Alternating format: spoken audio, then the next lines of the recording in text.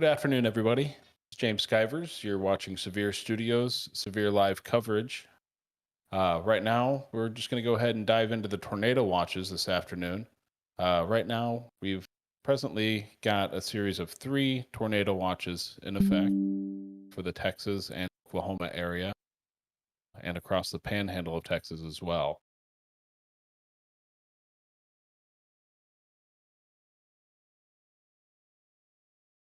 Currently, we have two severe thunderstorms in effect just north of the Oklahoma City area, potentially for some hail and strong winds. Here in the next few hours, we've got some severe thunderstorms expected to develop, actually, currently developing Amarillo.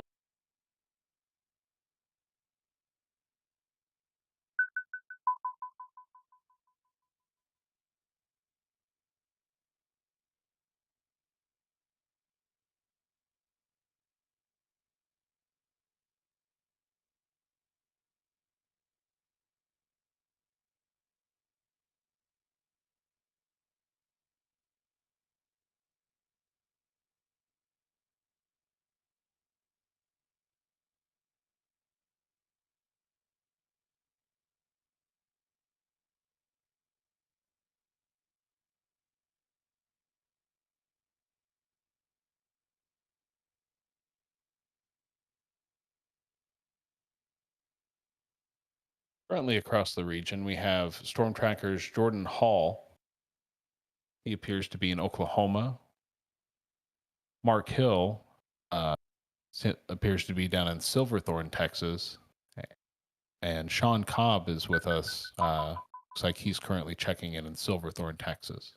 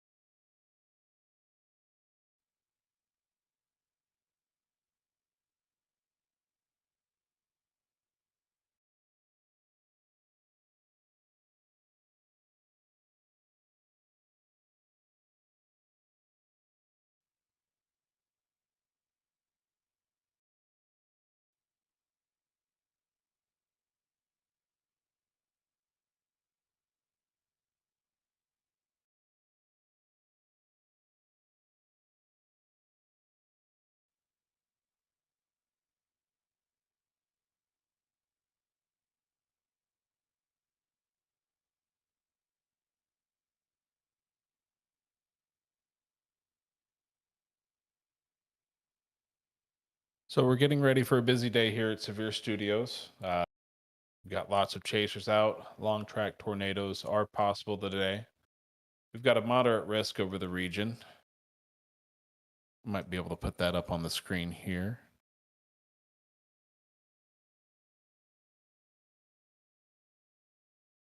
So here's our tornado probability today.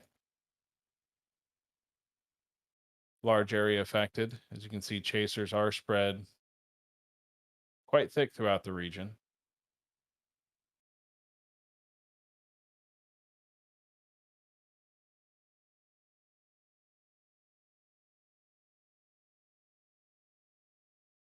Hi to Kyle and Isaiah in the chat. Thanks for watching on YouTube.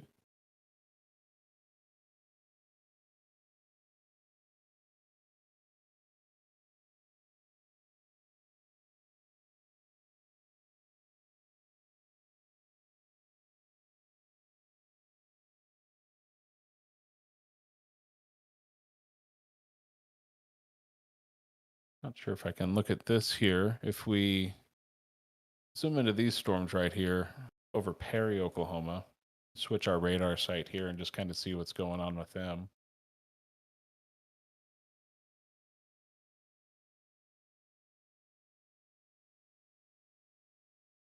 We pull up the velocities here. We can see that there's not really much for rotation going on here.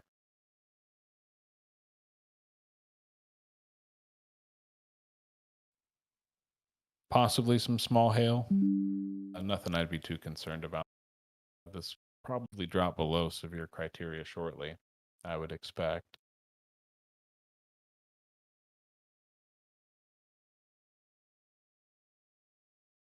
See if we can get an update of satellite here to get an idea how things are progressing across the region.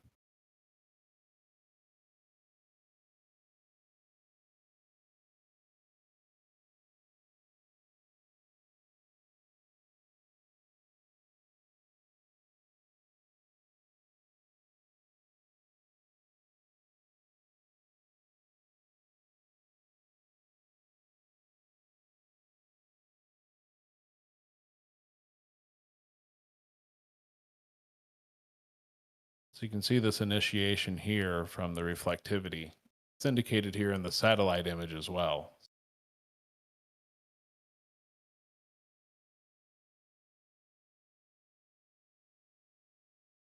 Looks like we've got some more cumulus developing behind it.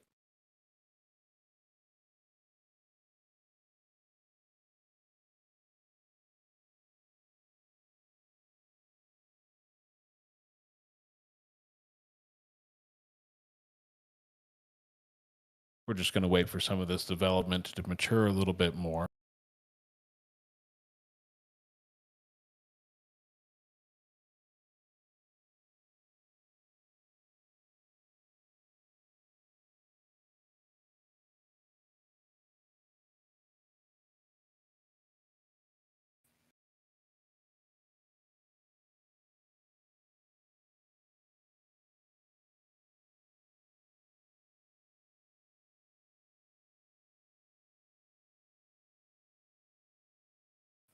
So while we're waiting, not to toot my own horn, but for those of you who aren't familiar with who I am and what I do for Severe Studios, I've been with Severe Studios since about 2009.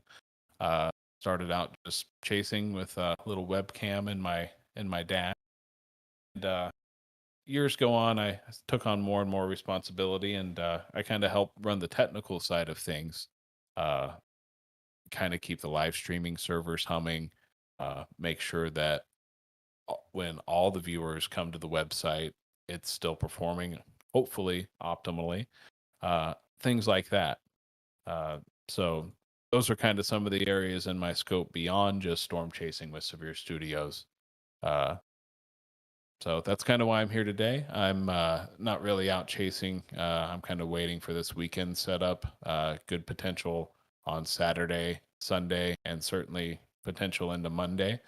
So I'm kind of holding off for that. So in the meantime, I'll be kind of now casting with you through today's event that seems to be impacting the Texas and Oklahoma area. Here's our outlook for today.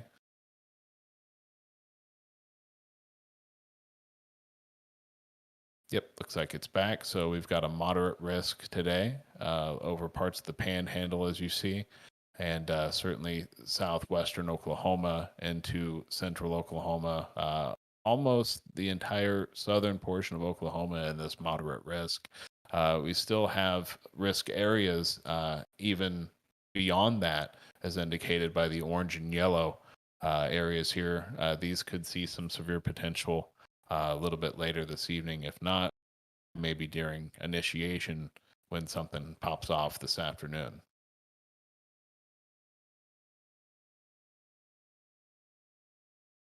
We flip back over to radar to see if anything's progressed. Doesn't appear to be a lot of progression.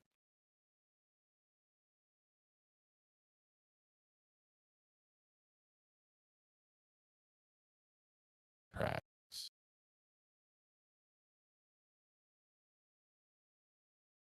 Kind of waiting for some of these storms to get tracks on them, so we might get a kind of an indication of what kind of speed and trajectory they may be going.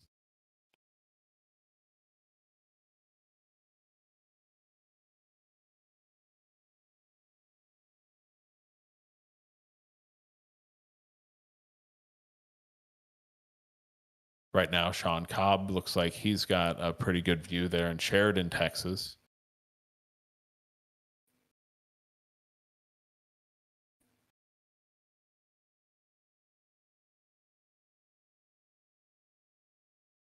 Looks like we've got a photo here from Twitter of some 2-inch hail out of Cordell, Oklahoma.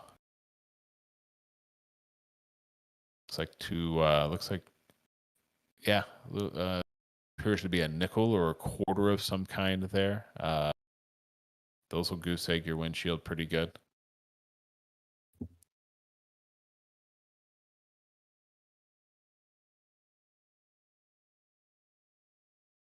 Right now, we've got a more of a larger view. You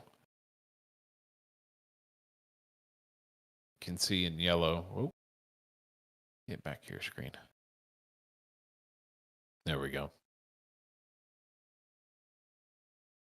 Not much of a color code on that.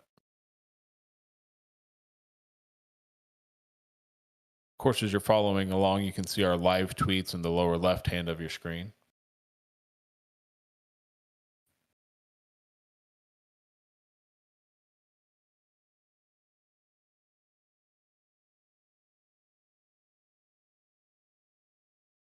Just want to see that. There we go.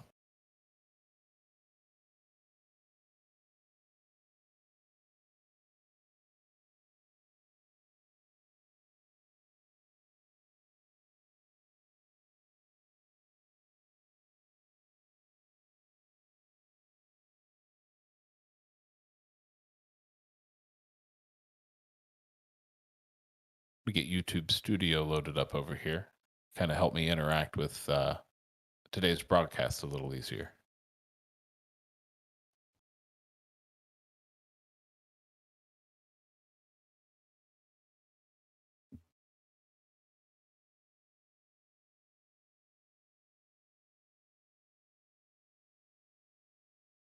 There we go. That looks good. That's a good preview. If you look at Sean Cobb, still with that beautiful landscape there in Silverthorne, Texas. Looks quite foggy down there.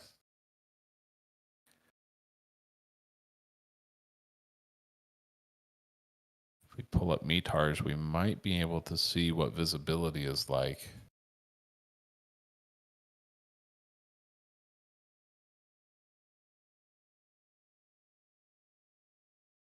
I'm not sure what these will be like.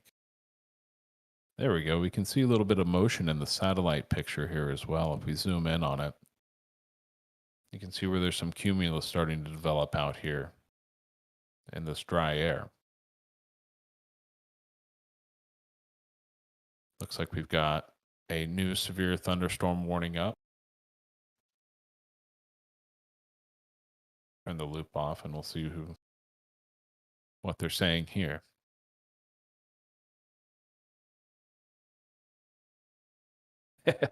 And here's a live look at the Bahamas.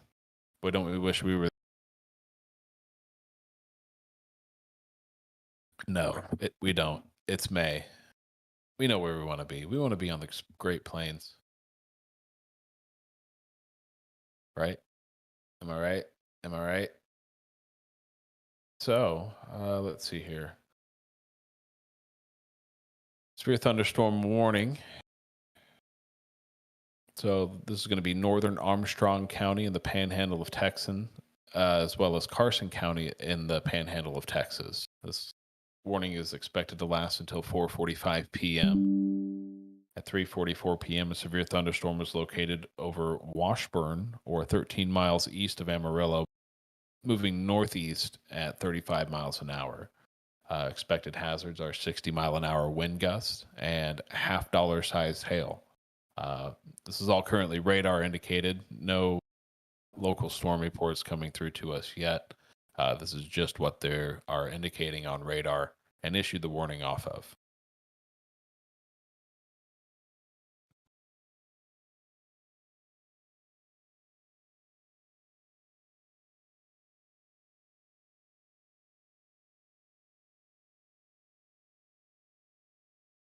Another thing to keep in mind as you're viewing today is that it is extremely difficult for a storm chaser to get a live image, live stream from some of these parts of Texas and Oklahoma. Cell service can certainly be spotty. So we try to keep in mind of that. If we notice any really good shots are going great and then all of a sudden they drop off, keep in mind that, you know, when you've got a great shot like Sean Cobb, you might be on the outskirts of cellular data. So there is the potential for dropping off. So most of our chases are set to automatically reconnect if they do drop off. So we'll keep those going for you as they come and go throughout the day. We do certainly expect there to be a lot of chasers out today covering this event. This is very broad scale. Certainly early in the season. We're May 4th. So this is peak tornado season. We're going to be covering it live pretty well for you today. So let's go back to radar. We think we can go ahead and take satellite off. I think we've got a pretty good idea of working with for now.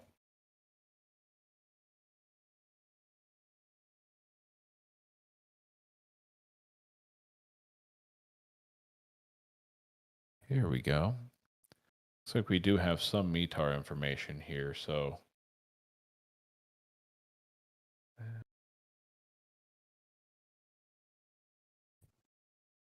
those appear to be your dew points. 56.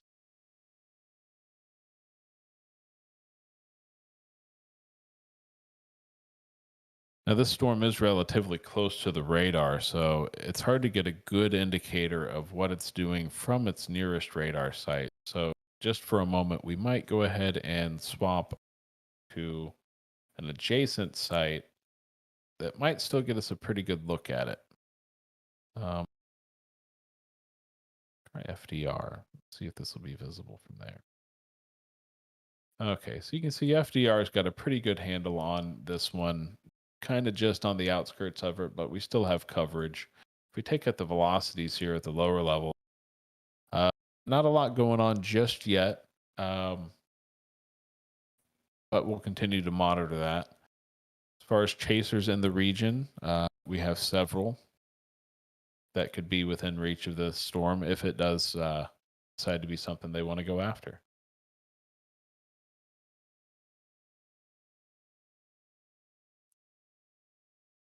Panels.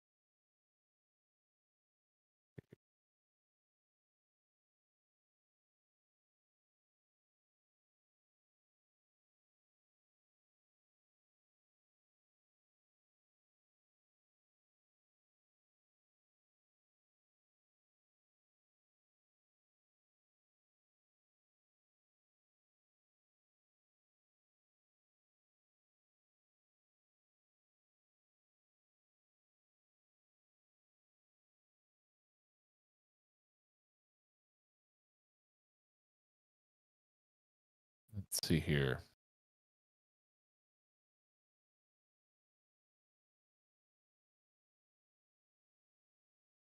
Okay, looks like we got some trajectory here. Looks like our storm is moving northeast at 35 miles an hour.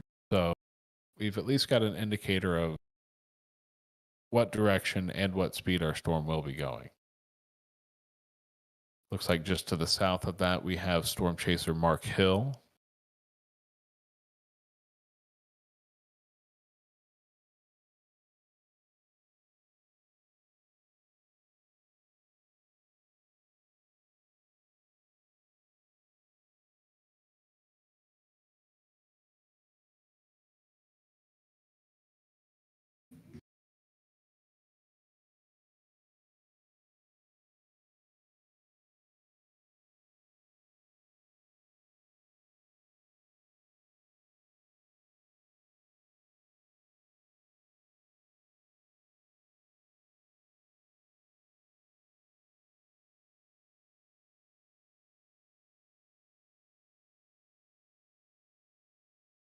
And Mark Hill appears to be just south of Claude, possibly on State Highway 207. Let's see here. If we take a look at the storm relative velocities,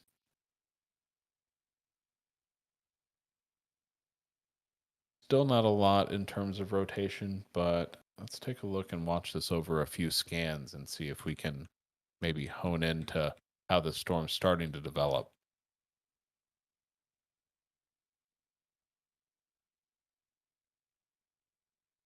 Nothing jumps out just yet on there. Another good indicator that we could take a look at here would be the echo tops. I believe we keep those.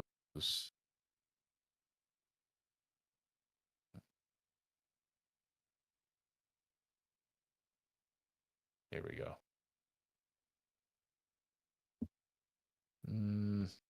Not a lot of information on echo tops yet.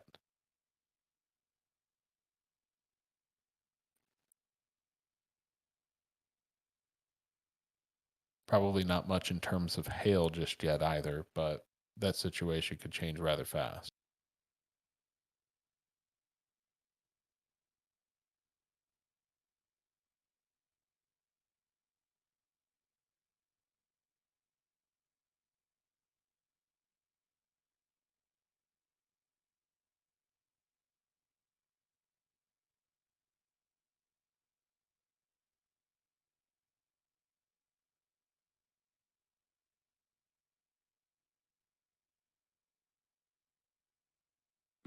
You've been by my side. Through the daily grind. The drama.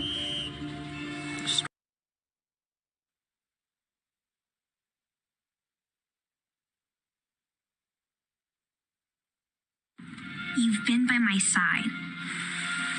Through the daily grind. The drama.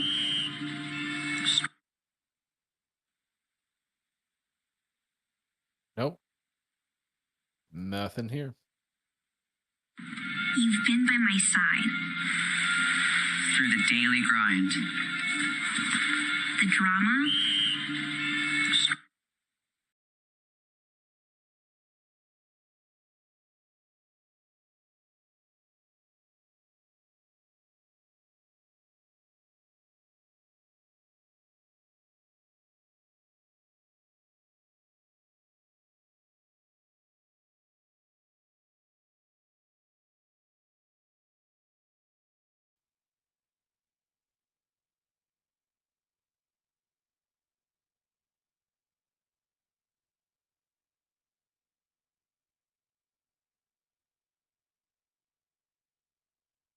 Sorry, bro. Not me. And I'm back. All right. Great. Sorry about that. Live video is a little difficult sometimes.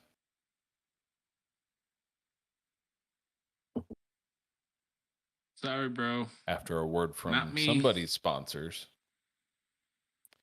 And I'm back. So, all right. Great. let's go Sorry back to about radar. that. Live video is a little difficult Let's see sometimes. here.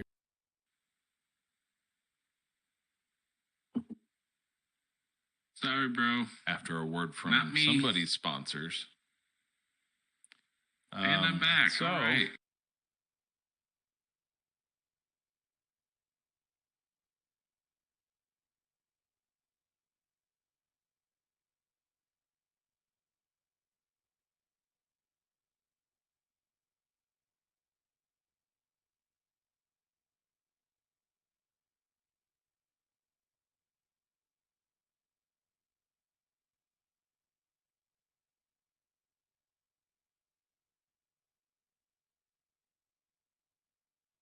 okay, looks like we've got Jordan Hall back live with us now. He appears to be in, is that Pauls Valley, Texas? Oh, sorry, Pauls Valley, Oklahoma.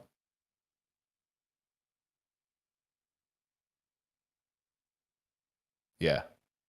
Super thrilled here today. Now it's an exciting day. I'd rather be watching Jordan Hall in Oklahoma. Yeah. Yeah. You, buddy. Springer, Oklahoma. Sorry, we'll get that updated.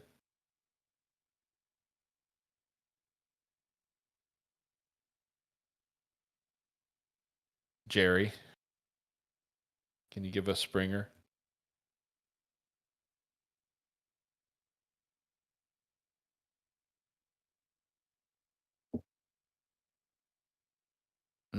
Here we go.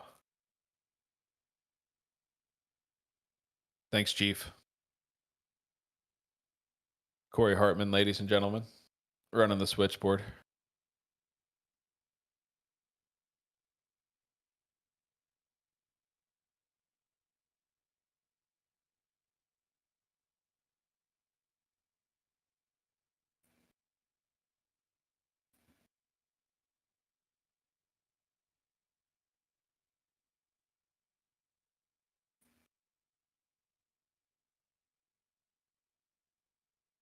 All right, how is our radar coming along here? Wow. Okay, this has certainly came together fairly quick. Still not very impressive in terms of velocities yet. Go back in the loop. Can see a little bit of rotation, but I think that's to be expected during this stage of the development.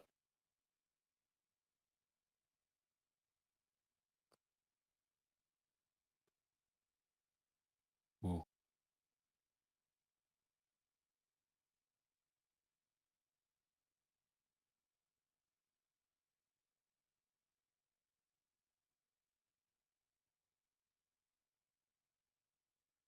Okay, wow. Yeah, we're starting to get an indicator now of what this storm's starting to turn into. So if we turn on this product that we like to watch called Echo Tops, this lets us know kind of how high up those updrafts and the storm is actually developed to. So right now it looks like we're probably about 30 to 35, maybe 1,000 feet, give or take a few, here over Panhandle. So if we take this and then pull up vertically integrated liquid, this gives us kind of an indicator of what our hail is going to be like. So this tells us that we've got some potentially very strong updraft.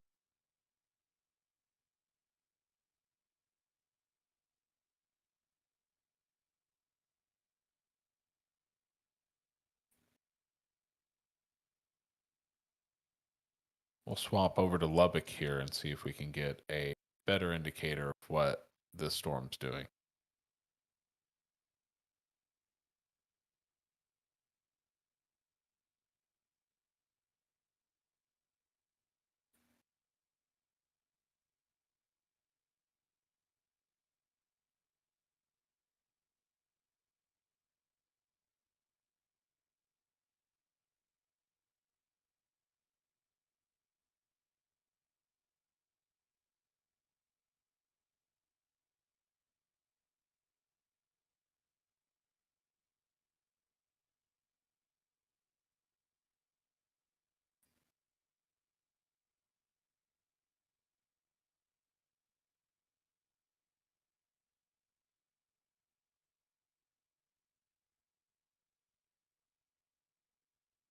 Geez, how do you see anything on this thing? There we go.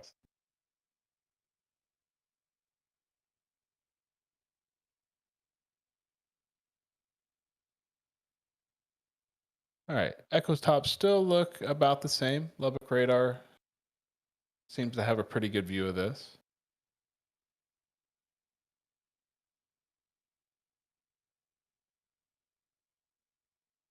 Still not very impressive in terms of hail from that angle.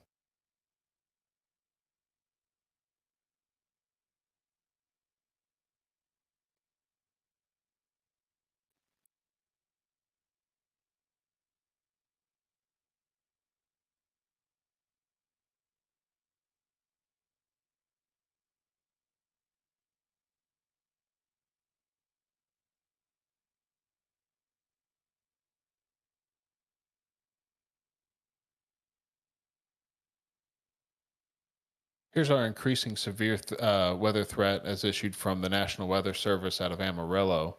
They're calling out for people to be prepared for an increased threat for very large hail, damaging winds, and a tornado threat in the white hatched area. As you can see, this covers Claude, Pampa, Amarillo.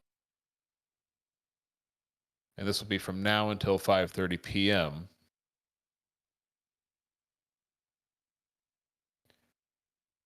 Keep your eye out for tornado warnings and be prepared to move indoors quickly.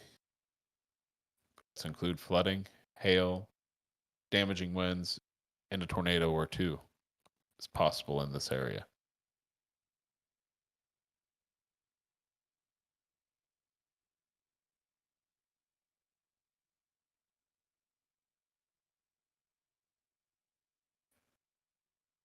You see now a wider view of the outlook area. Storms are still moving across the Kansas-Oklahoma border, as well as southwestern Missouri.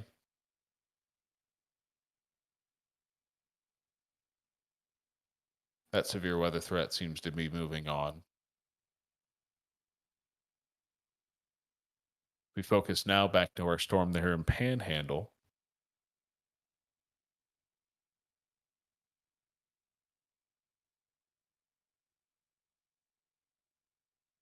Still seems to be off on its lonesome. We'll pull up satellite here.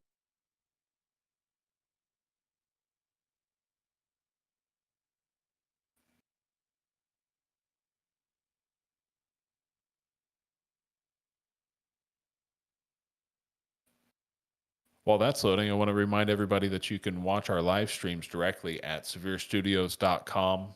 You can also tune in on the My Radar app. Is a good way to watch live streams.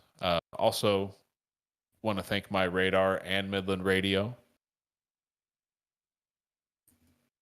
Remind everybody that if you don't have a weather radio this time of year, certainly get one. They're easy to find. You can get them at midlandradio.com, or your local electronics store may be a good place. Just kind of depends on your region. But Midland Radio, definitely want to keep those handy. Good to have, especially when it's May. If you have one, think of a family member who might need one, or a friend, or workplace. All really good places to have your Midland Radio. Let's see here. Okay, looks like we've got our satellite image back up here. Let's see if we have any other development that might be fighting with this storm handle. So it looks like we might have a little bit more development that may show up here on radar shortly. We'll have to see how these two play together.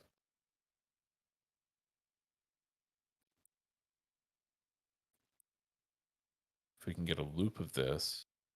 There we go. We can go back a little bit. There we go. That should give us a pretty good indicator of how this storm's going to move along and the environment that it's in.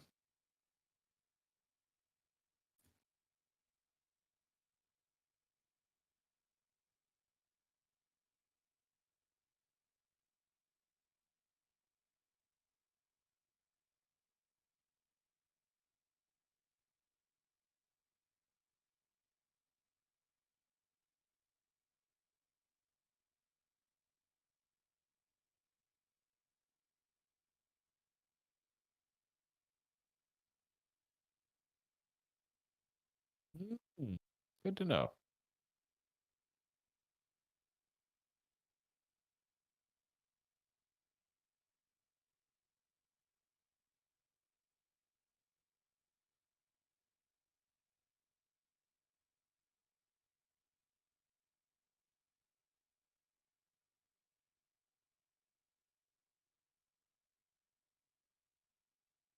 We zoom this out here. Looks like we cut off about there.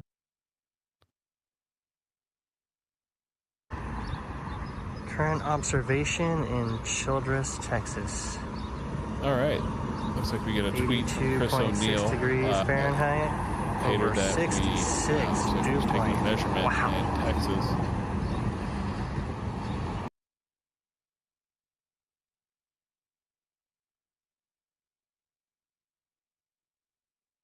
Currently reading temperature and dew Current point observation of 2 in over Childress, 66. Texas. 82.6 degrees Fahrenheit over 66 dew point. Wow.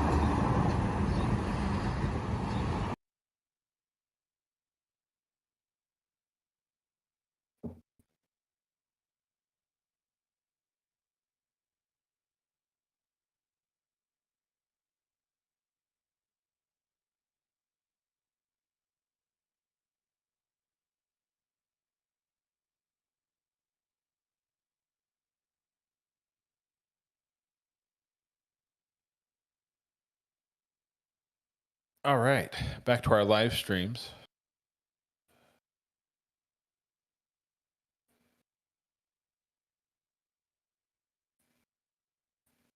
It would appear that everyone's fairly well in position and are just kind of waiting for further storm development.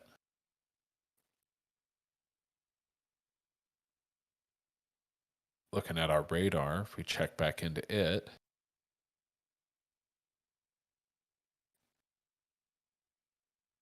looks like a little storm might be struggling a little bit here to get rooted. Let's take a look and see if our COTOPS can confirm that. Also be reminded that this is in a kind of a funky place for the radar. So we're watching from Lubbock, but it's quite a ways out. I think once the storm moves a little bit further away from the Amarillo radar site, we'll be able to get a better handle as to how it looks.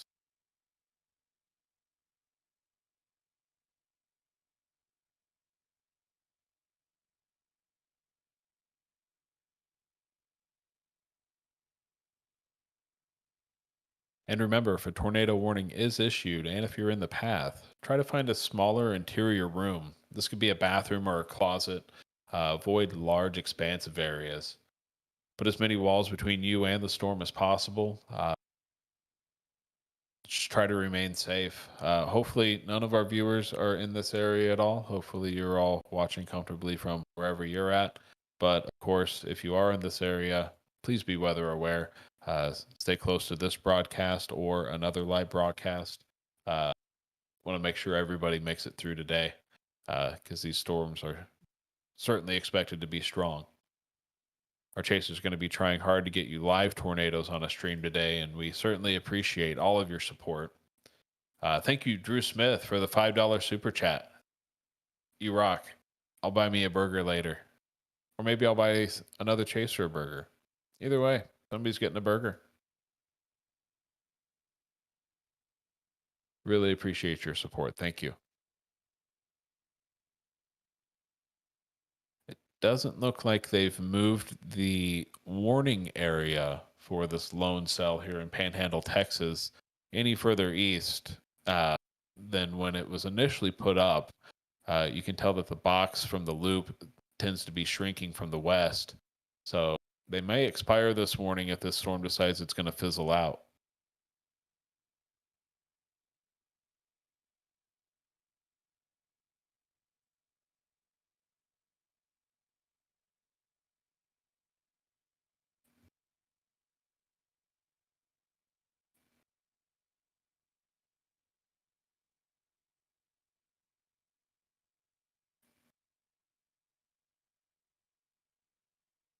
Where'd that go?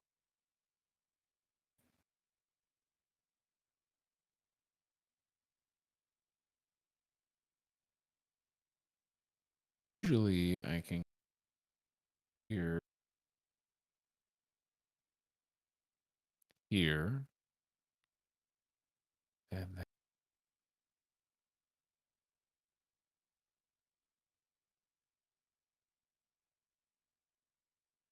we have that turned on. That is turned on. Great.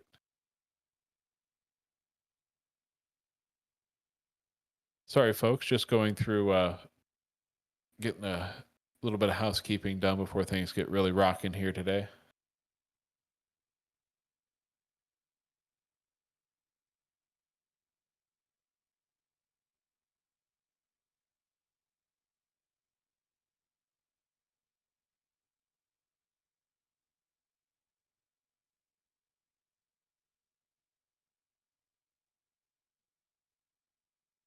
Hmm.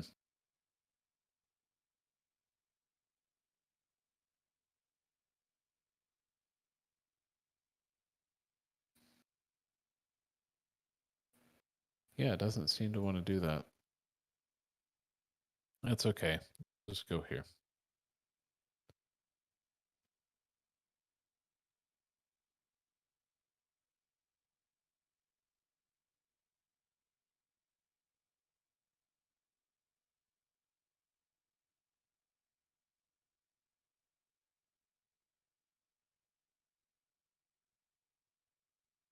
All right. Yep. Just as I suspected, they are fizzling out that severe thunderstorm warning. Yeah. Yeah. Rest in peace, Stormy.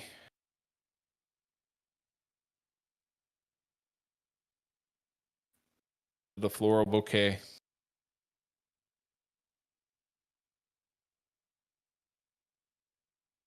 Might have to switch to the Carolinas here pretty soon if we don't get things going. See how fast Jordan Hall and Scott Peak can drive.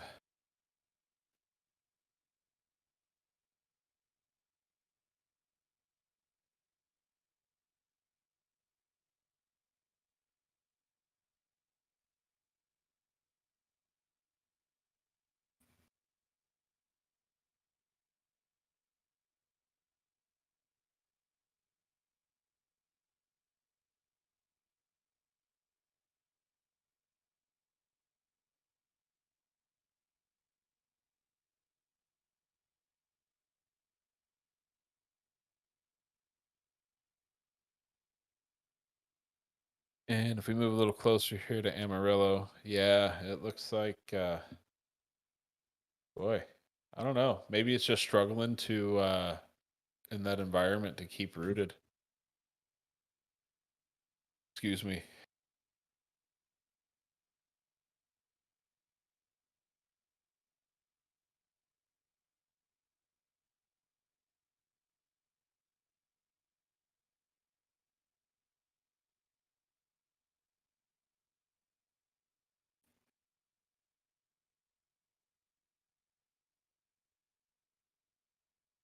Looks like more counties starting to get some cumulus development back here. So yeah, this storm might get choked up.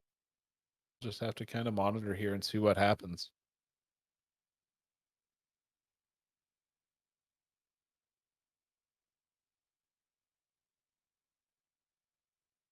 We'll turn the loop off.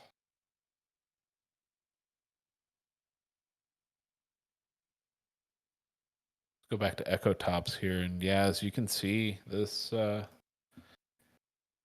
doing too good. Save this panel.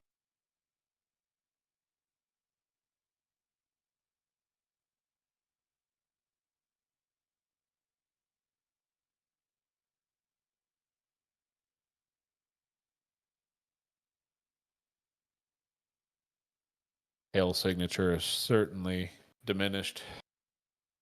Almost nothing.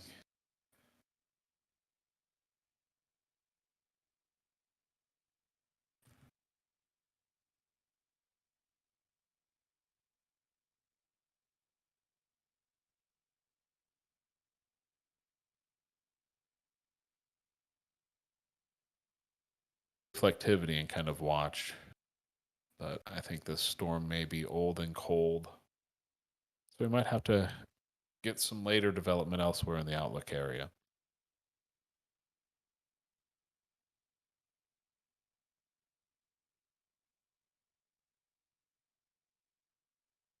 Until then, let's jump over to the Carolinas, see what's happening over there. Certainly some severe potential over here, currently in progress.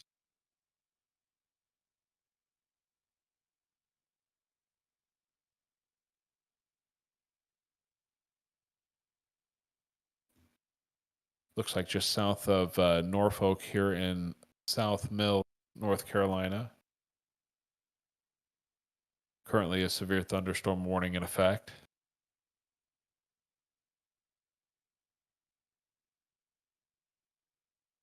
Quarter size hail, 60-mile-an-hour wind gusts are entirely possible.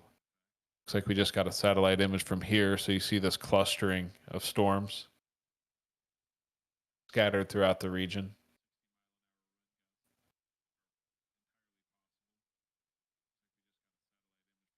And it looks like we've got some other in progress. I'm not using y'alls. Y'all. Am I using it?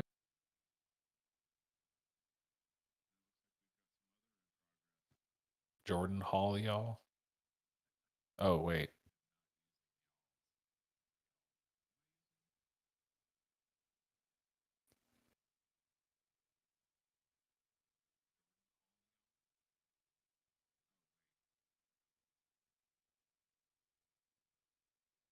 We need some tornado juice.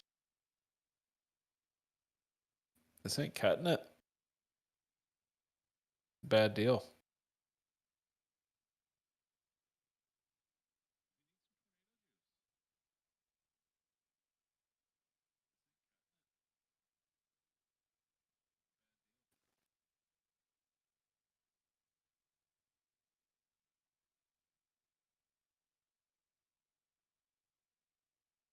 Go back to our Carson County, Texas here.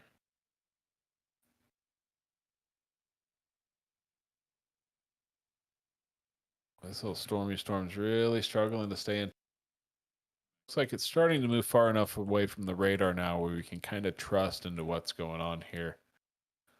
And yeah, the Amarillo radar site confirms this storm is just, if you're chasing this, you're chasing dreams.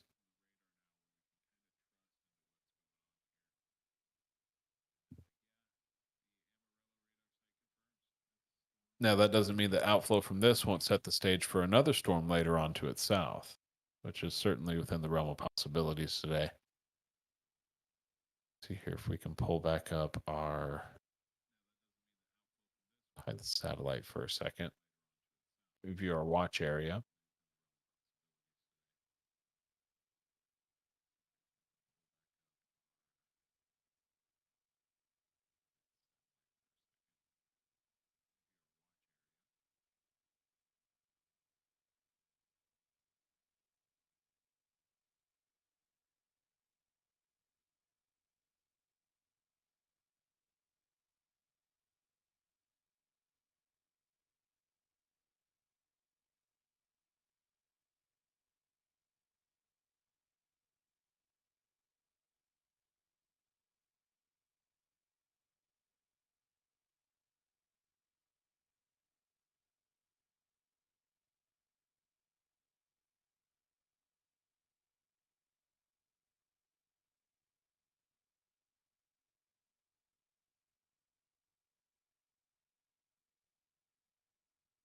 Also, a reminder to everybody to follow us along on Twitter at SevereStudios.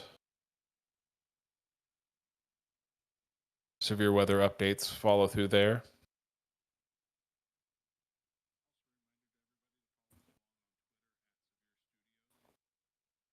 We're just kind of standing by right now, ready for some of this storm initiation in the tornado watch areas to kind of root. I will be right back with you.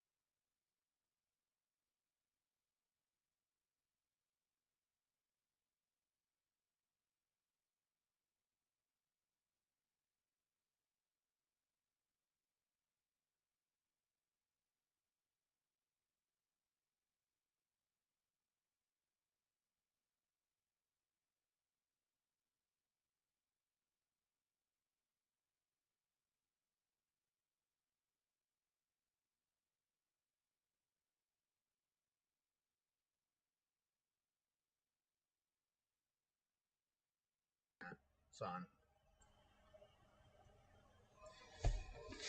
It's on.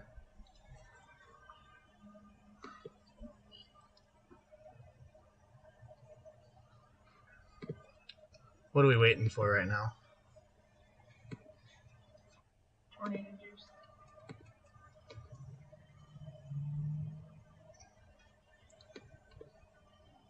Storm initiation, that's what we're waiting on. Here in southern Oklahoma?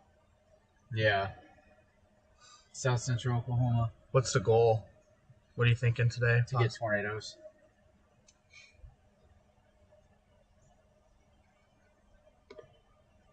Oh, there's a monarch. Off to the left. Sitting To get wedges. sitting in Springer, Oklahoma right now, waiting for something to get going. It's so exciting. A lot of daytime. We're waiting for this heating to really settle in down here. It's like watching the grass grow. No. And hopefully something will probably develop here in the next hour or two, and trek its way into Oklahoma if it fires on the Texas side. There's pretty flowers in the ditch.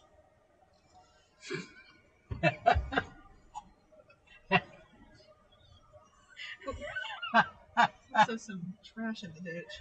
Yeah, well. Trying to keep things nice. I see purple flowers. Yeah, there's some purple flowers. There's yellow flowers. Yes. I wouldn't mind having a burger, actually. That's so much hard money. Yeah, that's huge. Jamie brought that up, and it's like, dang, now I want burgers. Oh, man. He had to bring that up, didn't he?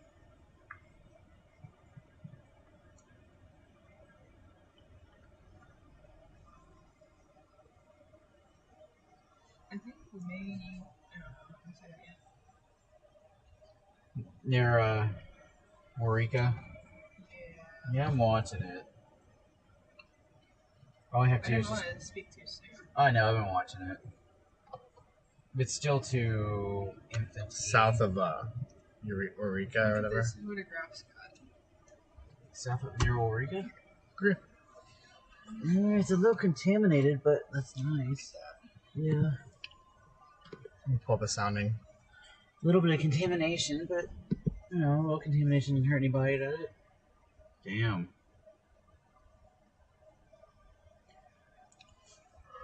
PDS tornado soundings all across southern Oklahoma with critical angles from 80 to 90. It's a good sign with backing winds.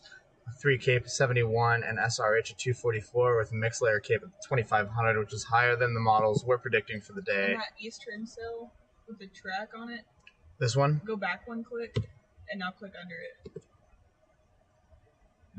Yeah. Why is Is it that so... Ada? About, yeah. It's about Ada. That's right at 0Z.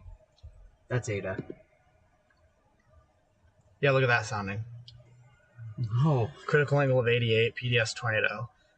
3 Cape of 107 at the SRH at 232, and a 2300 mixed layer Cape with backing winds and a 69 dew point at 73 temperature. Near Ada, Oklahoma, the 20Z HRRR model has a storm firing there and going bonkers, and then also has one firing south to the southwest of Ada. In southern Oklahoma, that also looks to go kind of... It looks like it dies, and that Ada one just maintains itself. Oh, why? And it maintains itself at a critical angle of 84 for at least. Let me click on 3 that. hours. Look at that. It's contaminated as heck, but that photo's nice. So, just waiting for initiation down here, see what we're going to do. Got some towers. Got quite a bit of vertical development. Take a look at that, Scott. Yeah, Something to keep an eye on. Lily was talking about that. See that broke 30K. So, monitoring a updraft that just crossed in Oklahoma south of, is that Waurika? Waurika. It's a little bubble up, so we'll see what that does as it tracks into just better parameters, and it's a very moisture-rich environment. High 60s, low 70 dew points down here, so very muggy, a lot of tornado juice. So, could be a crazy day, y'all, as we monitor this moderate risk 15% hatch for tornadoes. Norman and Oklahoma City area looks like they're going to get quite a bit of rain tonight, which really should continue to help that drought that they're in at the moment. Good for flowers too. Scott's Milkweed Project. Those monarch butterflies and his unicorns and stuff. I'm growing those for you. And then, so yeah, we're just sitting in our target area right now, Springer, Oklahoma, monitoring everything that is going on. So, which is not much. Not a lot. This is the point. This is the. It ain't much, but it's honest work. But we're just hanging out here, watching grass grow. Watching grass grow, and hopefully some updrafts grow too. So I hope James is listening. He is off right now. Ah, dang it. Sweet. So I'm gonna go ahead and. I want that burger. Yeah, I'm gonna go ahead and throw it back to James. We'll leave the live on. And I'm listening.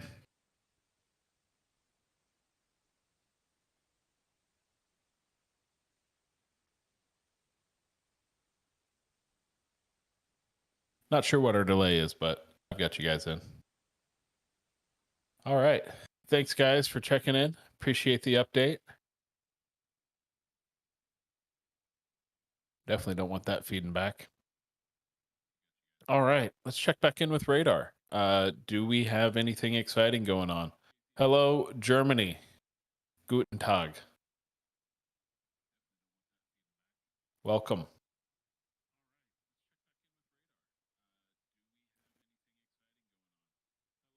All right. Yeah, looks like all severe thunderstorm warnings have been allowed to expire.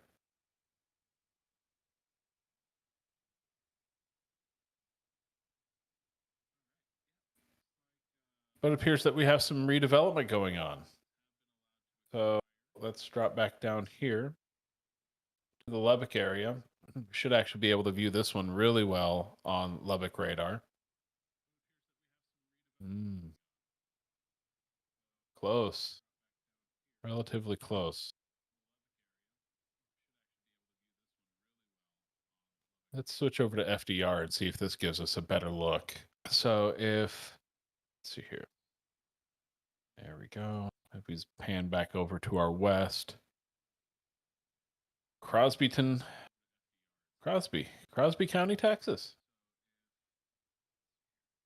Newton. See what we've got here. So if we put this on a loop, we can see how the storm's starting to develop here. We turn on our echo tops. Confirm that development. Currently at about 35,000 feet. Should be brushing into the 40s here within the next few scans. So we'll watch for that development. Not much in terms of rotation just yet, but this is the early stages of initiation for this storm. Barely visible in the lower levels of the velocities.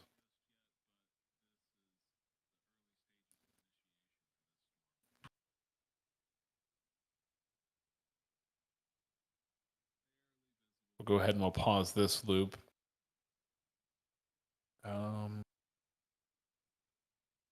Go to 3. I'm going to change to watch the storm relative velocities as well. So set a shortcut for that.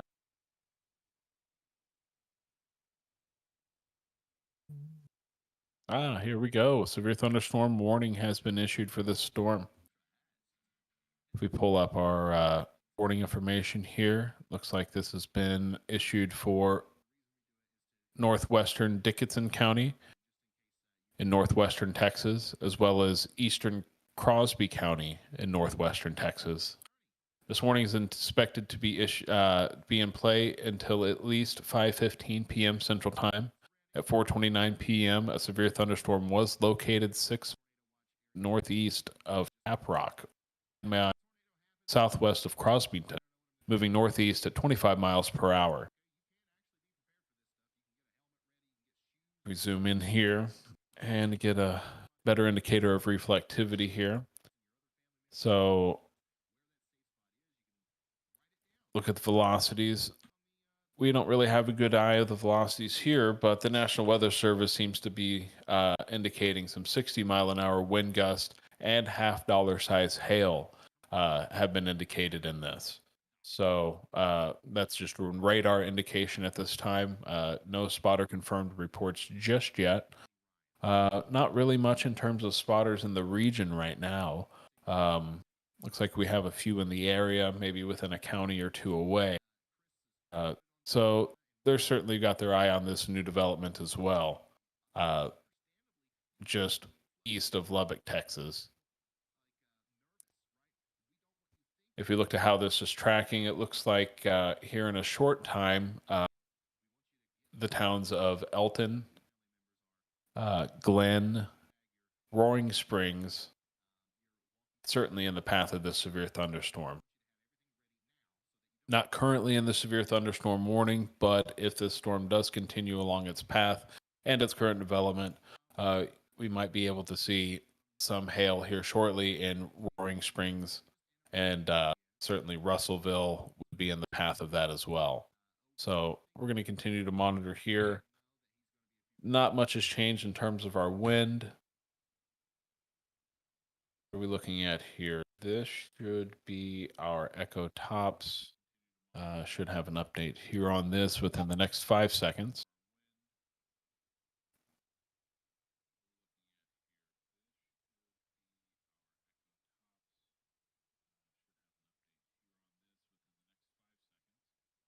Also, if you're following along with us at SevereStudios on Twitter, be sure to tweet us pictures from your area. If you're out and about, we certainly would love to see your live updates as they're happening out there. Tag at SevereStudios and any video or photo updates that you have. We would love to see what's going on the ground.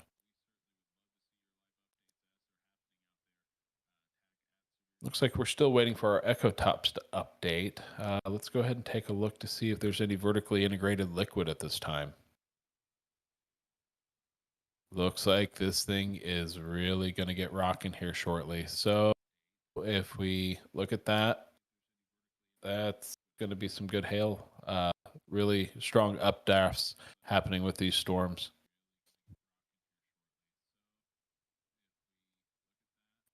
Save this.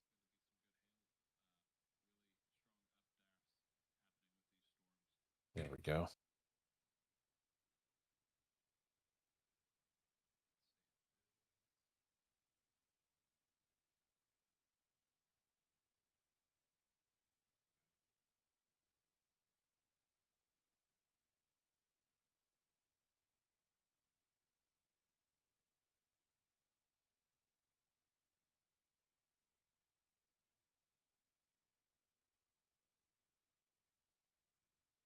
Echo Tops look awfully funky on that. But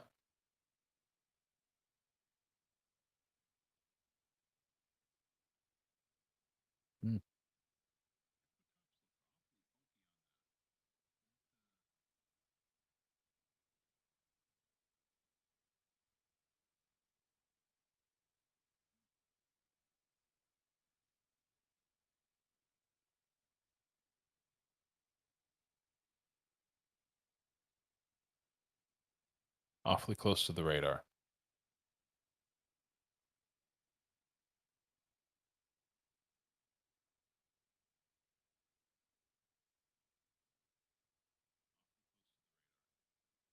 Swap over to Amarillo to see if we have a better look at that. And we do. Looks like we're starting to get up into 40,000 feet now.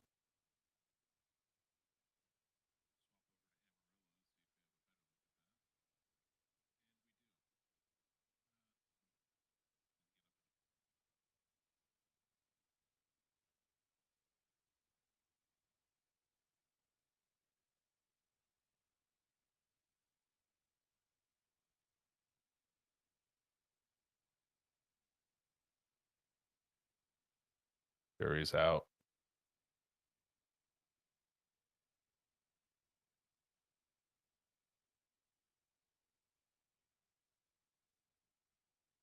Okay, looks like we've got an update out of National Weather Service in Tulsa, Oklahoma. They've issued a hazardous weather outlook.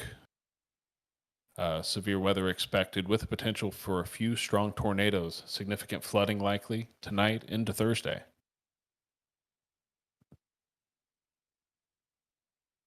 That went into effect today at 4:29 p.m. Central Time.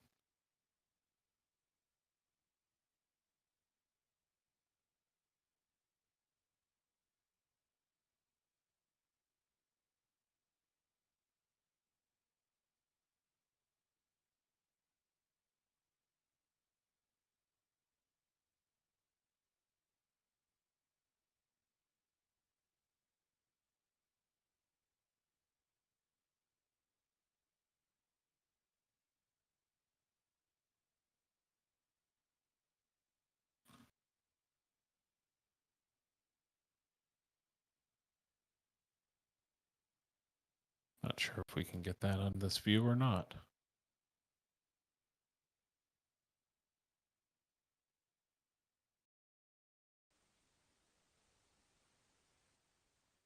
You can see this is a very wide tornado watch area. I mean, it doesn't even fit into one view.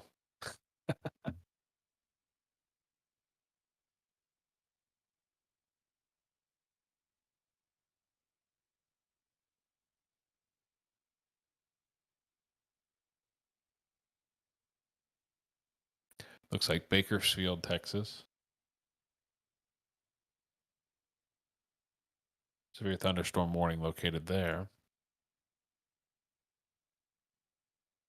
This is for Pecos County, Crane County, Upton County in western Texas. These are expected to last until 5:30 p.m. Central. So this would be 25 miles east of Fort Stockton, moving northeast at 25 miles an hour. Hazards included in this would be golf ball sized hail and 60-mile-an-hour wind gusts.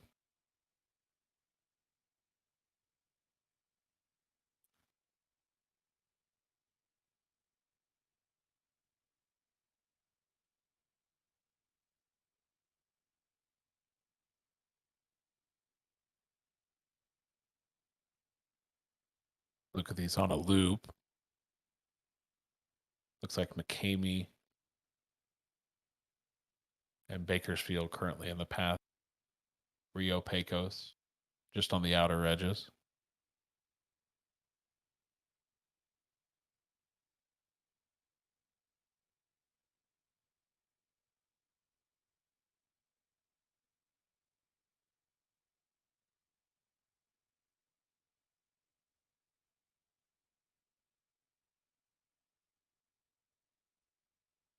Go back here to Lubbock. See how this storm's developing.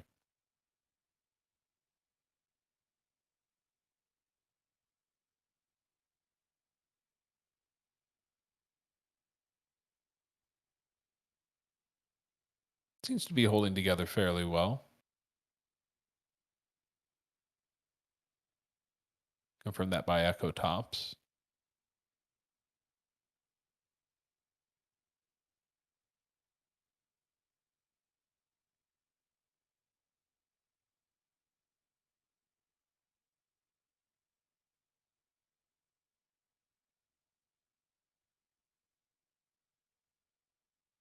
Hello, Netherlands. Thanks for tuning in.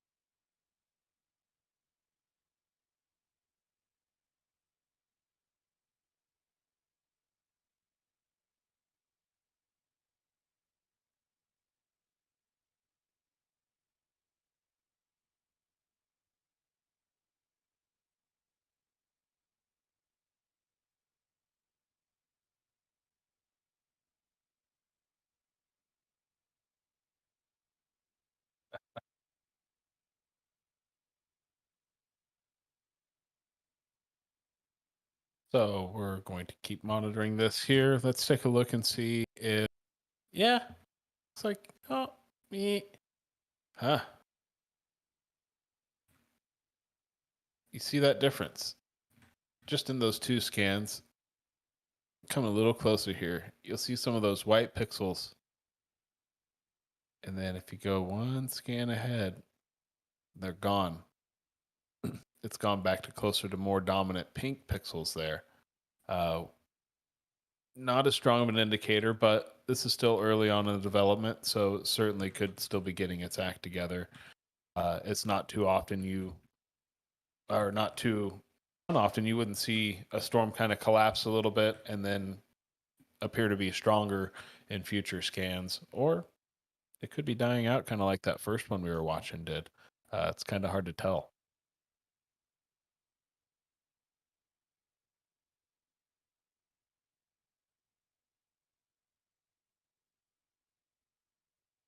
In terms of anything else in the region, go back up to Amarillo here. Looks like we might have some redevelopment going.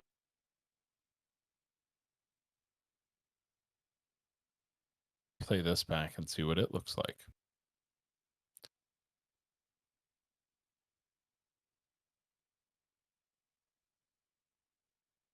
So yeah, you can see kind of the remnants of the first storm we were watching about, I'd say maybe 15 minutes ago. That kind of died out, but see kind of the outflow from it seems to have aided some new development just to the south of the radar site here, southeast of the radar site here, just over Claude, Texas.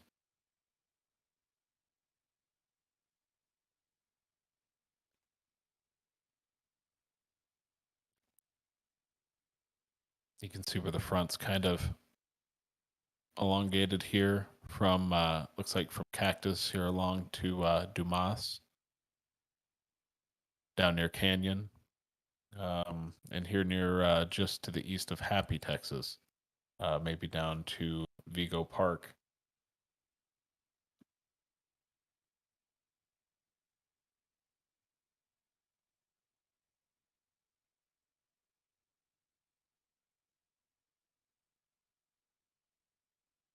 See if we've got anything else elsewhere.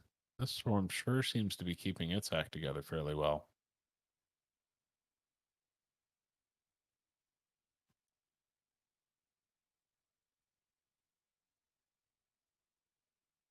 We may have a new look at the hail here in a few seconds.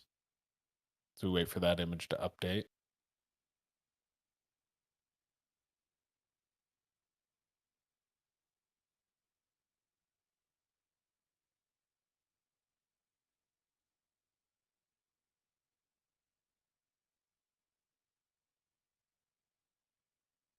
Reminder for everybody to tweet to us at SevereStudios. If you're not following along, please do share your weather photos with us. If you're in the path of this or have anything interesting, any fun context to add to the conversation, feel free to tweet us there or hit us in the live chat here on YouTube. Thanks for everybody supporting. Thanks for all the donators who have certainly helped out today. We really appreciate all of you.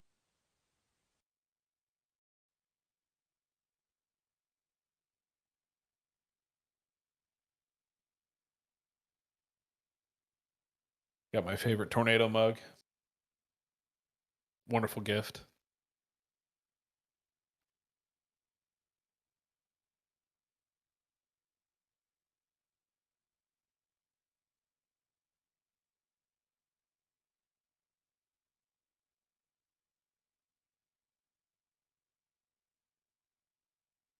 All right. I'm going to hold down the fort here a little bit. Burger run. It's Burger 47.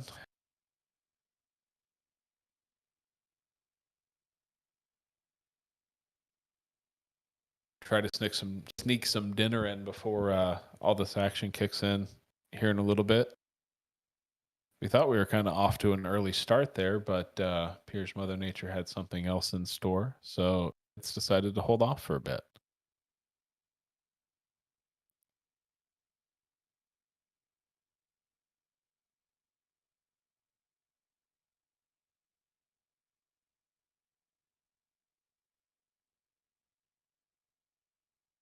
we look here at Crosby County and looks like Dickens County, Texas.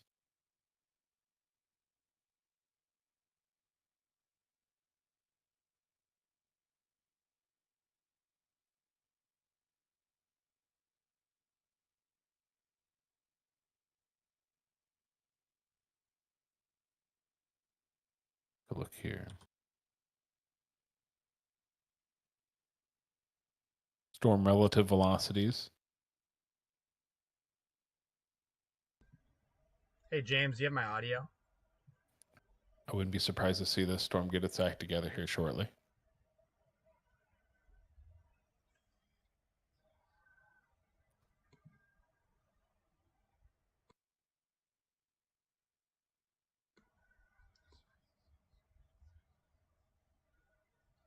Let's take a look at a little bit closer to home here. Switch back to the Lubbock radar site. See here, they extended our.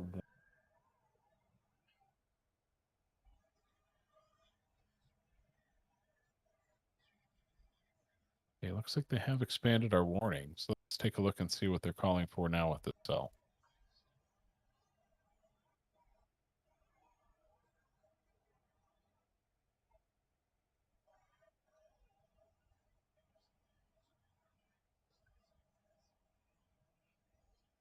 We're going to try to toss it over to Jordan Hall here momentarily. Jordan, can I hear you?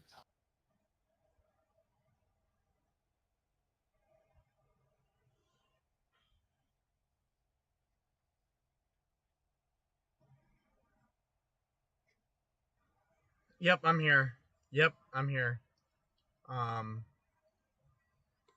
We are sitting in Springer, Oklahoma right now, waiting for initiation still, currently, as we have a cell just to our southwest near Ringling, trying to bubble up, but seems like things are struggling to fire down here, which is possibly giving Mother Nature some time for a little more daytime heating, as it is 4:50 Central here right now. Scott's out picking flowers, so I'm able to hold down the fort for a minute and kind of go over some weather data. The new weather model should be coming out around 5. The last one was showing potential for an isolated supercell up by Ada, Oklahoma, possibly a little bit south. So we're kind of monitoring that right now.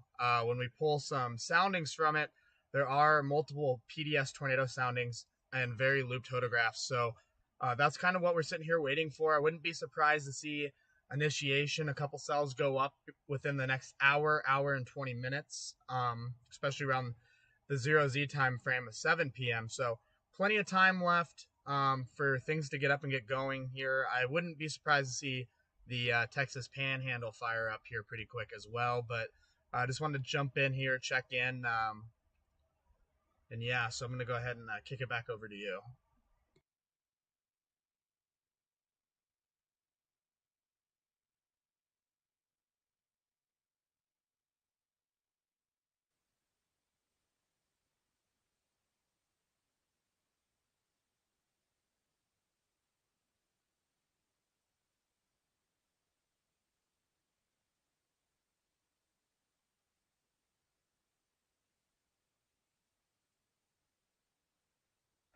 Looks like James might have went on a Jordan. cheeseburger Appreciate run, the update. so I will keep the audio going. Let me turn it up for you here.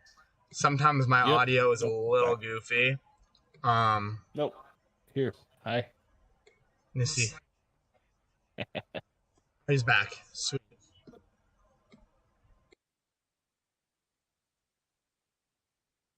All right, let's check out radar here. What have we got?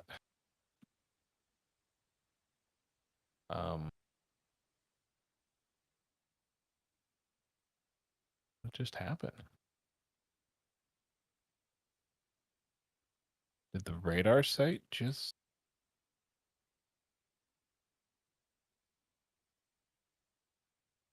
Did they switch radar modes on us? That's odd. Ah, here we go. Looks like they may have switched radar modes on us. Sorry. I had an empty scan there and it really freaked me out. I'm like, where did our storm go? It was just here a minute ago.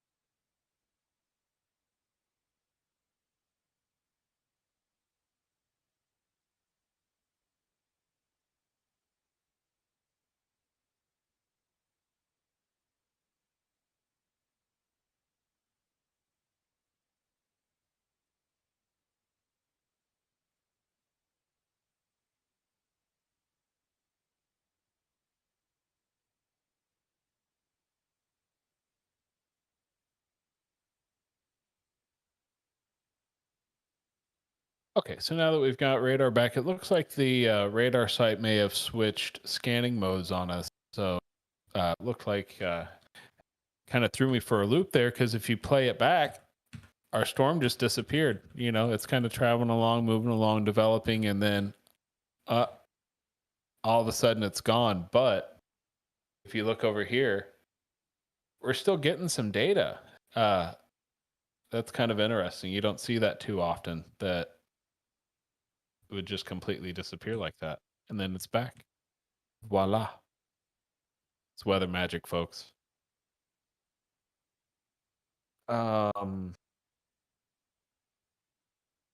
Joel, welcome. Thank you. Catch up on the chat here. Sorry, I had to step away for a moment. Jordan had some commentary to give us there. Jordan Hall.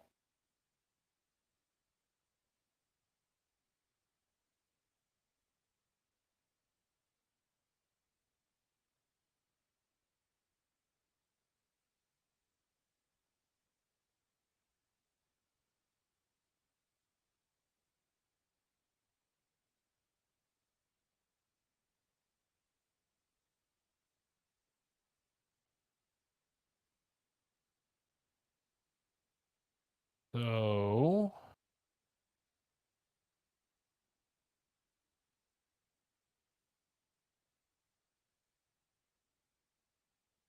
sorry, Joel. I'm checking into what it is we're talking about here.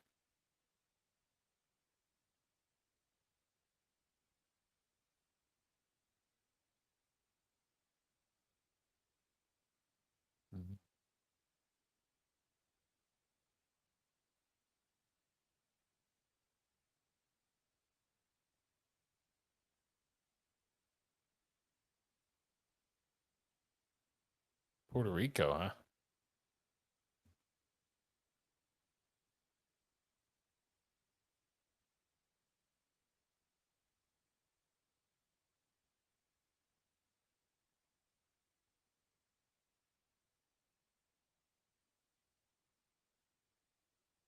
And it left, huh? Wow. Interesting.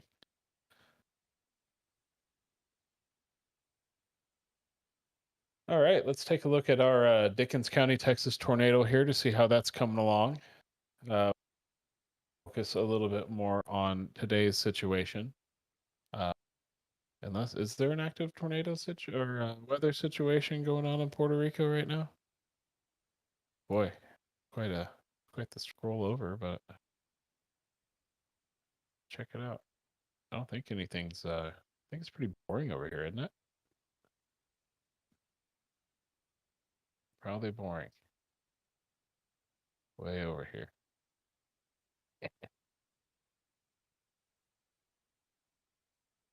Yeah, the Carolinas don't seem to be doing it looks like we still have a few things going on here way out to our east. A couple severe thunderstorm warnings.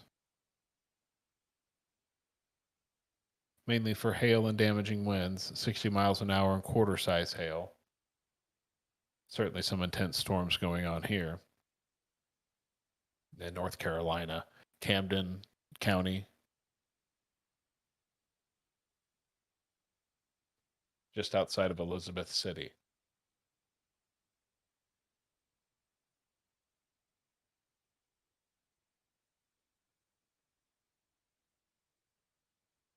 Let's switch back to Texas. Take a look at these ones down here in Pecos County. Certainly keeping their act together in that warm air.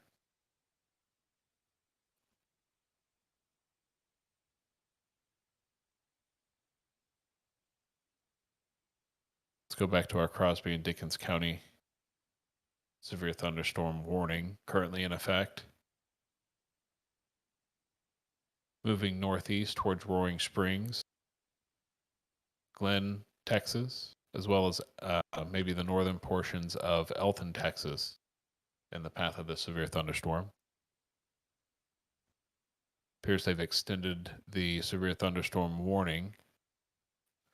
This will be in effect until 5:15, so for the next 17 minutes. hazards are still 60-mile-an-hour wind gust and quarter-size hail. This is all radar indicated, so no reports coming out of this just yet. Let's take a look and make sure that we're looking for the local storm reports. Those are kind of fun to have. Maybe we'll see those if once those start coming in.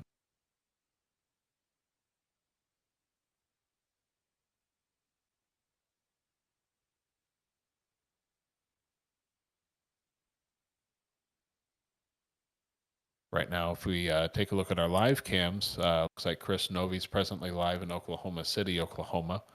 It's been a rather foggy day there all day, it seems, and it doesn't look like that's changed a whole heck of a lot.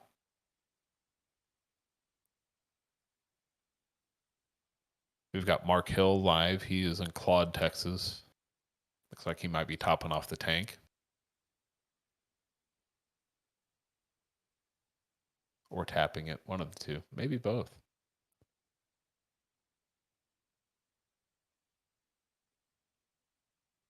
Sean Cobb in Silverthorne, Texas. And then we have Jordan Hall and Scott Peak in Springer, Oklahoma.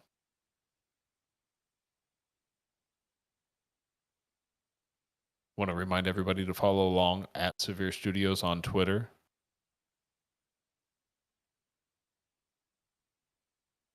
We'll be live tweeting this entire event.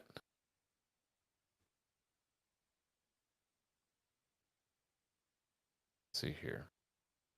Switch back over to radar here to see if we how this development's coming along. Vertically integrated liquid should have an update here in a few moments.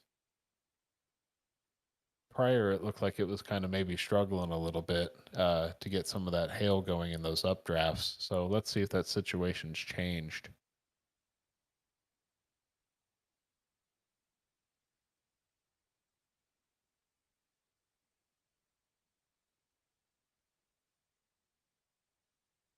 And we're going to get an update. Nope. Looks like that might be a little bit. We'll switch back to that. Echo Tops, kind of the same story. Not really a whole lot.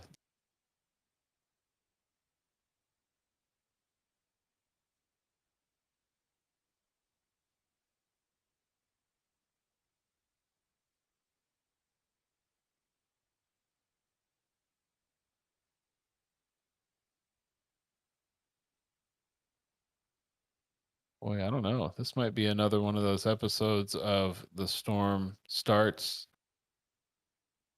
The storm starts a slow death. Right. No, that's good. That just gives us a little bit more daytime heating with the stuff to the south, it appears.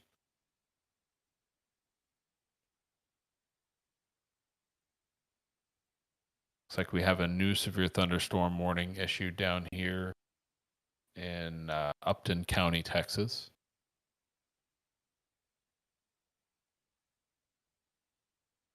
See if we can zoom in on that.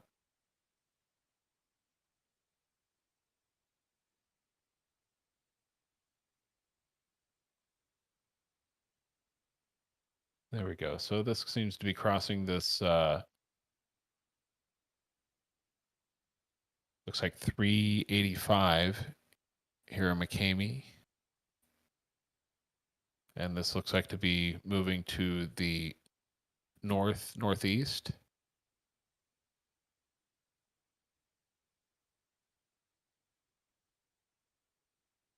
And if we can get a satellite picture update here, maybe this can tell us something about what these are looking like down here. Take a look at Midland. See if this gives us any better indicator here. Oh yeah, those look really nice.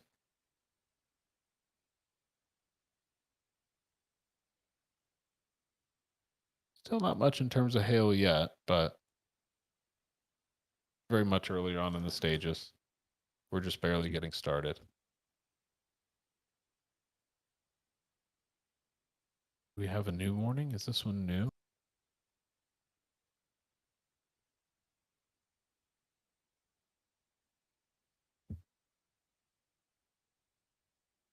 There we go. Yep, there's our satellite image kind of confirming. So looks like kind of a recycling of a cell here. Now, instead of taking more of a, now we're kind of more of a northeastern trajectory now with this new severe thunderstorm warning that is now in effect for Doherty, Matador, White Flat, and looks like flow mode may be in this as well. So this is going to cover northwestern Dickens County in northwestern Texas, eastern Floyd County in northwestern Texas, northeastern Crosby County in northwestern Texas, and northwestern Motley County in northwestern Texas. This will be in effect until 5:45, so it looks like for the next 40 minutes or so. And it looks like our severe weather threats are still pretty much the same as everywhere else, kind of the typical 60-mile-an-hour wind gust and half-dollar size hail.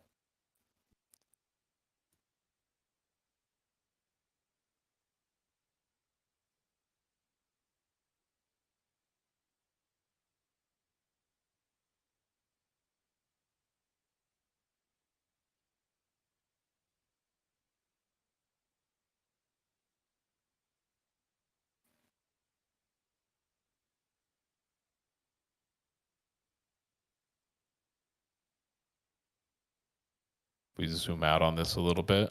We kind of get a indicator of what's going on across the whole region. And I think I can put this in a loop.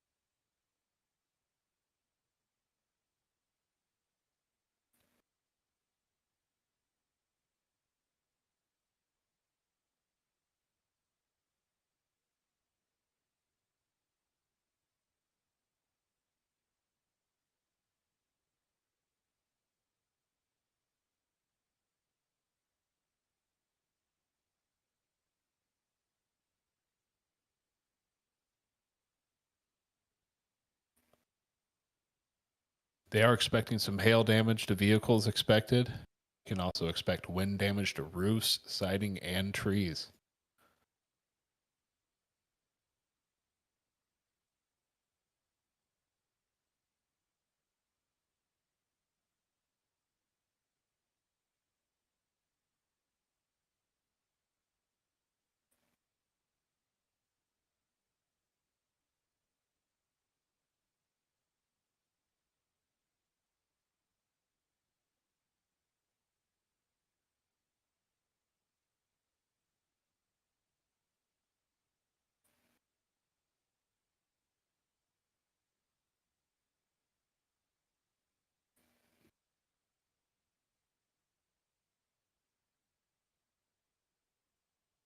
Still watching this development up here near Amarillo.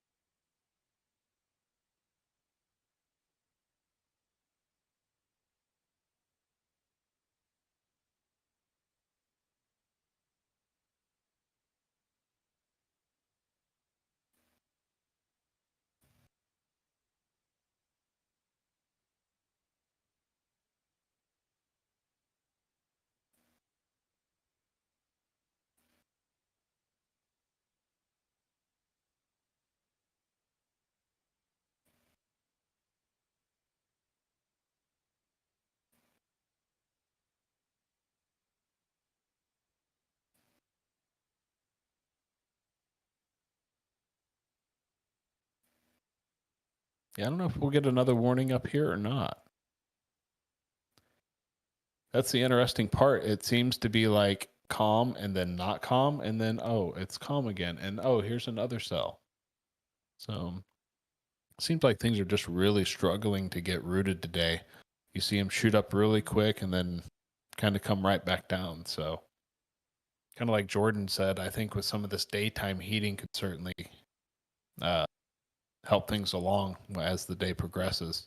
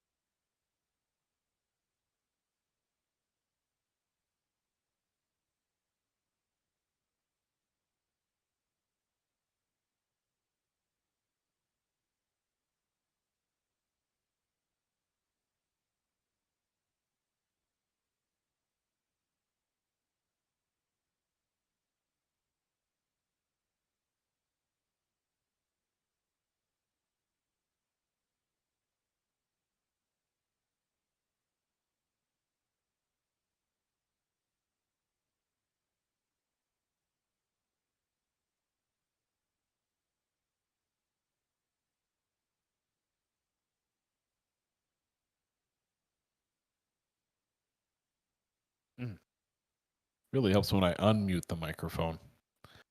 So right here, Roaring Springs, we've got Sean Cobb currently in position to intercept this severe thunderstorm.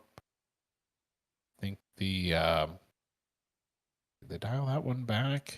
Yeah, so this one here has been allowed to expire for Crosbyton. That seems to be in the clear now that this seems to be, looks like U82. But we've got some new development going on here, coming on out of Canyon Valley, Texas. Cap Rock magic going on today. So it looks like this is now going to head into Dickens County.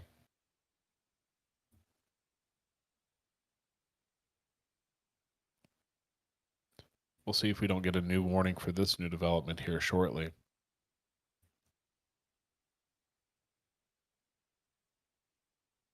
Roaring Springs, Texas storm might be getting sheared off a little bit, but no, looks like it's staying relatively healthy.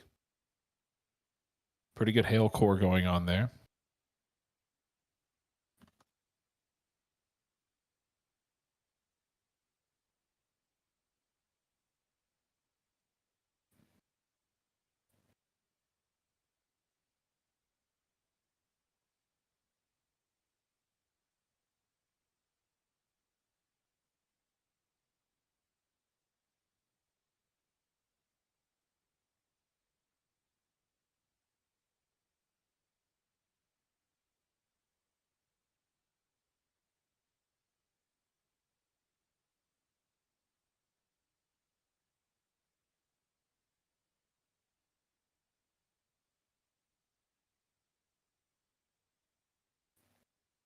Hey, Storm, let's go and take a look at Tulsa. Nothing last we looked, but that doesn't mean might not have certainly changed. I know earlier we did have a notice from the National Weather Service Tulsa that there is severe weather expected with the potential for a few strong tornadoes, significant flooding likely tonight into Thursday. So that went into effect today at 4:29 p.m. Central Time. For that hazardous weather outlook for the Tulsa area. Right now, it looks like you might have a little bit of development underway, just maybe southwest of Tulsa. If we could zoom in on that on radar, pull that up. Look at K-Toll. Okay, next there.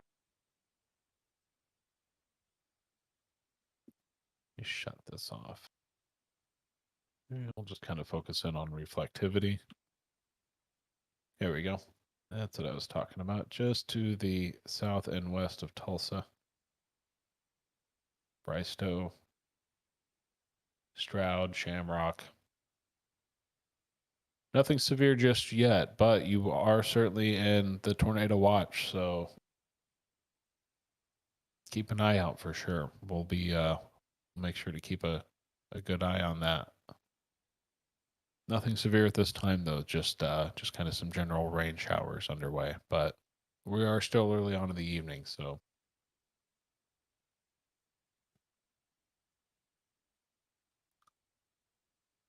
let's go ahead and swap back to Texas.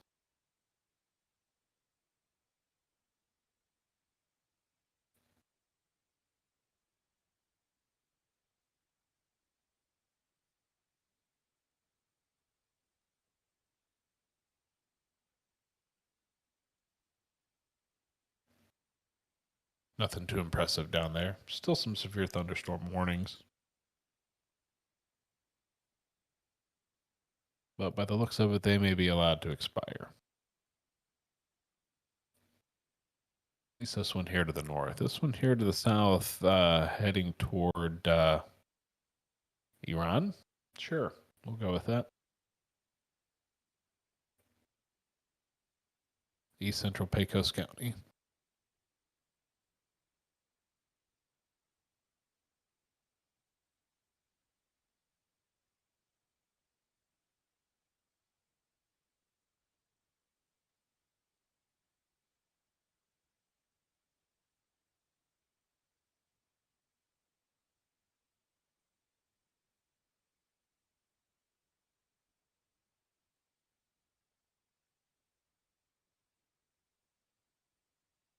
Let's see if Jordan Hall's around to maybe give his input on how things are looking up there in Springer, Oklahoma.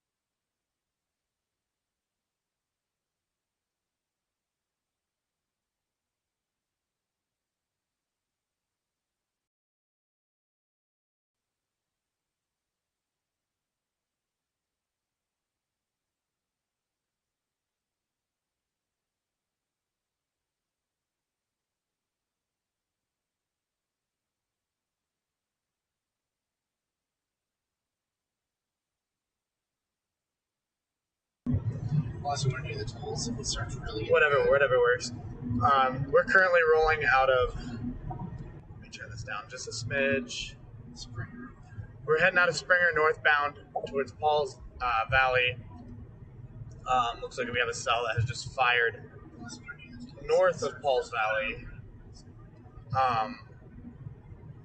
North of Paul's Valley, starting to get its act together. It looks like we're going to continue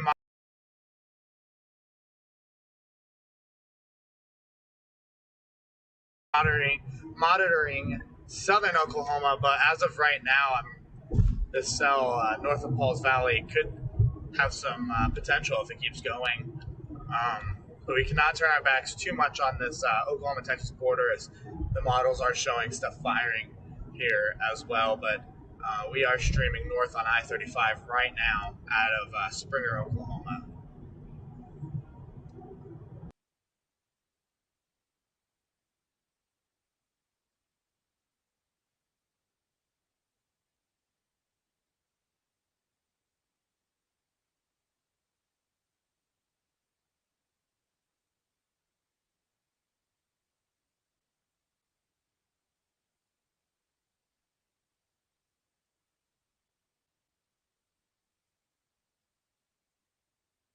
Thanks for that update, Jordan. You guys be safe driving. Let's check back in with the radar here, kind of see how things are progressing.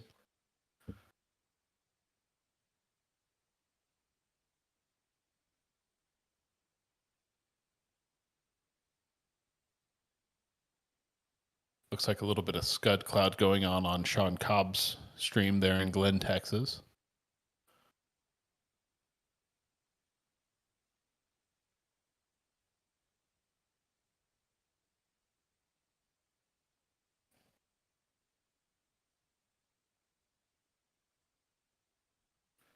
All right, looks like we've got a storm report going on here. Let's zoom in on that. Looks like we do have a report of some 1-inch hail. Looks like it was 6 miles southeast of Doherty in Floyd County, Texas. This is from a storm chaser report.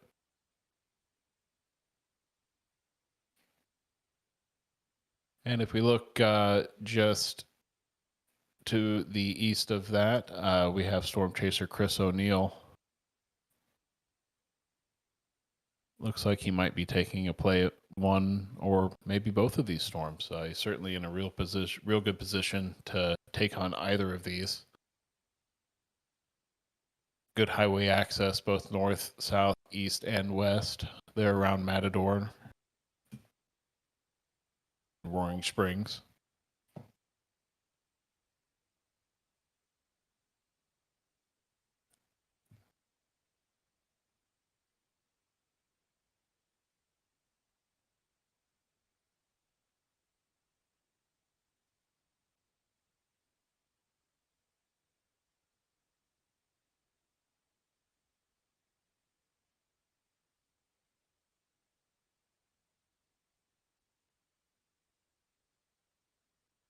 Let's see if we can take a look at the co-tops on these storms currently. Looks like we're topping out well into 40,000, 45,000 feet.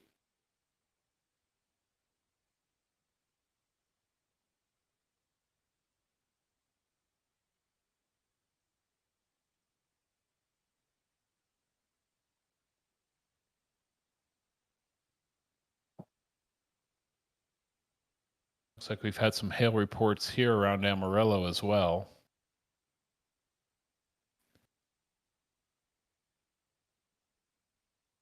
These from about 15 minutes ago, actually.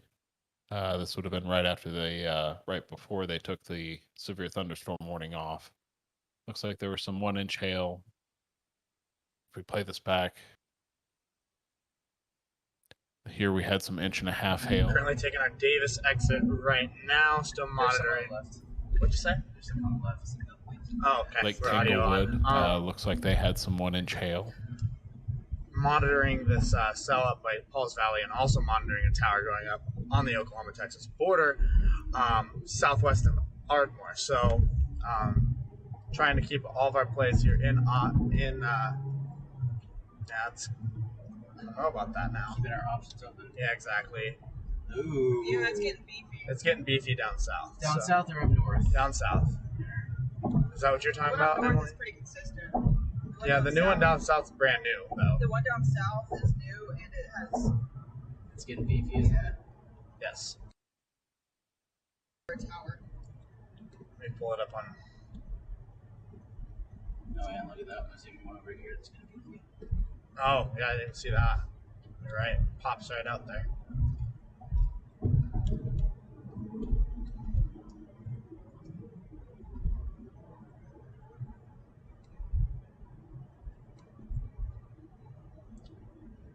This dot scares me because it makes it look like it's at a 50K top at a tower. Right.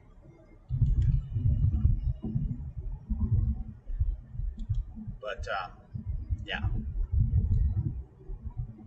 Oh, Warren Davis.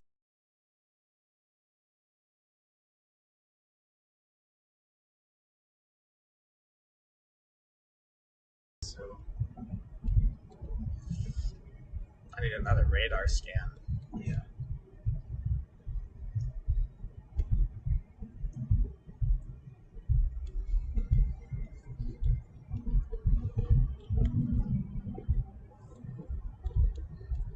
I'm not sure if I want to commit to the northern one at all. Boy, that seems to be the common theme for today, doesn't it, Jordan? We need another radar scan. The southern one, they'll both do it, but the southern one's gonna be more. Here's our new southern pop up. There it is.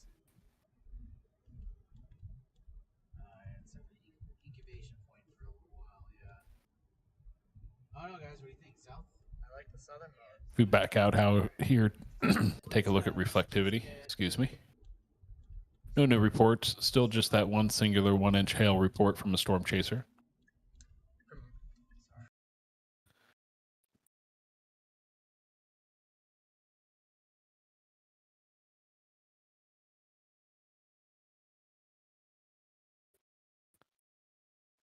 Let's go way up here north, outside of the watch area. Looks like we have a severe thunderstorm warning for Ponca City, Oklahoma.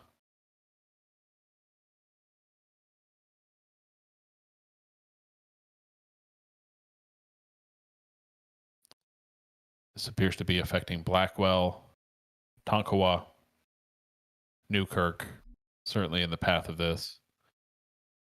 Let's see what our hazards are.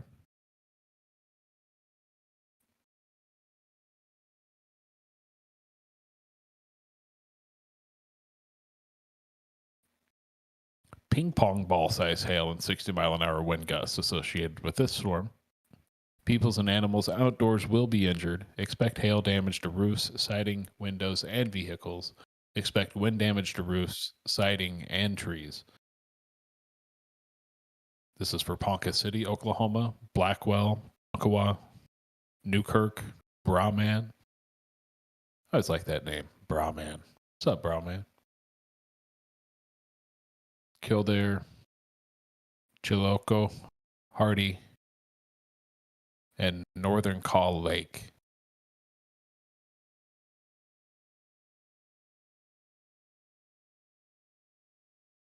If you're in the path of this storm, recommend seeking shelter.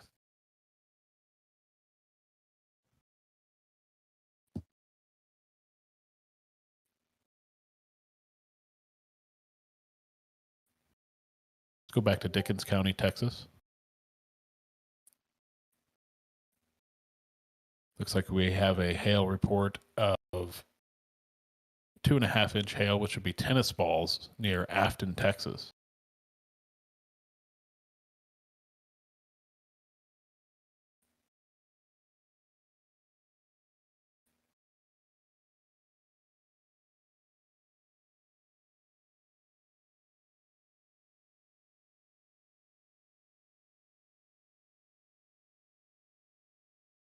Looks like we have a new severe thunderstorm warning that is now in effect. Just east of Amarillo. This is going to be for Armstrong County in the panhandle of Texas, Carson County, Gray County, and Donley County.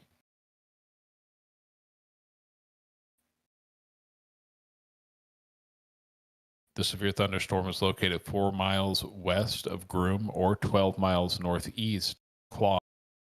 And this looks like it's moving northeast at 25 miles an hour. The hazards associated with this severe thunderstorm are 60-mile-an-hour wind gust and half-dollar size hail. So with this, you can expect some minor damage to roofs, possibly the siding on your home, trees. Could certainly see some damage.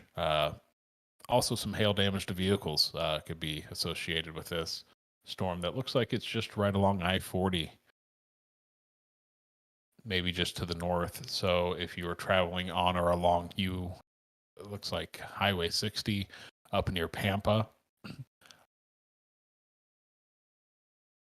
you may be of the storm, so certainly be weather aware. Also want to remind everybody to follow along at SevereStudios on Twitter.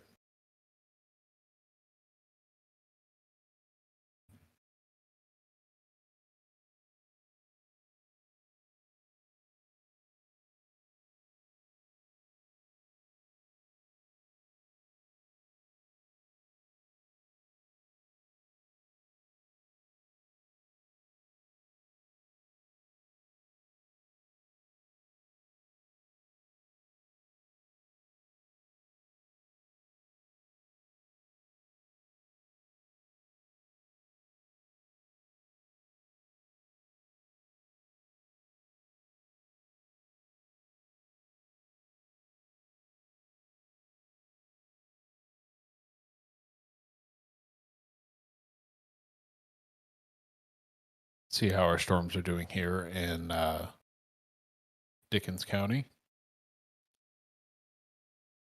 We have 2 storm chasers in the near area near Matador. Looks like we've got Mark Hill and Chris O'Neill.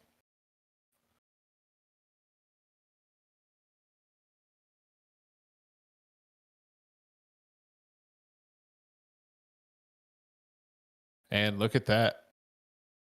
Large hail accumulations. And see if I can get a location on that graphic that we just had up.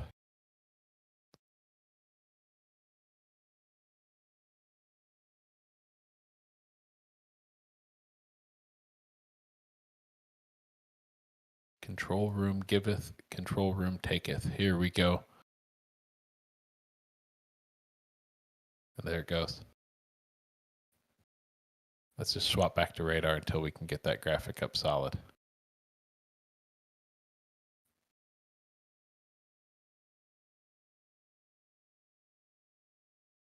So back here at Matador, if we take a look at the vertically, actually storm relative velocities, we're starting to see a little bit of rotation down here. Just southeast of Russellville. Certainly looks like Sean Cobb is in a good position here.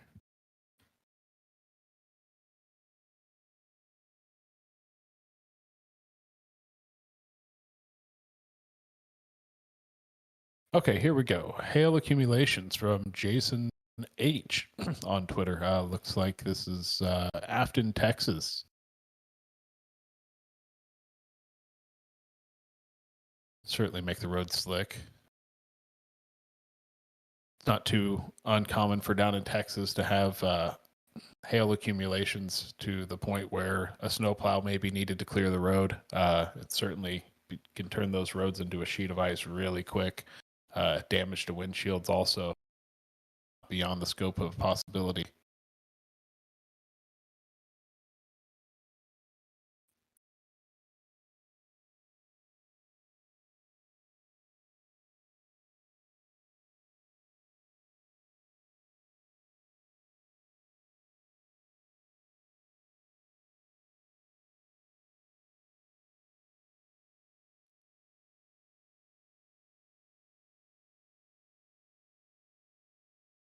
Let's change the radar back to reflectivity here.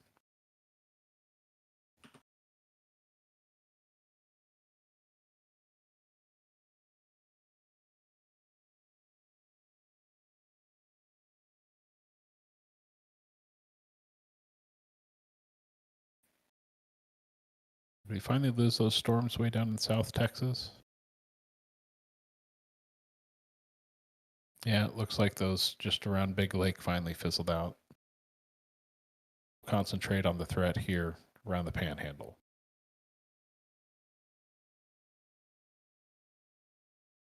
We watch from National Weather Service Amarillo. Let's see, we have several cells clustered here.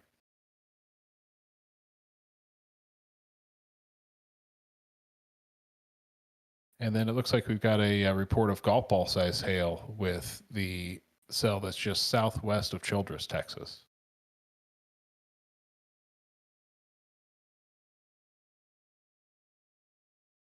Yeah, 2.5 inches.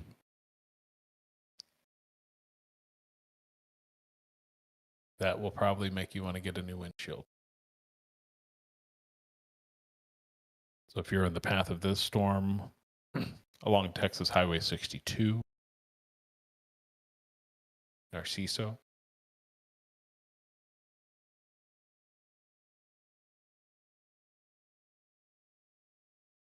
and let's see here. Looks like Pottawatomie County, Oklahoma. Now we may we've got a severe thunderstorm warning just south of Oklahoma City.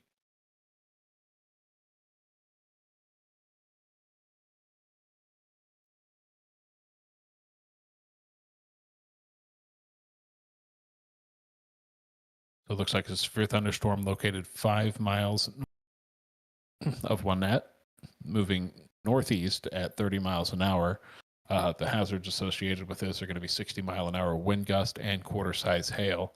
Again, this is just radar indicated at this time.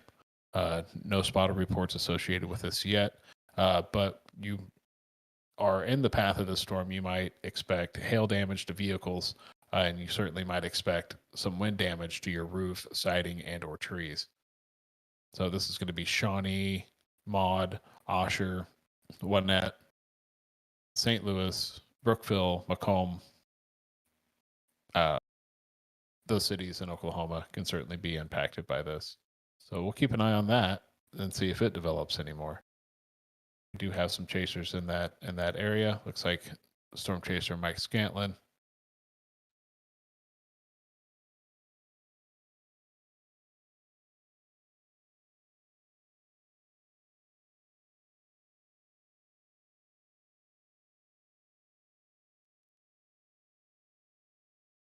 All right, looks like we got a update coming in from Sean Cobb.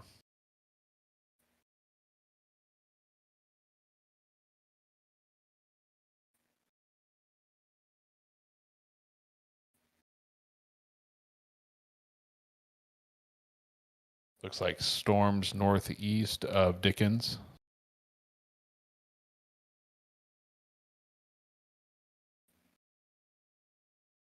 Starting to lower a bit. It's a good photo. So if we swapped and take a look at that on radar to see what it looks like. No, this is the radar side. Here we go.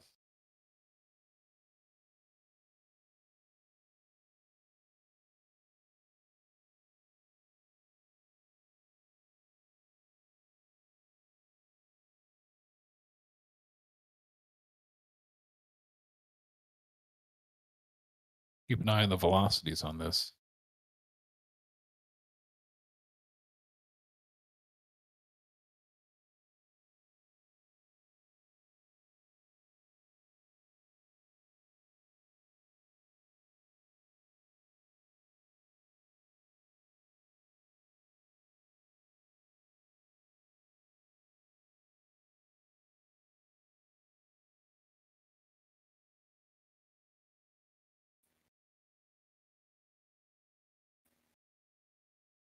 So if we take a look at this photo along with its accompanying radar image to the left, you can kind of see what Sean's talking about here, about that base kind of starting to lower as the storm rotates around.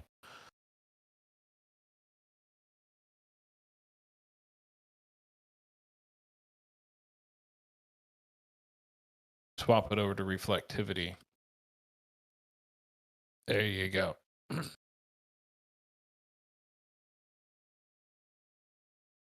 See if we can get a beta radar image from this elsewhere. If we can.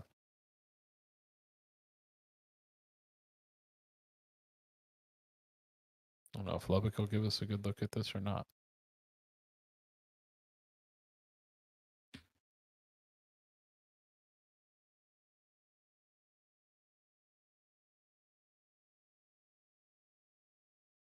I wouldn't be surprised if we get a tornado warning here shortly. We'll watch that.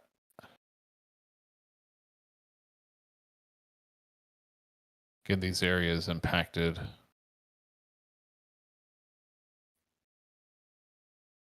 see here. Dumont and Delwyn.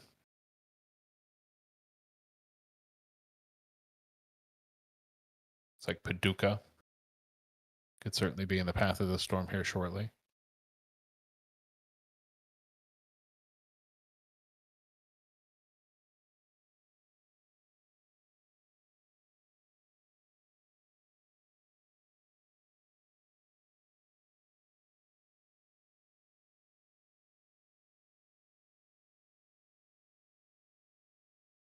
Oh, here we go. Big Echo Top starting to appear here. Looks like we finally got into the 50,000 foot indicator here.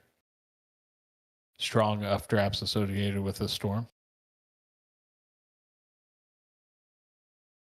Certainly will aid to the hail threat. Currently ongoing. Looks like our last report was 2.5 inches.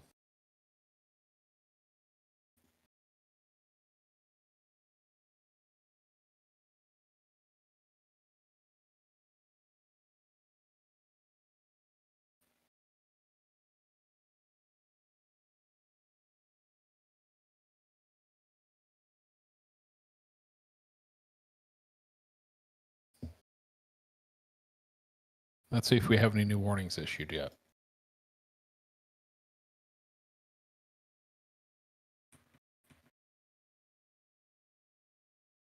Looks like we have a fairly new one here for this cell that's kind of in the middle of these 3 warnings. So let's pull up the new text on this one here.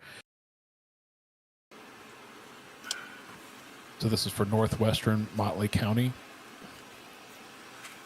Hall County in the panhandle of Texas. This will be until 6:30 p.m.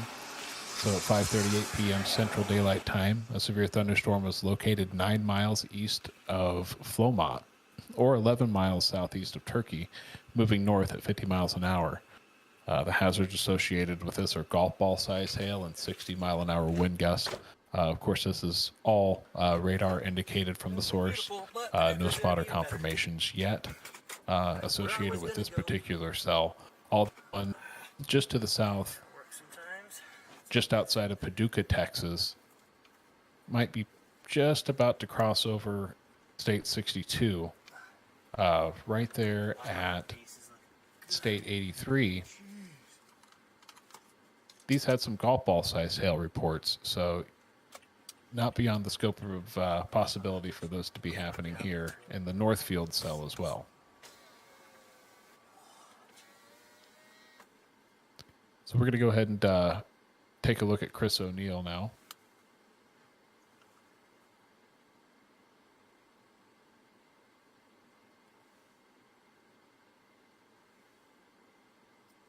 That's the base of the turkey cell still. Wow. Beautiful. Well, Paducah is going to be amazing, so it's nice there this time of year.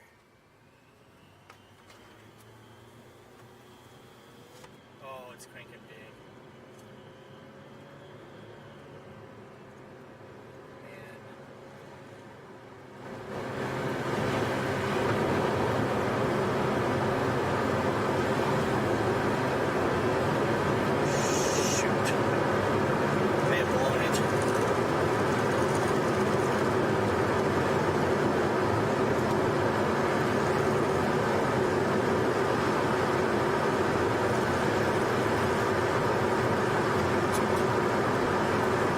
State Highway 70 south for 8 miles.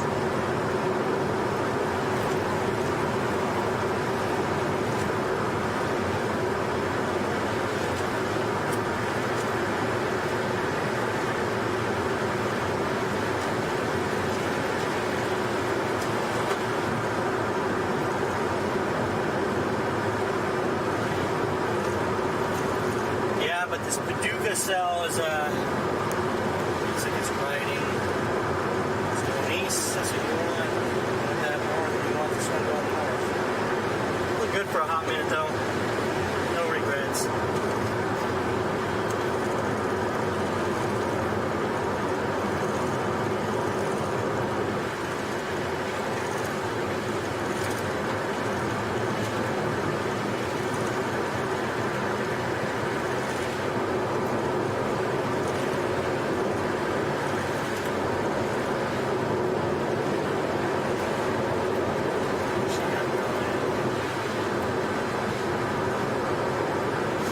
This is working out as planned. I wanted to have a chance at both. And I will.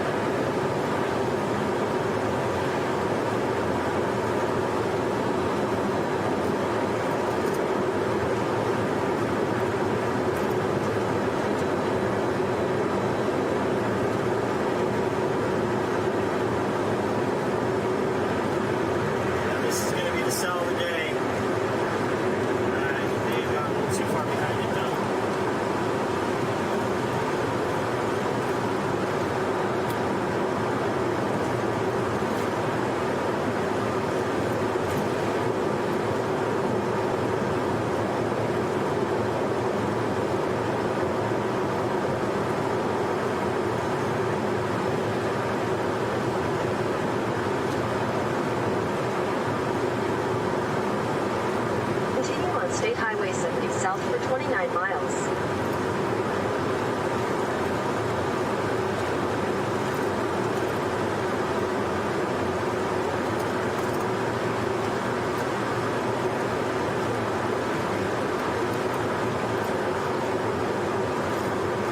And I'm heading to Paducah. I'm about 30 minutes Continue out. on State Highway 70 south for 1 mile. Made a kind of a rookie move. Oh man. It's okay. I wanted a chance at both.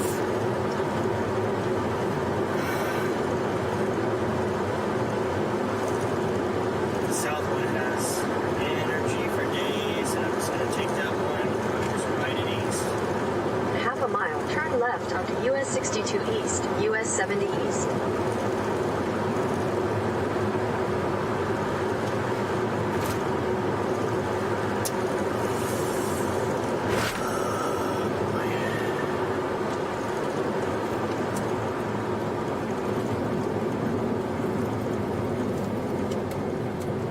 Turn left onto US 62 East, US 70 East.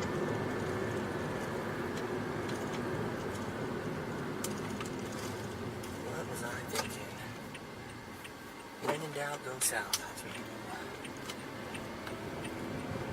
do. Continue on US 62 East for 31 miles.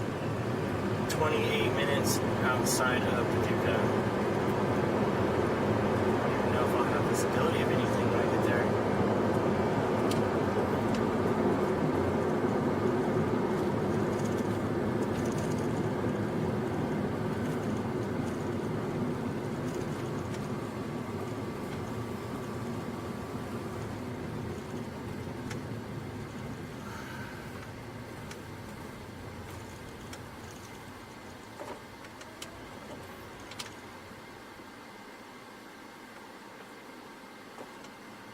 Very slow out here.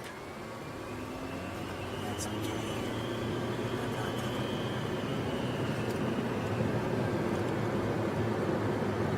Oh, wow, there's a back building, and the new tower looks phenomenal.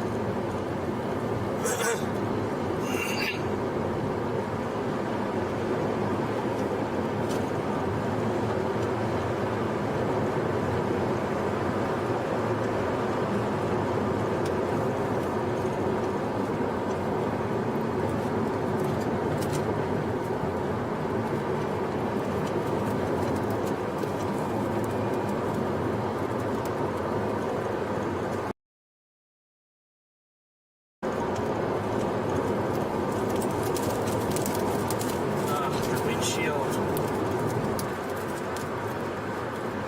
Has these dirt rocks on it.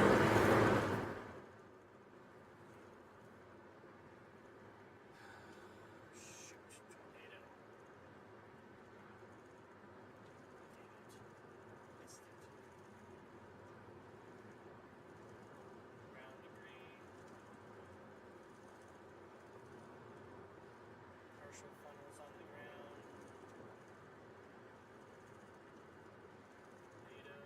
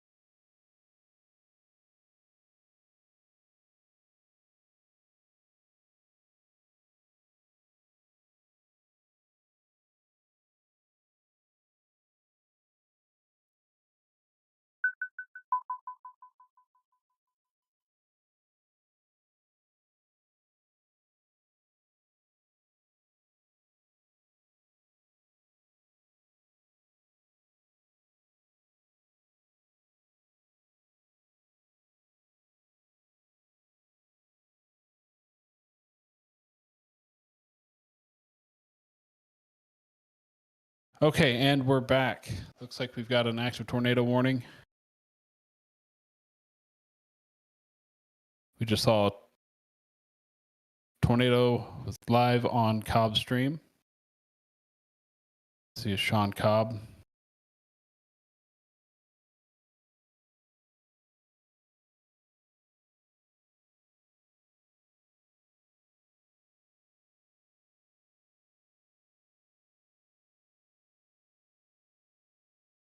Would these blow up quick? Multiple reports of a small tornado.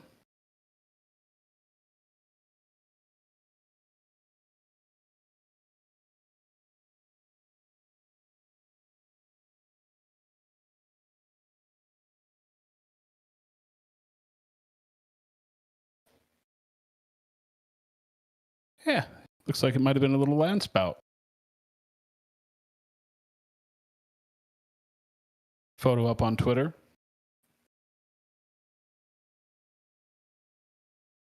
Kinda. That's from about 10 minutes ago.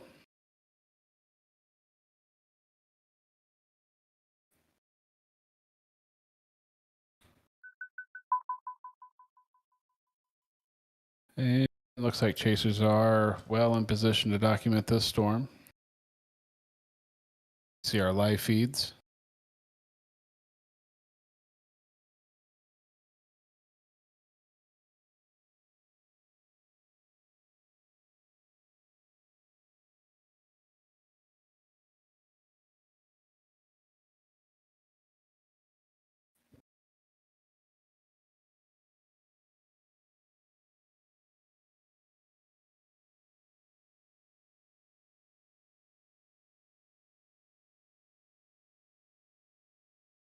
Hey, all right, I can move those over.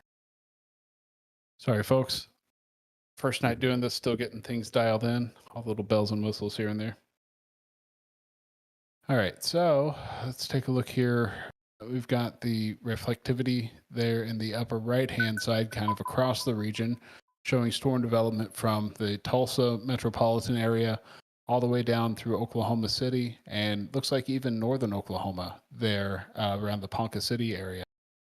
Then if we go over across the Panhandle, looks like we've got storms firing there just to the east of Amarillo. We have our active tornado warning currently in progress.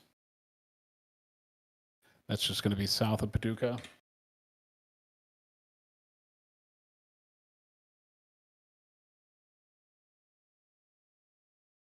Storm chasers lined up across Highway 83. If we read our tornado warning here, this is going to be a tornado warning for northeastern Dickens County in northwestern Texas, northwestern King County in northwestern Texas, southwestern Cottle County, northwestern Texas, southern Motley County in northwestern Texas. This is going to be until 6:30 p.m. At 5:57 p.m. Central Daylight Time, a tornado-producing storm was located over Dumont, or 16 miles northwest of Guthrie, moving east at 20 miles an hour.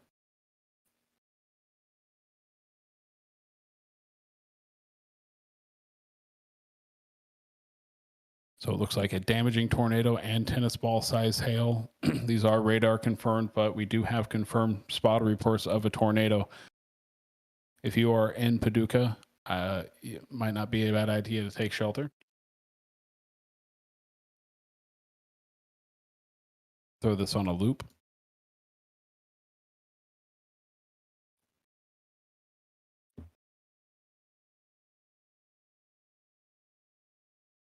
Storm relative velocities.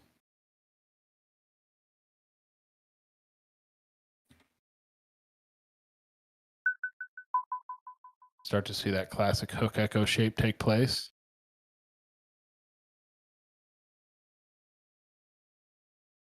We're going to take a look at Oklahoma City area. Speaking of hook echoes.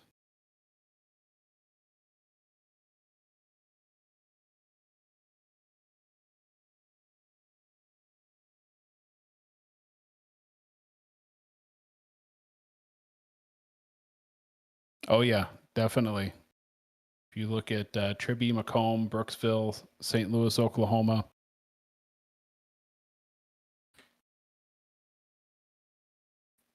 Pretty good rotation going on with that. Not much in terms of hail, probably.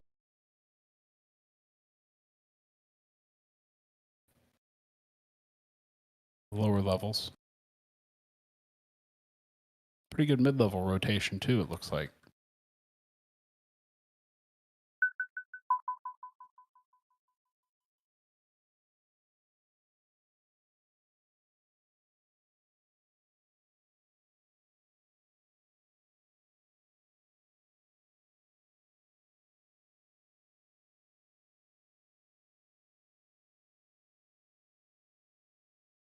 They're in the Asher, Oklahoma area. Looks like has a very large wall cloud on it.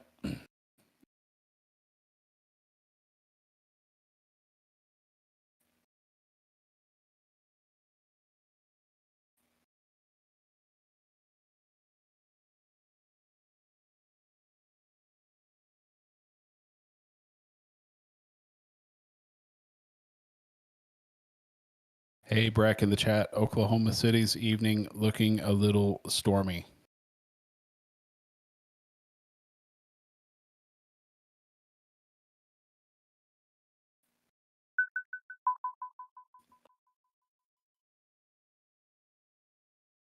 Right now, just some general thunderstorms, but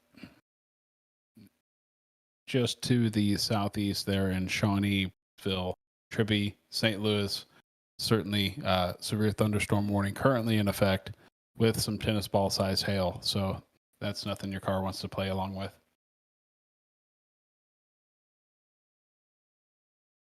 Go back to our tornado warning currently in effect in Texas, Dickens County.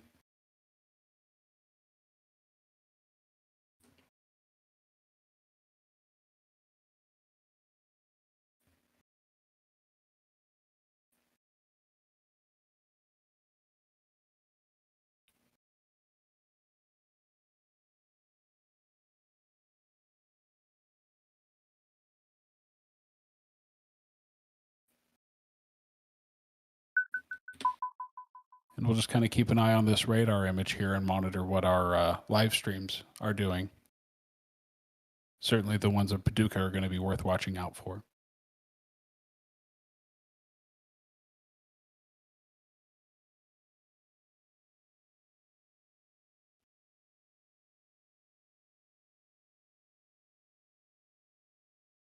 Another thing to keep in mind while watching the live streams is that there are mobile data, mobile broadband dead zones in this particular location of Texas. So we're trying really hard to keep the streams up and going for you. But if you do witness intermittent drops, that's why.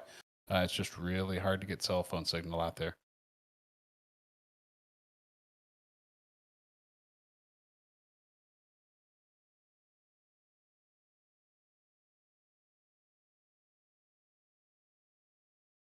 That's okay. We've got great signal here.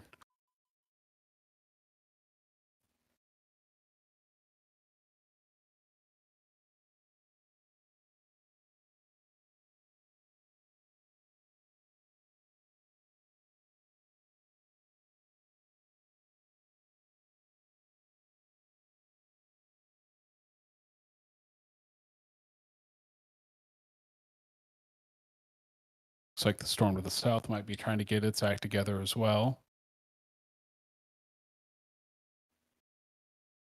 And it looks like we've got a fresh severe thunderstorm warning here. It's going to be for Jones County in west central Texas and northeastern Fisher County in west central Texas. This is going to be in effect until 6:30 p.m. Central Daylight Time. At 6:04 p.m. Central Daylight Time, a severe thunderstorm was located near the Histon, 410 miles west of Hamlin. It's going to be moving northeast at 55 miles an hour. Hazards associated with this are going to be 60-mile-an-hour wind gusts and quarter-size hail. Again, radar indicated. No spotter confirmations yet. See how that just went from primarily pink to having some black in it. Let's take a look and see how that looks on vertically integrated liquid. Certainly some small hail associated with that at this time.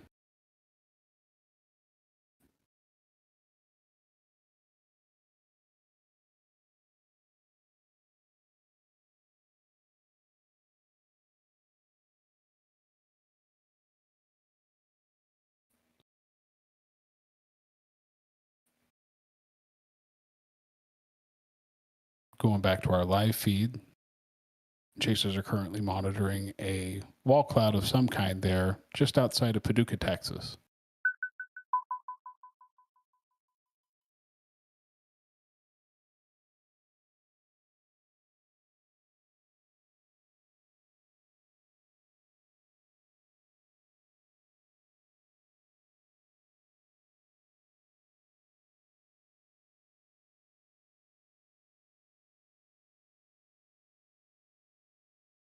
Looks like we've got a fresh photo in here from Twitter. This is going to be a new wall cloud forming.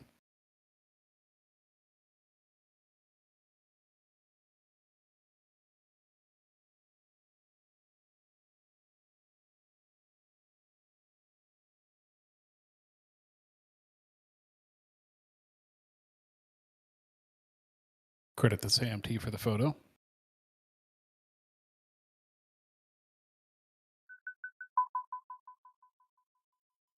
Ooh, what was that? That looked fun.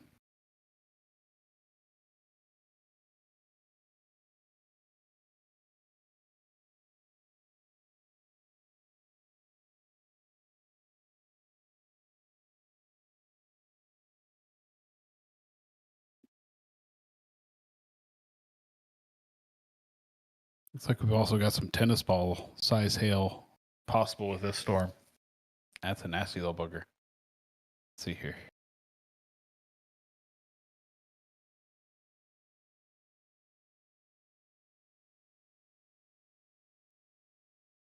Still rotating pretty good.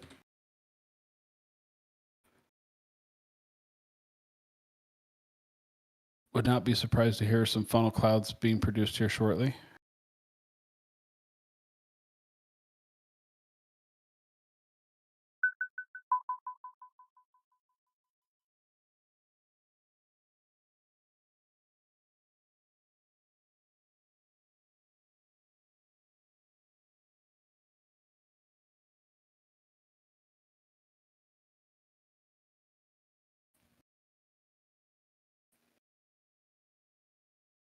We'll keep an eye on this here and see if they'll allow this warning to expire or if they'll have to extend this warning here shortly.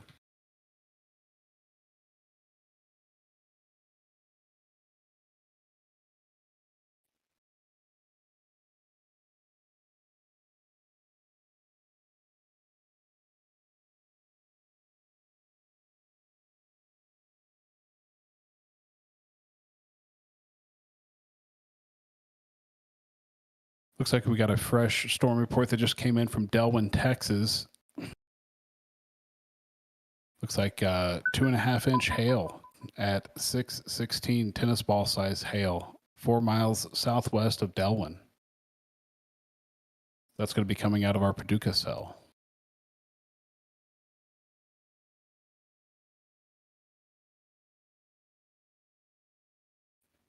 We've got 2 warnings here. Looks like a severe thunderstorm and a tornado warning a little bit closer to this area of the storm. Chasers are still lined up along, looks like Highway 83. Okay, looks like we've got a tornado warning. Let's switch over to Oklahoma now. Pottawatomie County, Oklahoma should be showing up here shortly.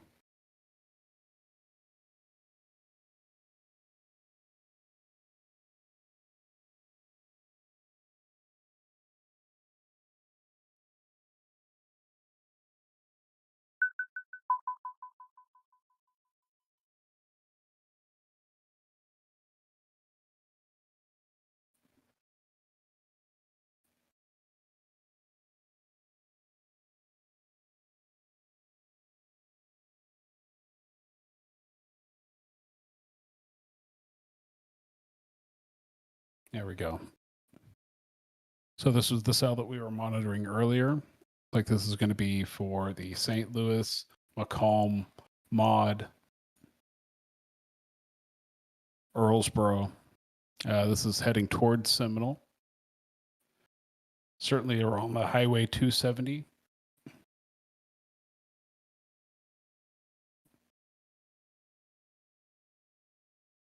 South 3 East. And it looks like Highway 377. So West Central Seminole County in East Central Oklahoma and Central Pottawatomie County in Central Oklahoma. This is going to be until 7 o'clock p.m. So at 6:17 p.m., a severe thunderstorm capable of producing a tornado is located near St. Louis, moving northeast at 30 miles an hour.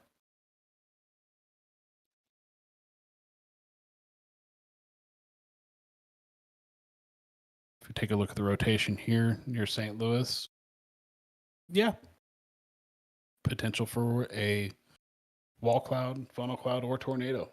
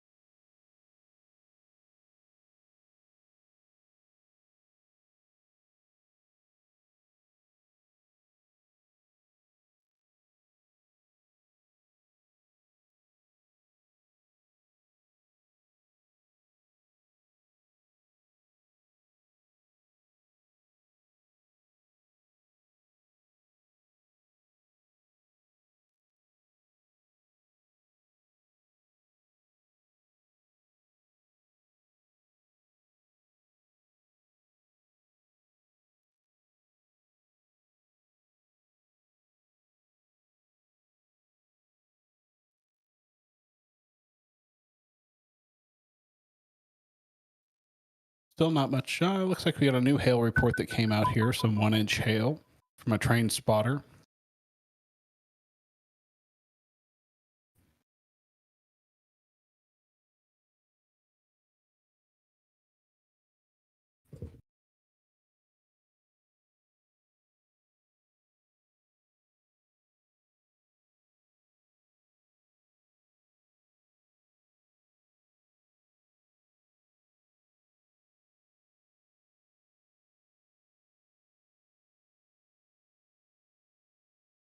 $23.14, $23.16.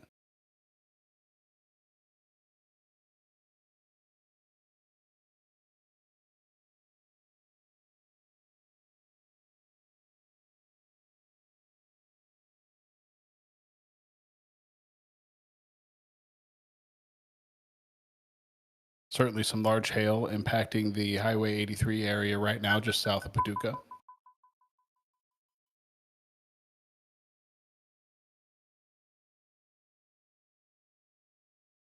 Cut back here to Oklahoma.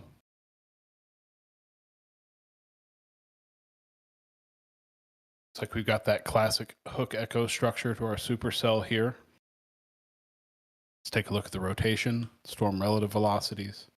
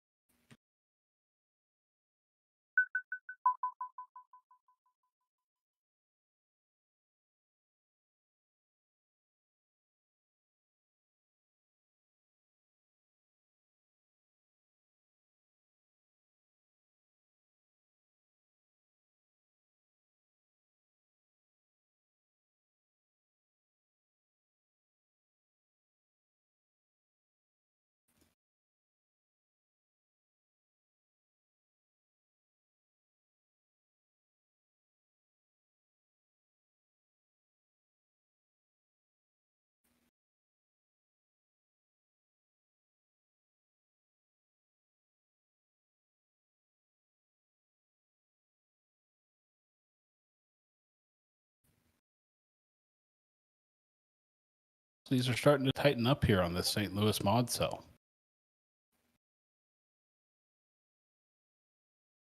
We are receiving some reports that it's on the ground, but that are unconfirmed at this time.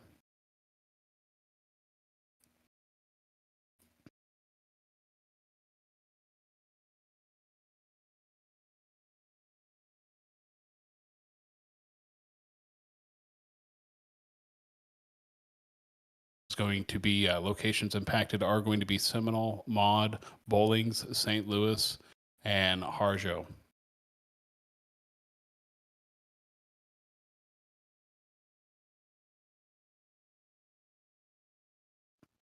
Let's cut back to our Texas cell here. Certainly some rotation associated with it. Local Oklahoma City stations are showing a touchdown of our mod Oklahoma cell. Let's cut back to it.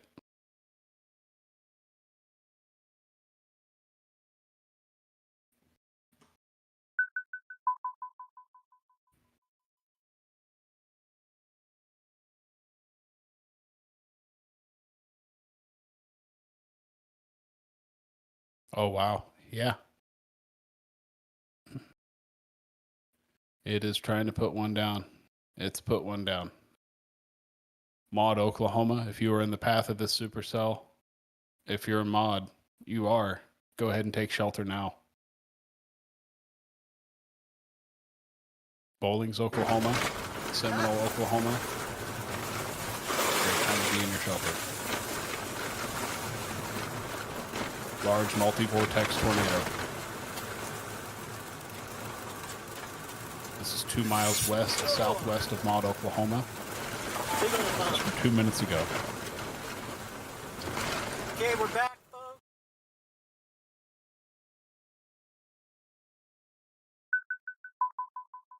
I'm just to the west of this massive tornado-warned storm on a super sketchy road, but I've ended up where I need to be because I have visibility of the base.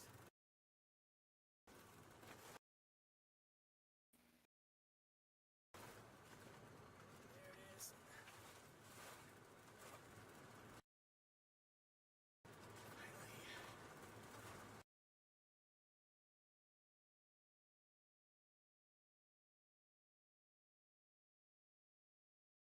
It looks like we got a new tornado warning for Cottle and King County in Texas until 7:30 p.m. Central Daylight Time.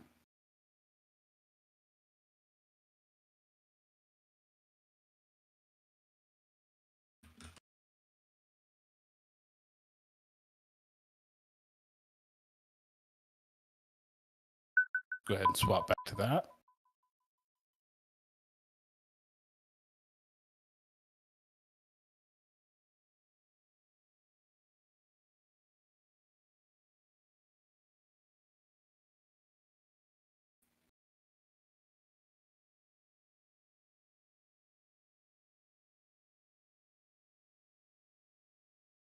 Certainly has a good hail core on it.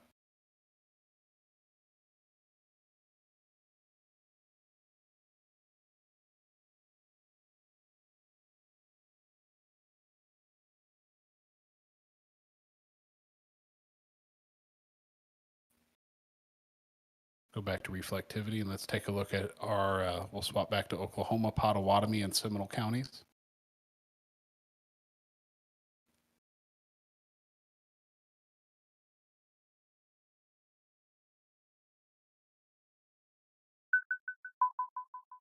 And there we go. It just turned pink. So the National Weather Service has responded accordingly with the tornado reports. So they've now issued a TORR. The box has turned pink. So that means we have a confirmed tornado on the ground in progress, currently tracking towards Seminole, Oklahoma. So if you were on or along Oklahoma 377, 270, or Highway 9 in Seminole County, certainly be weather aware or seek shelter.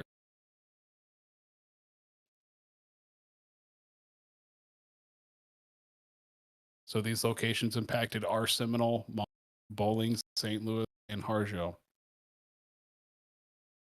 So to repeat, a tornado is on the ground. Take cover now. Move to a storm shelter, safe room, or interior room in the lowest floor of a sturdy building. Avoid windows. If you're outdoor, in a mobile home, or in a vehicle, move to the closest substantial shelter and protect yourself from flying debris. There is an active multi-text tornado reported in progress in Seminole County and Pottawatomie County, Oklahoma.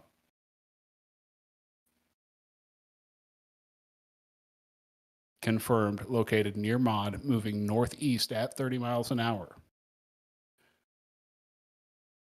Beyond the tornado threat, there's also golf ball size hail with this storm. So you've got that as well.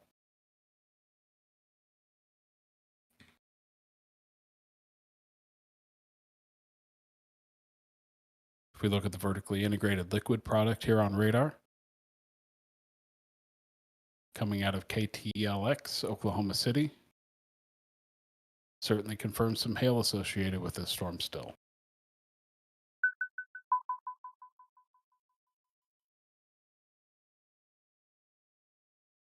It's like our Coffee and King County, Texas tornado has been downgraded now.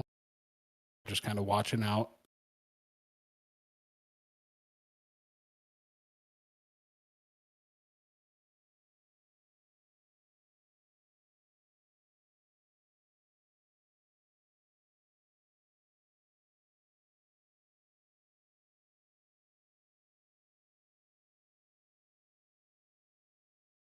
Looks like we have a live view now from Asher, Oklahoma.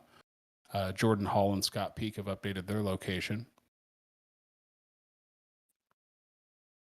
Sean Cobb still in Paducah, Texas, along with Chris O'Neill. And a live shot from Chris Novi in Oklahoma City, Oklahoma.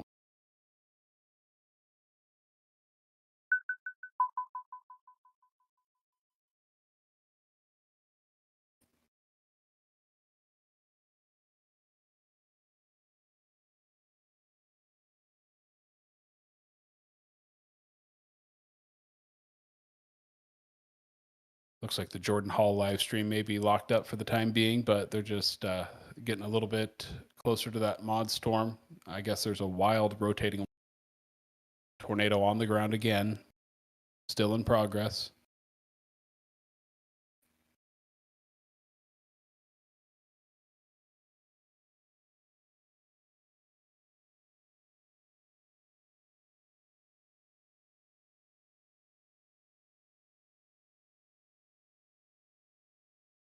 Can certainly expect some wild video out of this one.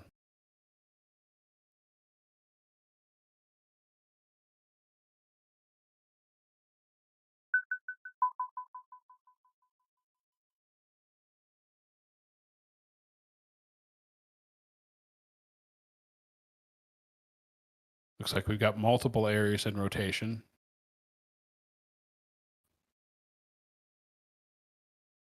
If we take a look at the velocities.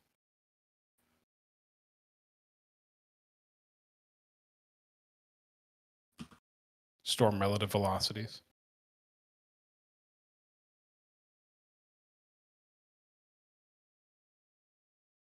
And it looks like we're seeing some reports of some structural damage as well from the Maud, Oklahoma tornado.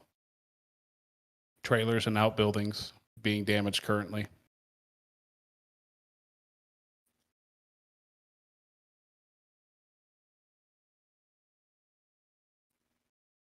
If you are in Maud, Oklahoma, seek shelter now or in the path of this storm. Get to an interior area.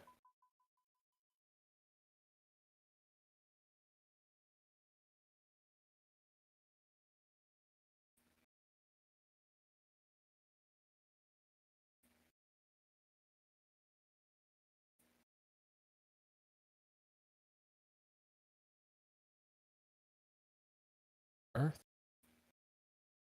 Something's just floating. I don't even know what that is. So I'm watching some of the live footage. Wow, that's something. Not sure what to think of that. Piece of debris just wafting.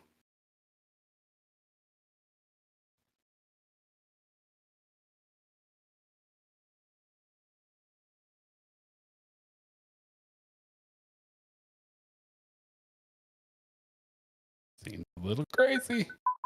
Let's take a look here, see if we got some radar updates. Certainly that's still have that bean, that little bow echo feature here in radar. Possible debris ball. See if we can pull up coalition coefficient. Take a look at CC.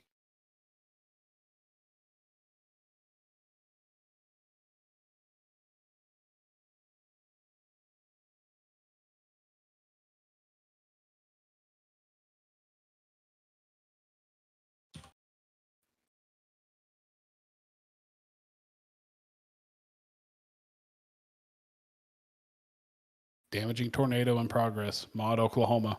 Seminole, Oklahoma. Take shelter now. Earlsboro. You're not far away either.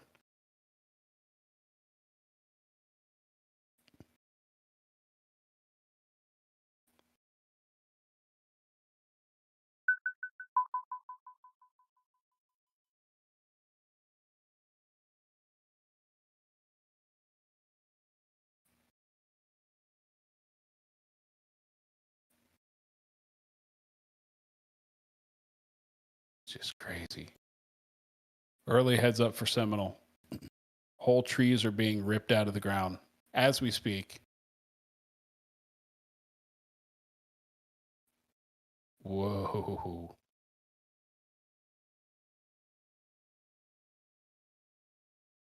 Hopefully get some live footage for you soon from one of our chasers. Currently tuned into local broadcast media.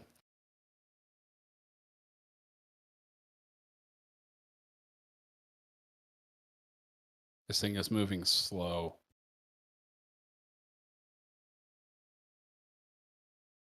.30 miles an hour northeast. New tornado warning just issued.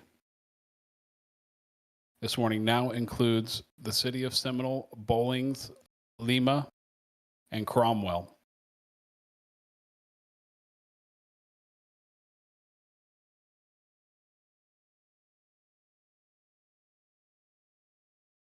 So the National Weather Service in Norman has issued a tornado warning for northern Seminole County and east central Oklahoma. This will last until 7:15 p.m. Central Time. At 6:36 p.m. Central, a confirmed tornado is located near Maud. It's moving 30 miles an hour. This is a damaging tornado and golf ball sized hail still associated with this storm. Weather spotters have confirmed this tornado. Local broadcast media has confirmed this tornado. It is currently on the ground. The impacts are flying debris, dangerous to those who are caught without shelter. Mobile homes will be damaged or destroyed. Damage to roofs, windows, vehicles. All of this will occur. Tree damage is also very likely. We're seeing it already. Locations impacted include Seminole, Maud, Bowlings, Cromwell, and Lima. This includes Interstate 40 between mile markers 207 and 213. If you're on the road, get to a shelter.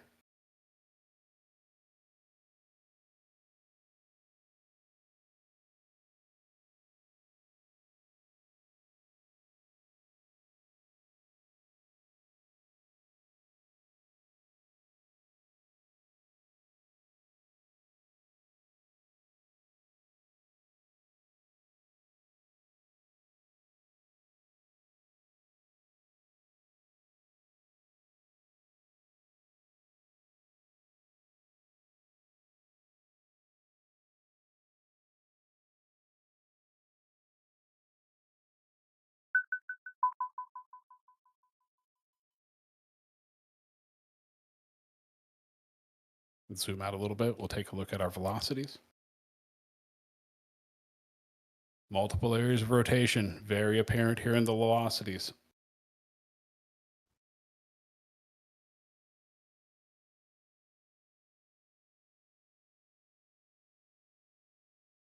Storm relative velocities also verify this. Vertically integrated liquid. Let's take a look at our hail. Hail does not look like it's getting any smaller, folks. Seminole, Oklahoma, be in your shelter now. Lima, be in your shelter now.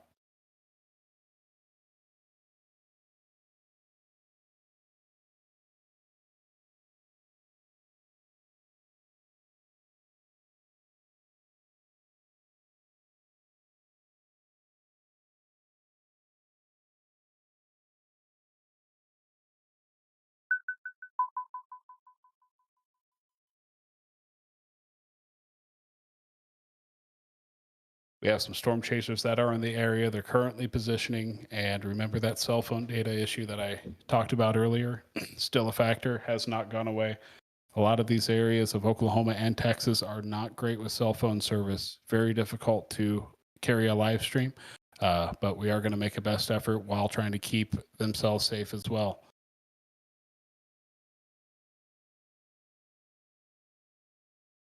Looks like we do have Sean Cobb back.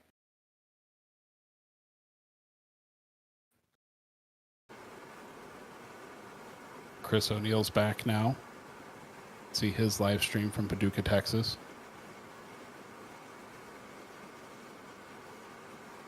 And it sounds like we've got some audio from a chaser now. Let's go ahead and listen in to Jordan Hall.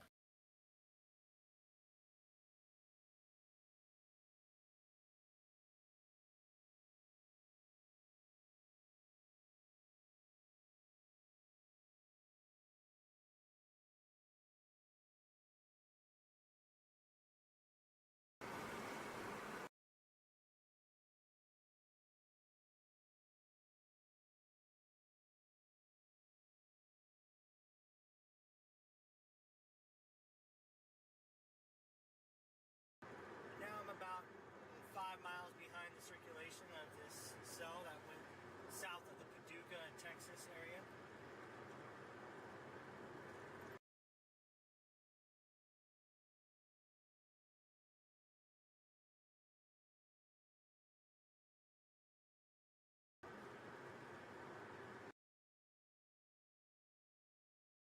There's a lot of wildlife now.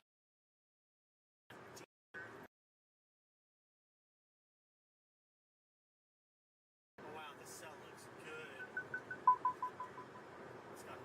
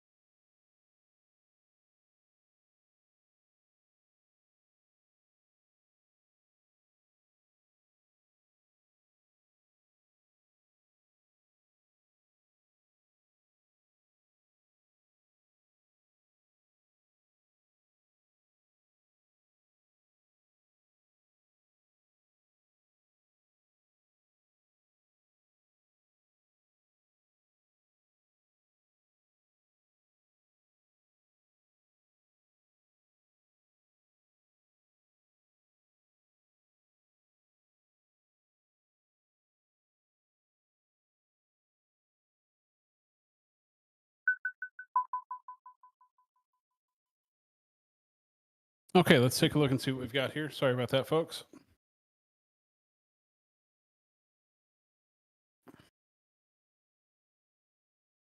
Confirmed tornado now in Texas. Let's go ahead and go back to Carroll and King County.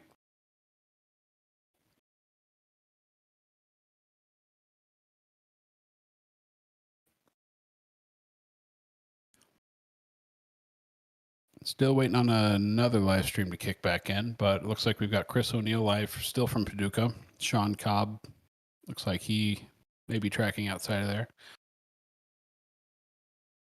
We've got Mark Hill out there, but we're trying to get his live stream back in. So stay tuned for that. Should be coming back up here shortly.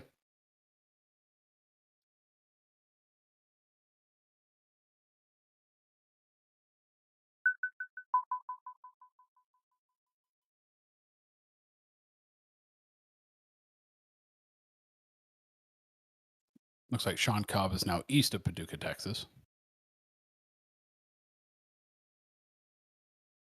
Just north of it.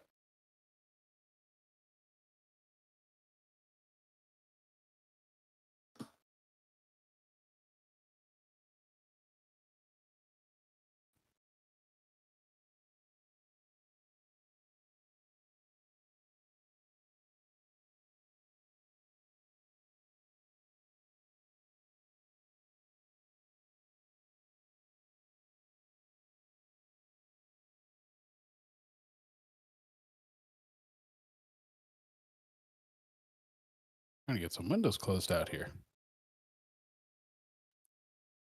Too much happening. Go.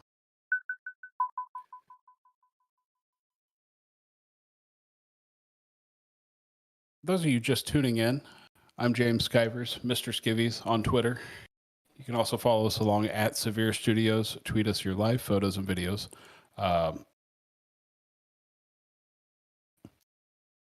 Been with the company since about 2009. Started out as a live streamer, just who liked severe weather. I didn't even know I was storm chasing at the time until I figured out others were doing it too.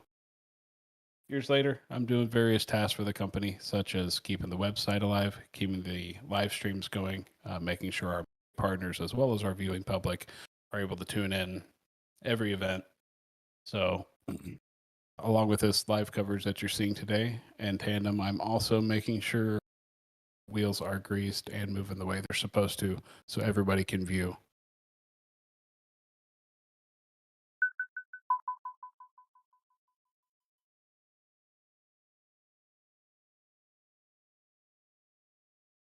Looks like we got a pick up now from the Paducah Supercell. Credit to, shout out to Will on Twitter.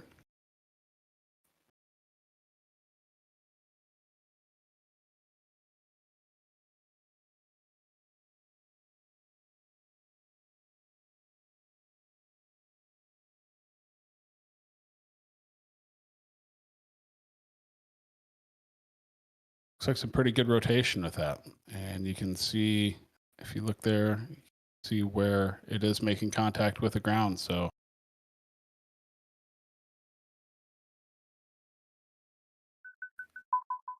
cut back here to Seminole, Oklahoma. Looks like we've got second warning still very much in effect. Wow. Wow. Seminole, if you're not in shelter, do it. Do it, do it, do it.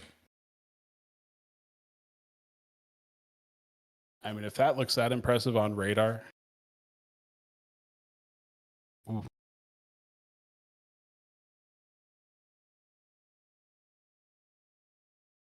Seminole, take shelter immediately.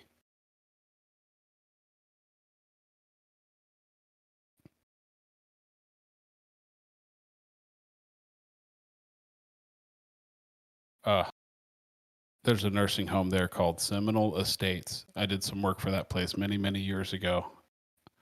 Some real, real nice people. Boy, I hope they're all right. Seminole, if you're watching this, get in your shelter. You do not see, I mean, just look at the structure on that.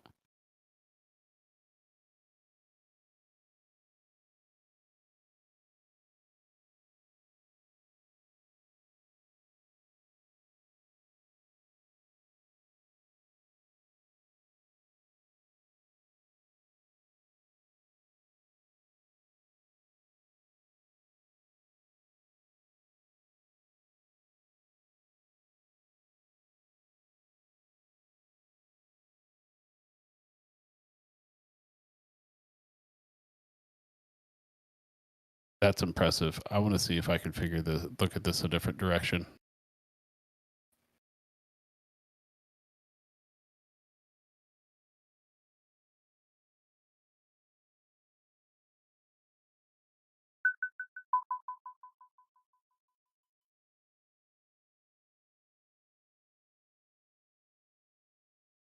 Yeah, there we go. Take a look at the cross-section analyst.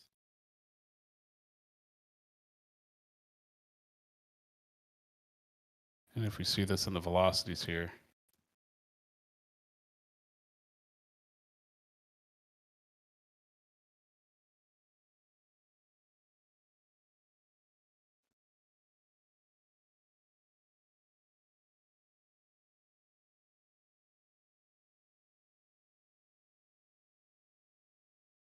power flashes in Seminole. This is coming into the southwest side of town of Seminole, Oklahoma. Seminole, Oklahoma, immediately seek shelter.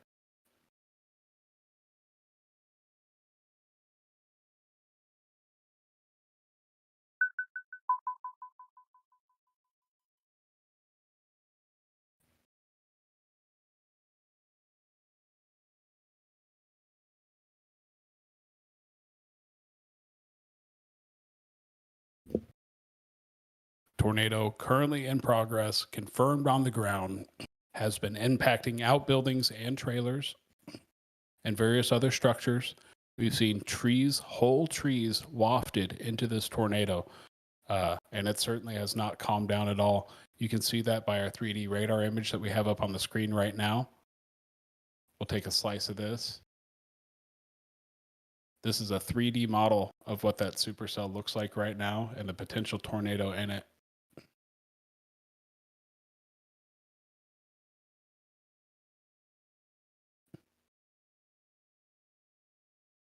Can we grab a slice of the velocities?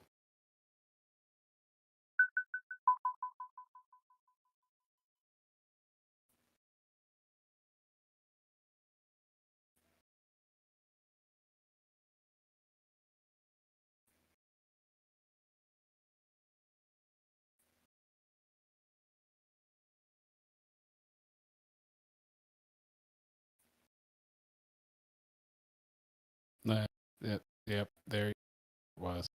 Yep, there you go.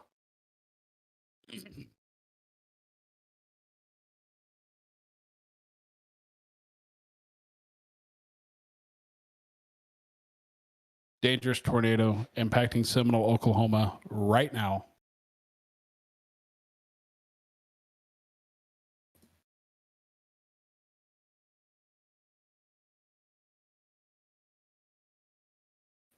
This is for Seminole, Maud, Bowlings, Cromwell, and Lima in Oklahoma.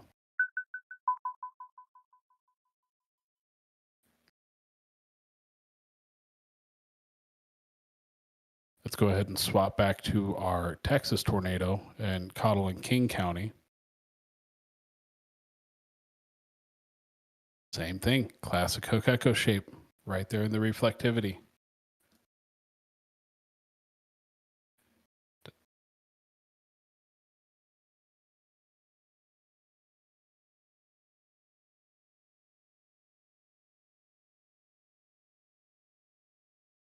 This is going to be for chalk and hackleberry, hackberry, chalk and hackberry. 6:51 p.m. Confirmed tornado located 5 miles southeast of Chalk or 15 miles southeast of Paducah, moving east at 35 miles an hour. Ford City, take cover immediately. We've got some live video now from Jordan Hall in Maud, Oklahoma.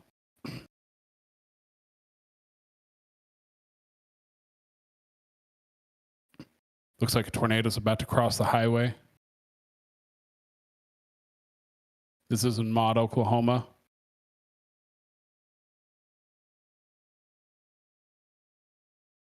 Certainly a wall cloud.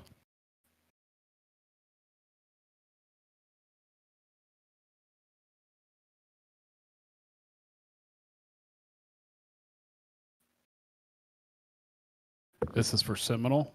This is Seminole, Oklahoma.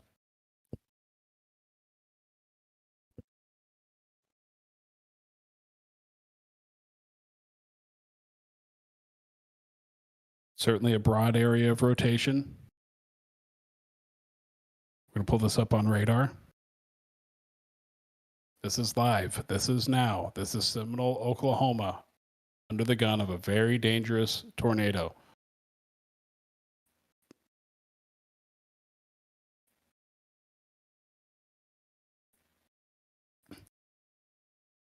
You're looking at live video now of Seminole, Oklahoma.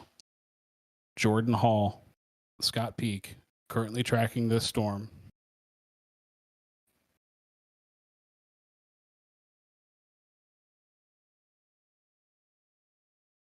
Live on SevereStudios.com. Follow along at SevereStudios on Twitter. This is a dangerous and potentially deadly tornado on the ground right now. You can see in the live shot what appears to be multiple vortices on the ground now.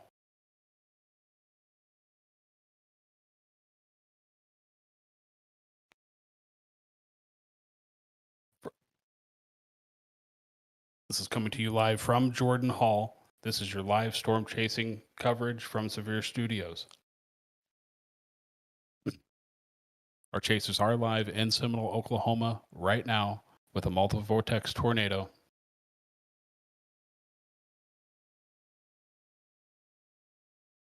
And Seminole isn't the only place that needs to worry about this thing. There are golf ball size hail reports also associated with this. This storm is heading towards Cromwell, Oklahoma, and certainly Bearden, Oklahoma, if this storm holds together, will be impacted next. Cromwell, Oklahoma, seek shelter immediately. This is also heading towards Interstate 40. Your work can feel... We're traveling along Interstate 40. Seek shelter immediately. Get out of the way of this thing.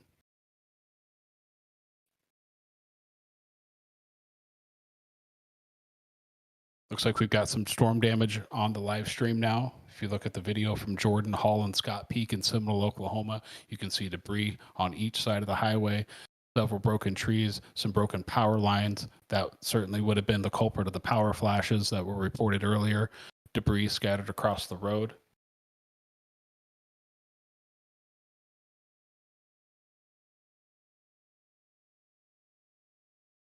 Roads barely passable. Trees all over the place. Seminole, Oklahoma has taken a direct hit from a tornado. Unbelievable. Incredible damage in Seminole, Oklahoma.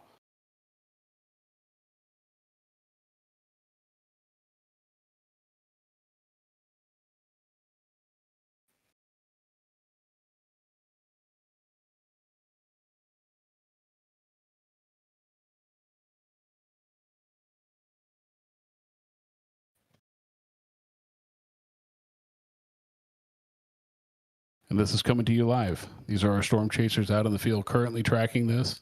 We're going to zoom out on the radar just a little bit to get a better idea of what we're working with here. And that's not the only threat.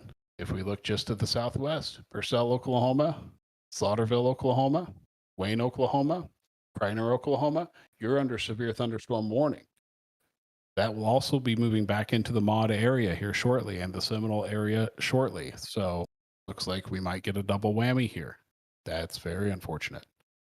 More power flashes live on camera. Jordan Hall. Tornado actively on the ground. More power flashes. Wow. Incredible storm. Seminole, you are not out of this yet. Don't come out.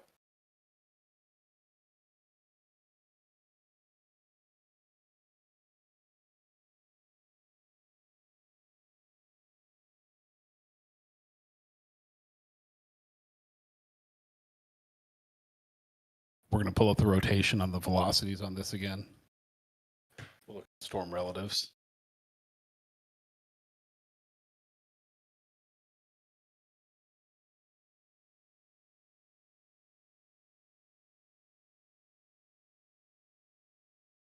Look at the base velocities. See if we can't take a slice here of this.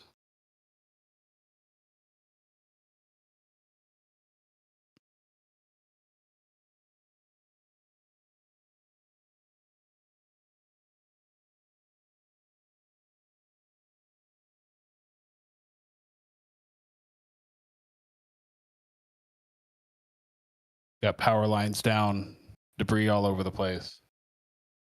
This is an HP rain wrap tornado, I'd say, at this point. You can tell by the visibility on our chasers cameras that they are either A, in the bear cage, or B, this is an HP rain wrap tornado.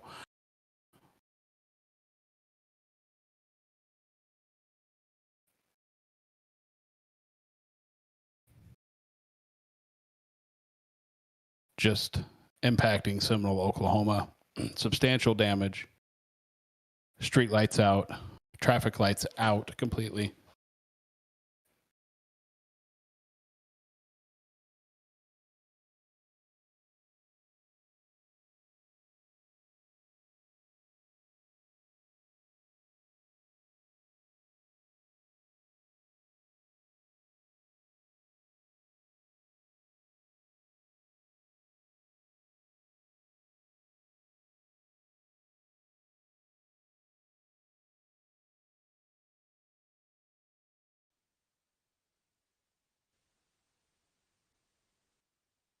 Okay, looks like Jordan and Scott are back. Still seeing some lightning strikes on the outskirts of the storm.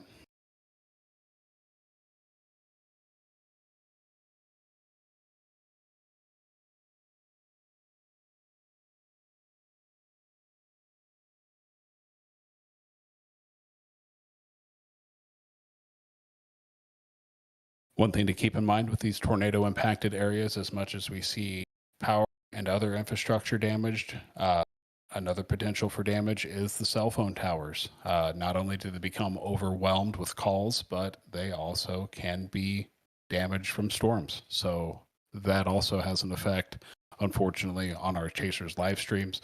We rely on mobile broadband technology to keep our live streams going. So as it may drop out momentarily, we expect they'll be back shortly. In the meantime, let's take another look at radar.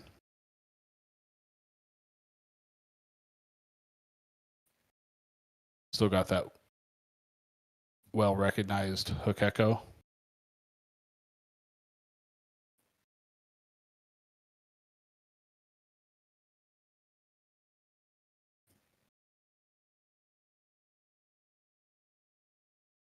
Let's take a look at volume mode here. If we can see base velocities.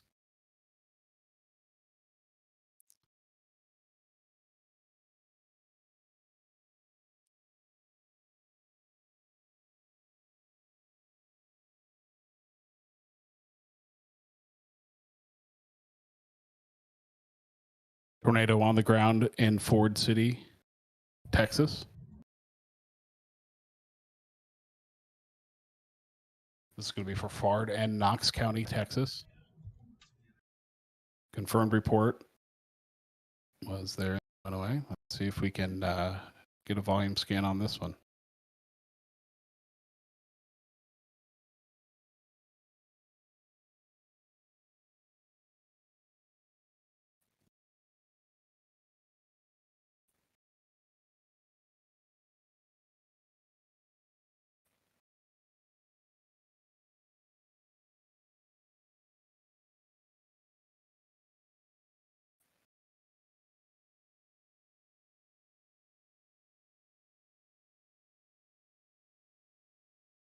So if there were a tornado, I'd probably look for it to be around this area here. Seeing some strong rotation each way in the velocities.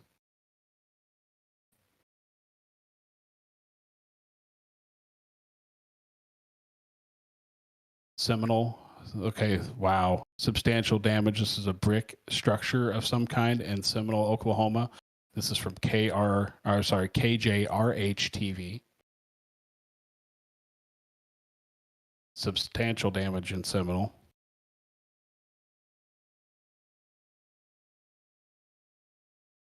Seminole, Oklahoma has taken a direct hit from a tornado. This is substantial damage. You see that there are walls completely demolished, roofs certainly completely removed from their structures.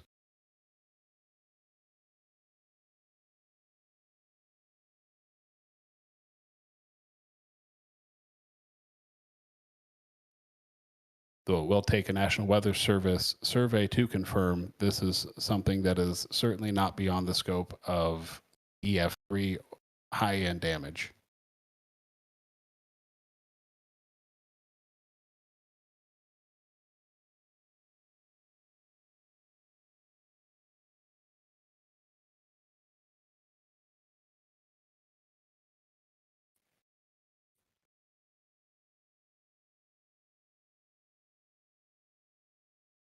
Okay, we're going to go ahead and center back. Kind of give you the big picture of what's going on here.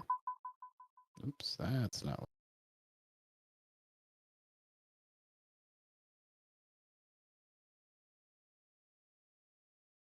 So we've got 2 active areas that we're watching for tornado genesis, both confirmed on the ground.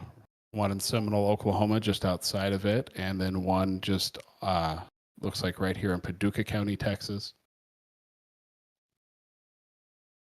Ford City, Texas, well in the path of this tornado, currently in progress.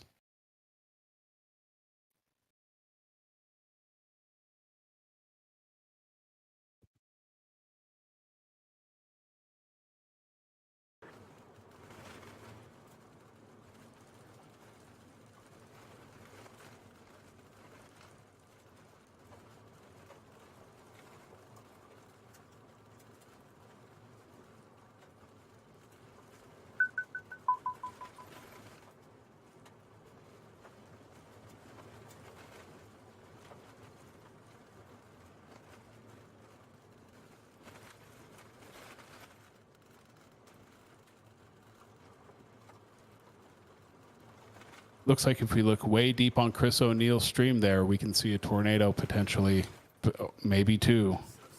I'm not sure if this is multiple vortices or not. He's in Guthrie, Texas. He's going over some rough terrain to track it to.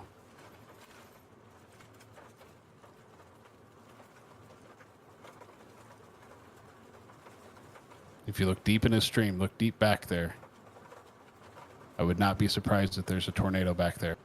Everybody's just joining me. I'm on the tornado southwest or southeast of Paducah. Very, very large tornado. Stovepipe, and then it went completely vertical. It was amazing. And it got kind of wrapped in this rain. I'm heading east on this dirt road. Trying to get back to it. Looks like there's a steep hill here. And so we're just on the west side of the hook.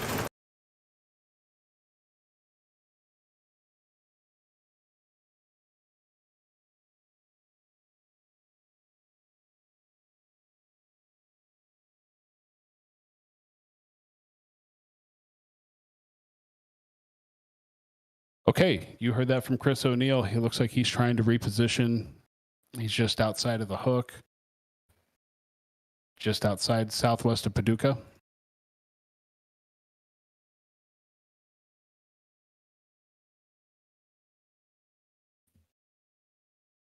This is going to be Ford City. Let's go ahead and swatch back to our Seminole, Oklahoma tornado.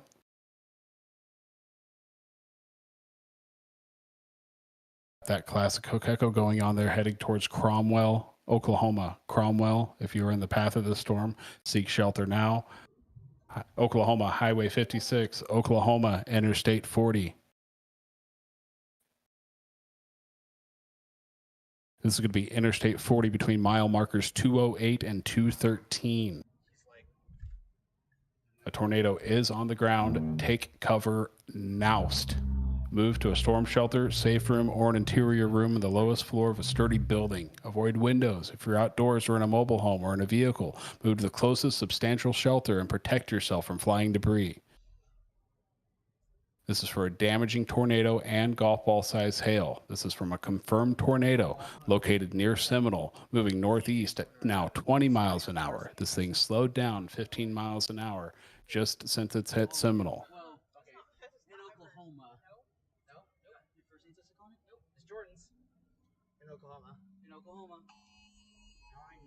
We're going to go to some live audio from Jordan Hall, who was tracking this storm. Yeah. Multiple buildings, windows, blocked by debris. Blocked by. Oh yeah, another big old walkout. I hear the banjo playing. Come on, shut up. Looks like we got a new warning issued.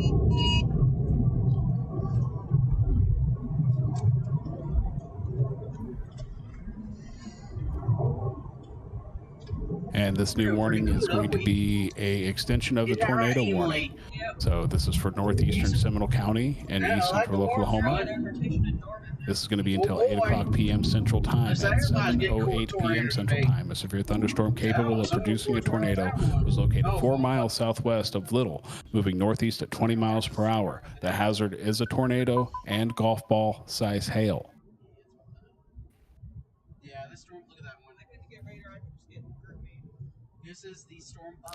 Our impacts are going to be flying debris with will be dangerous to those caught without shelter. Mobile homes will be damaged or destroyed.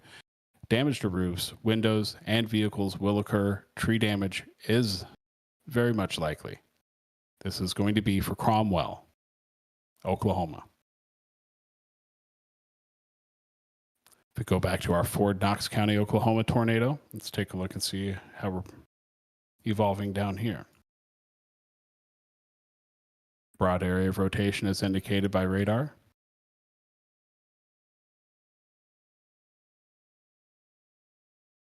Storm relative velocities confirmed.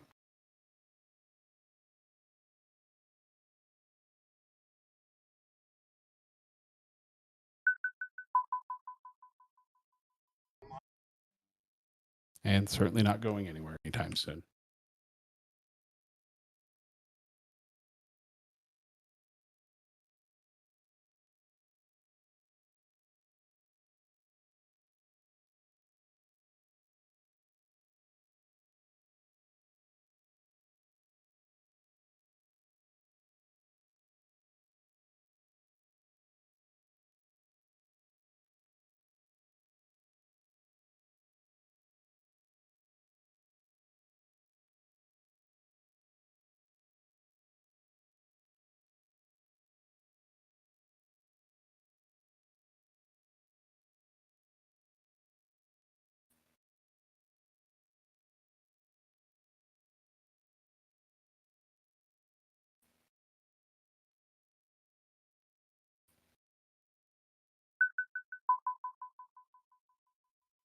Just waiting on a few things to update here.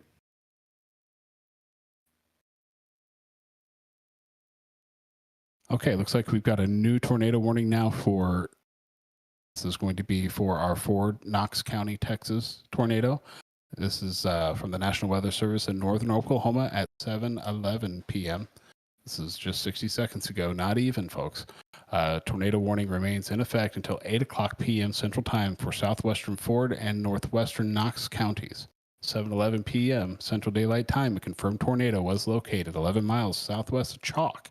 This is moving east 20 miles an hour. Damaging tornado. Tennis ball size hail.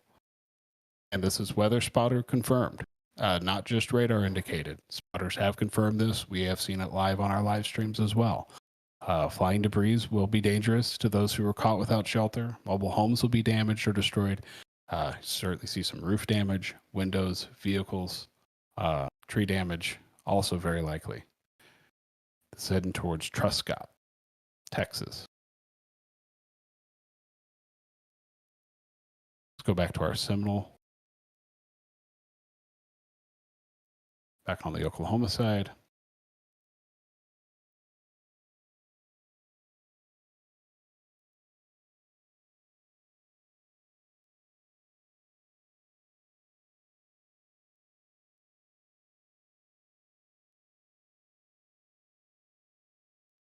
Still that classic hook echo going on.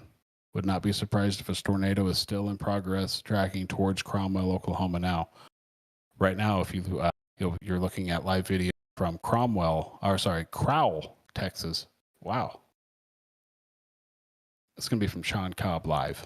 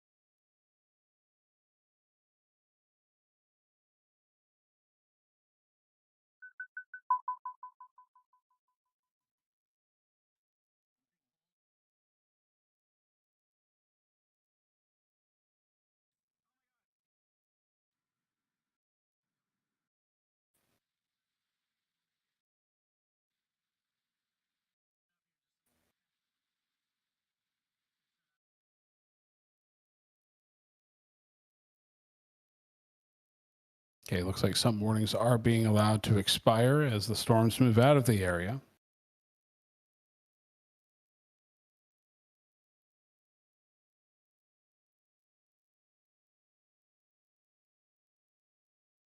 Actually, it does appear that Cromwell is still very much under the gun for a potential tornado. We are seeing strong gate-to-gate rotation in the velocities.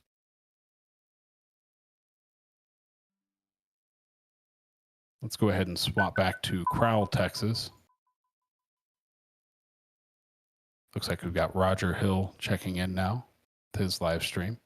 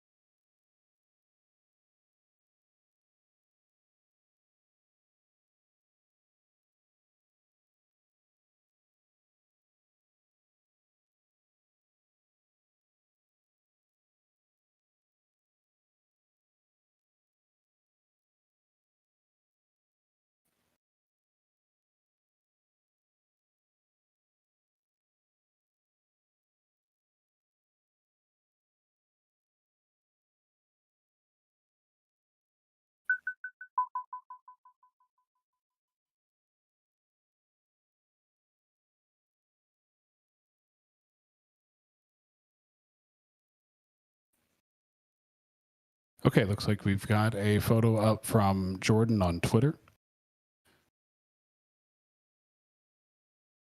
It looks like this was going to be west of Trescott, Texas.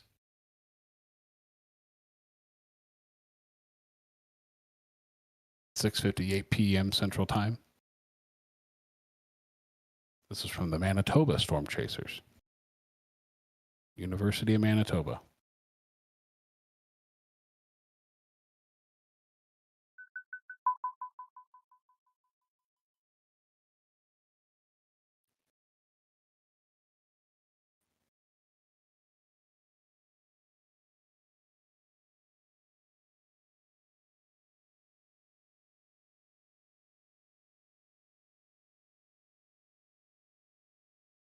Okay, looks like from Twitter from Jeff Petrowski is going to be tracking a large violent tornado in progress now. This is 10 northwest of Trescott, Texas.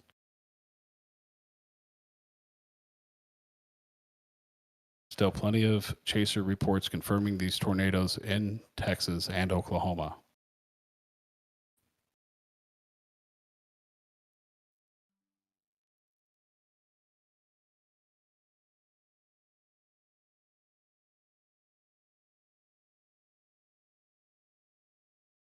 For those of you just joining in, we did witness a tornado, multi-vortex tornado, live on stream from our storm chasers, Jordan Hall and Scott Peak in Seminole, Oklahoma, which appears to have substantial structural damage.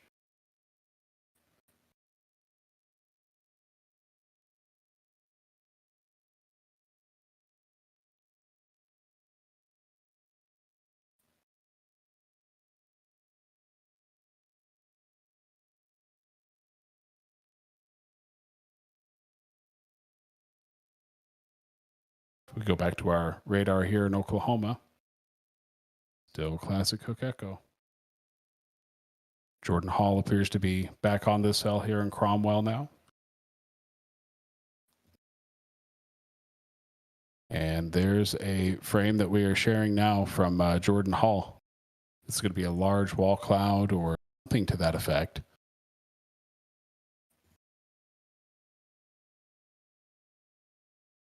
This is a live view from just south of Cromwell, Oklahoma.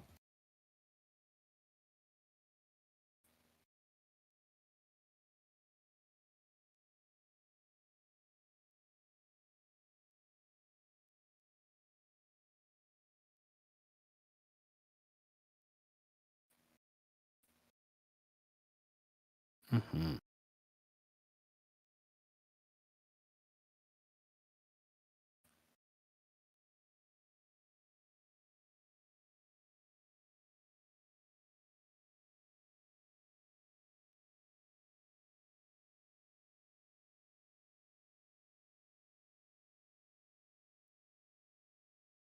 What a monster.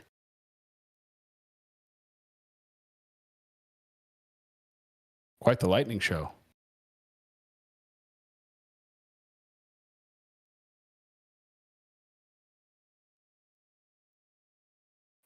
Amarillo, Oklahoma, if you're not in your shelter, you need to take shelter now. Tornado in progress. Substantial impacts structural to Seminole, Oklahoma. I've not heard any reports of injuries at this time.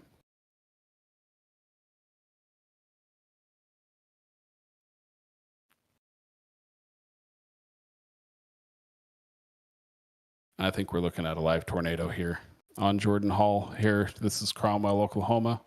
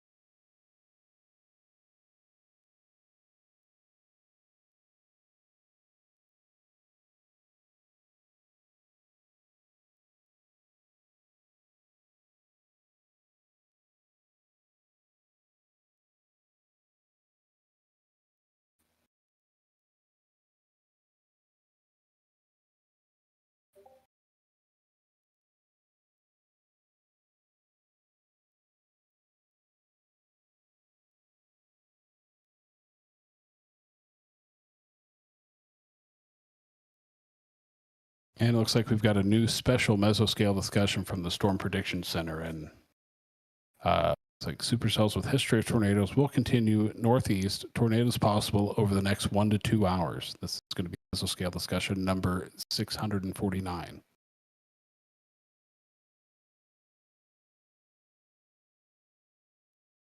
So this includes the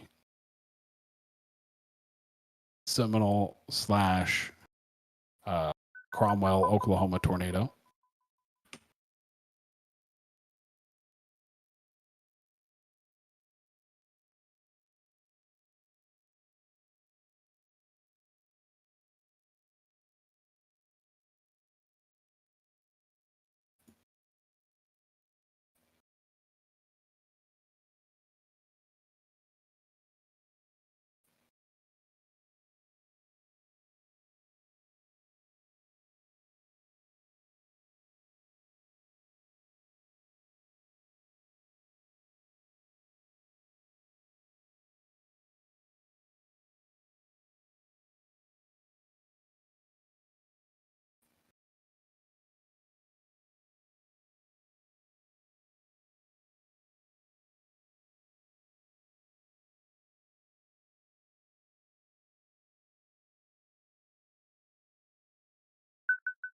Certainly showing strong rotation still.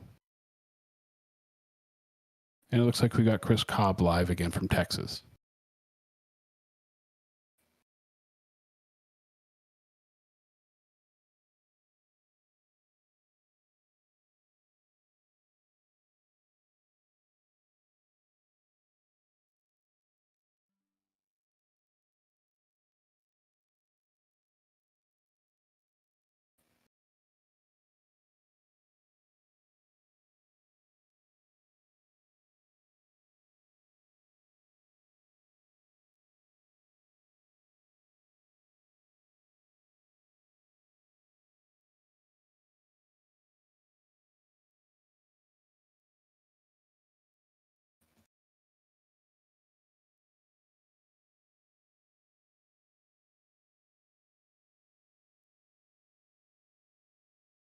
All right, we're going to go ahead and bounce between storms now. So let's go ahead and check back in with Texas.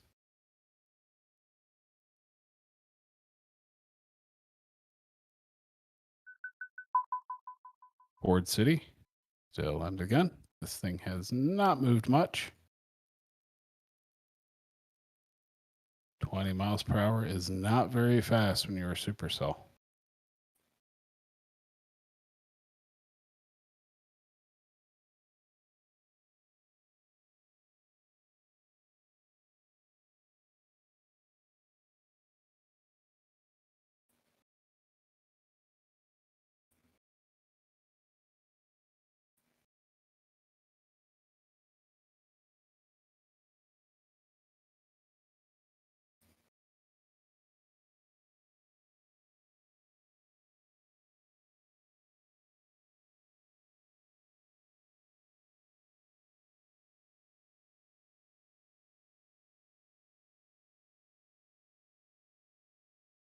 Looks like we've got some emergency vehicles live on Jordan Hall's stream. Wow.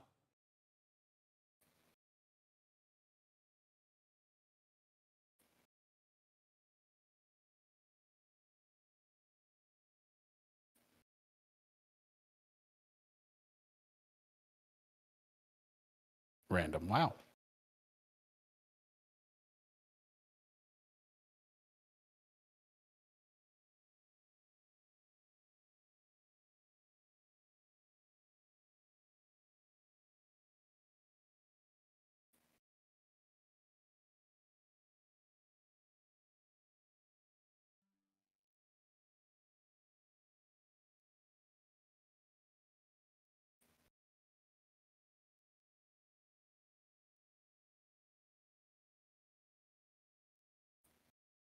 Boy, that is an awesome looking tornado warning.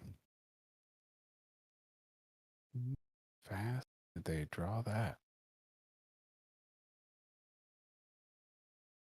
So as we can see here, Cromwell, Oklahoma, still very much in the path of this tornado. Golf ball size hail also reported with this storm.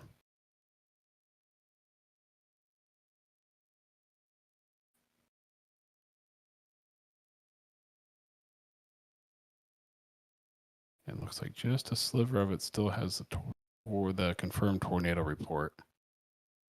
So this is moving east at 25 miles an hour. This is near Cromwell.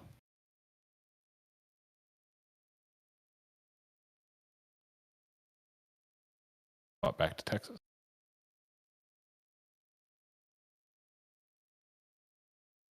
Still not a lot of movement.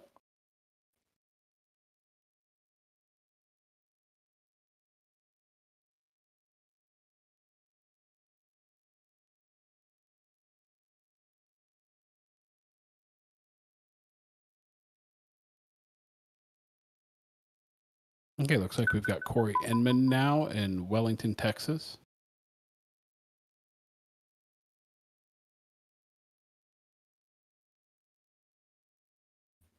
This is going to be an exclusive stream of the other storm in Texas that not confirmed tornado yet, but certainly has the potential, possibly a radar indicated tornado.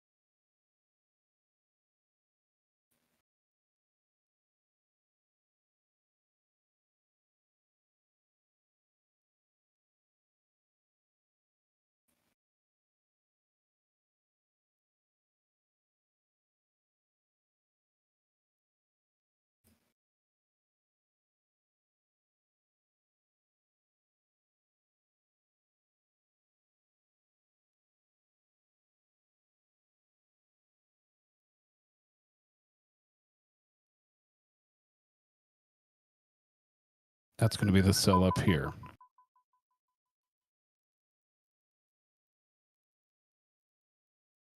Looks like we're still a little ways out from that radar there. Wondering if we might have a decent look of Amarillo.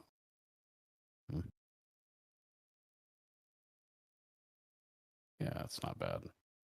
So yeah, strong rotation here as well. Certainly some powerful updrafts with those kind of hail signatures and the vertically integrated liquid. Not quite that classic bean or hook echo shape like we have seen with some of our other tornado producers, but they didn't start out like this either. So we'll keep an eye on this Wellington storm here.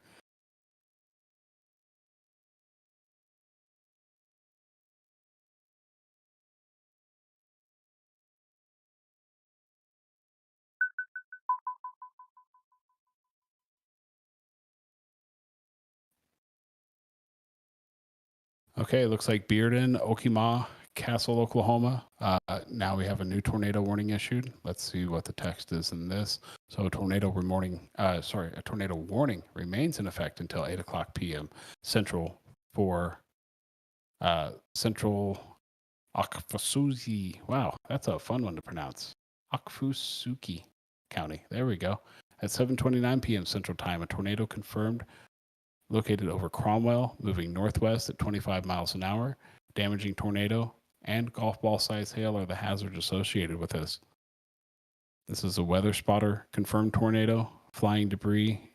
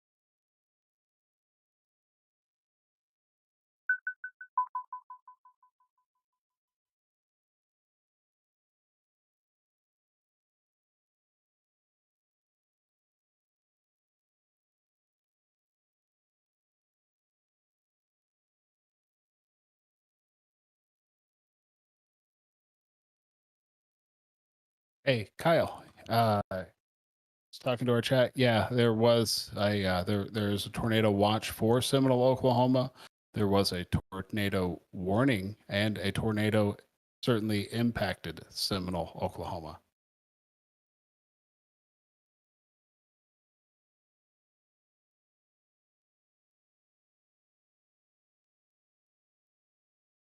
This would have been about 20 minutes ago, 30 minutes ago or so. If we look here to our right-hand side of the feed here, looks like from Chad Casey, and this is a tornado earlier southwest of Paducah, Texas.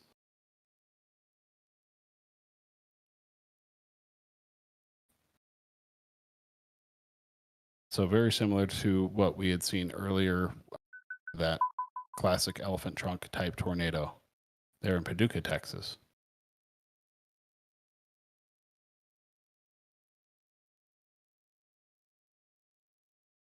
Yeah, it looks like we've got our live shot back now from Corey Inman in Wellington, Texas. Tracking a tornadic, potentially tornadic supercell there.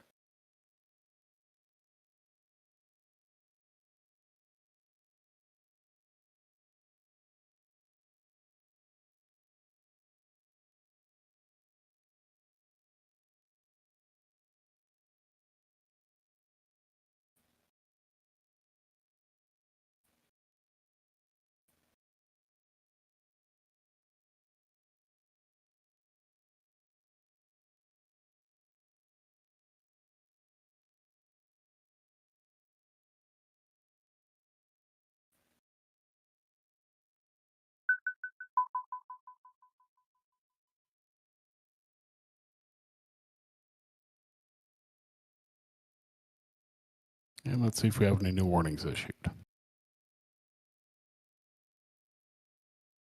Zoom out on the general tornado watch area here so we can kind of see what the big picture is doing now. So it looks like we've got 3 areas of tornado genesis. One of them down here near Crowell, Texas, just outside of Paducah and Ford City. Got another one here in Wellington.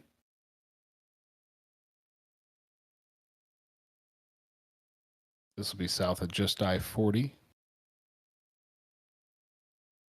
They're in the eastern panhandle.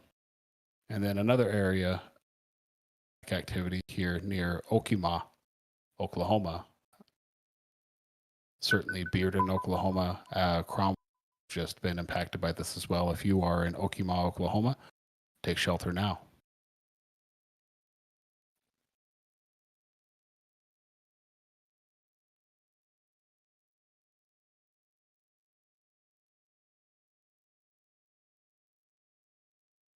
It's a dangerous storm. To repeat the National Weather Service, that flying debris will be dangerous to those who are caught without shelter. Mobile homes will be damaged or destroyed. Damage to roofs, windows, and vehicles will occur. Tree damage, very likely for Okemah, Bearden, Clearview, and Castle, Oklahoma.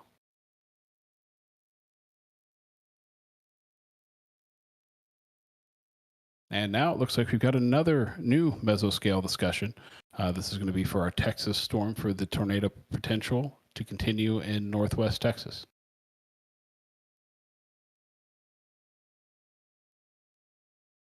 This is from the National Weather Service Storm Prediction Center.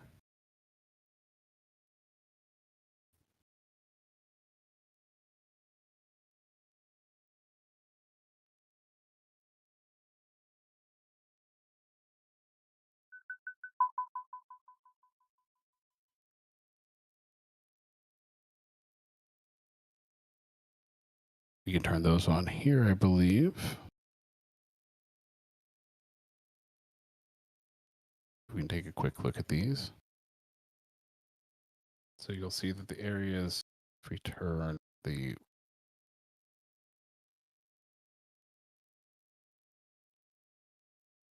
So the new mesoscale discussion is going to be for here.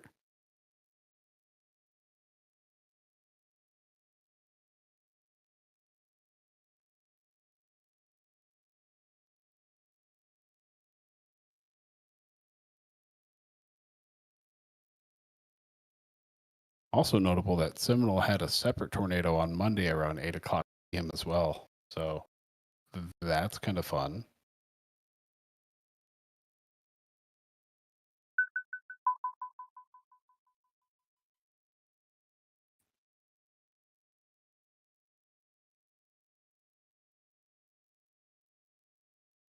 Looks like we've got some significant damage in downtown Seminole. Jordan Hall with a live shot right now.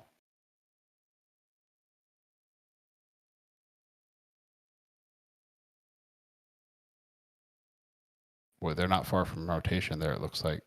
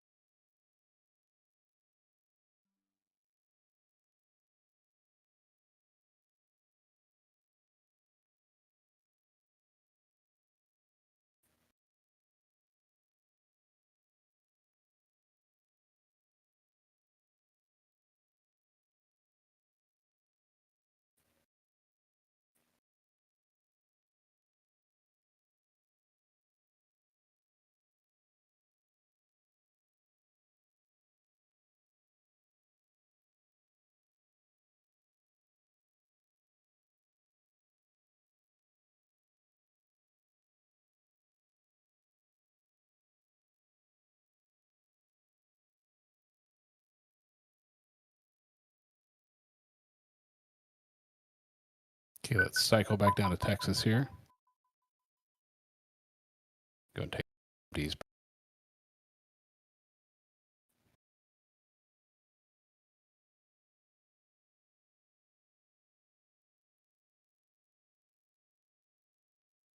Okay, looks like we've got a new tornado warning for Ford County in Texas until 8:30 p.m. Central.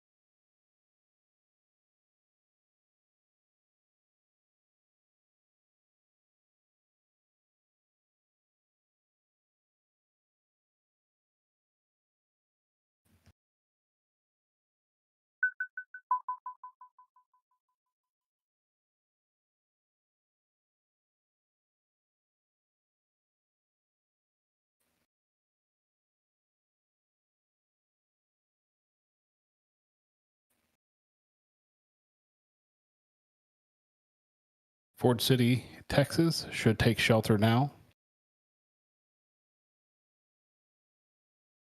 We have a new tornado warning for Ford City until 8:30 p.m. Central Time.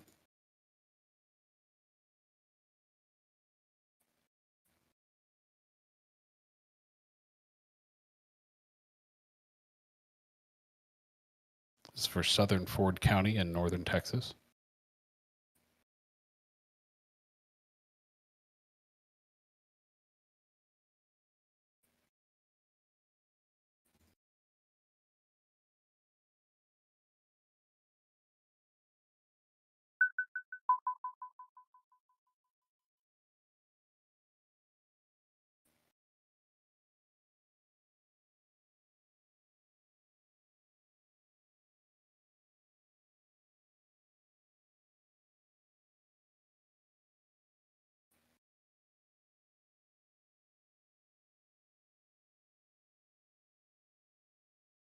Extreme close-up.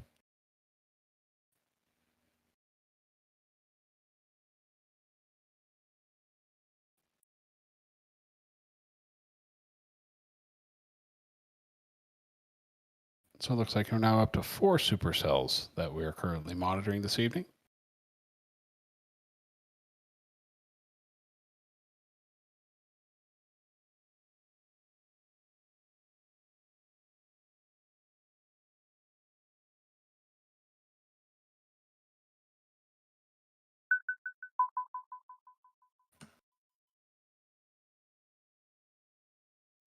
First, that's going to be here in Texas.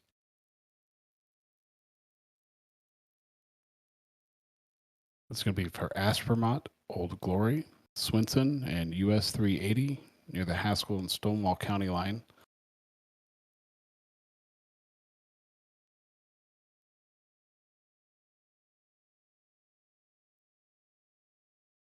Next one here is going to be the Crowell, Texas tornadic supercell. We're seeing Ford City here with a broad area of rotation just south of Crowell. This is going to be on and along Highway 6, just south of Highway 70. So Ford City, Texas, be in your shelters now. This does not show any sign of lessening its rotation. And the National Weather Service is confirming this with its warning text to take shelter now. Certainly some large hail associated with this as well. So you can expect damage to roofs, siding, windows, and vehicles.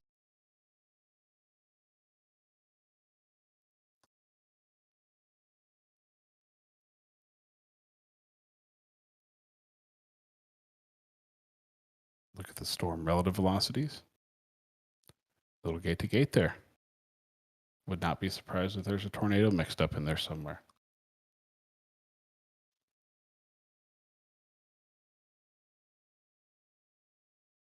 Let's check out our Wellington one here.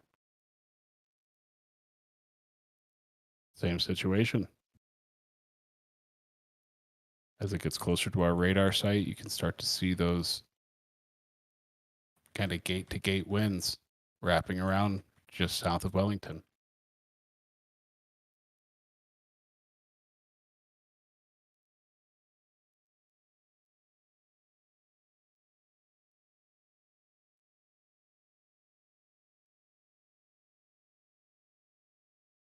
Of course, now we also have our Okima. Everybody has their own way. I've had 3 different people tell me 3 totally different ways to pronounce that tonight. So.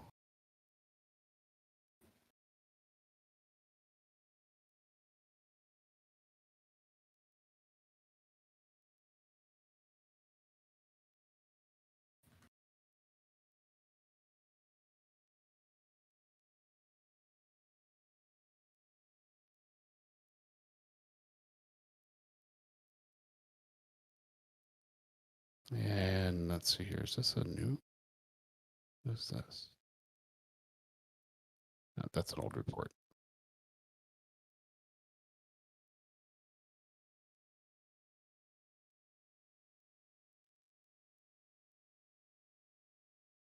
Okay, violent wedge tornado near Okima, according to Jordan.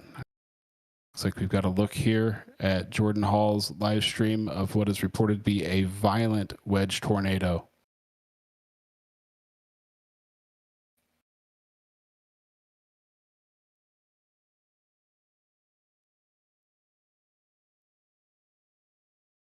Okima, Oklahoma.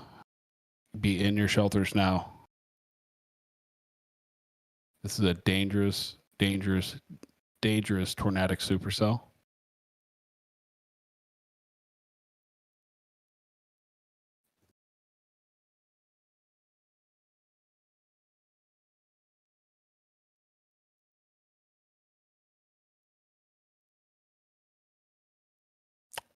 I'm trying to tell, are they on the interstate? Go back to Ford, Texas. Take a look at the storm relative velocities.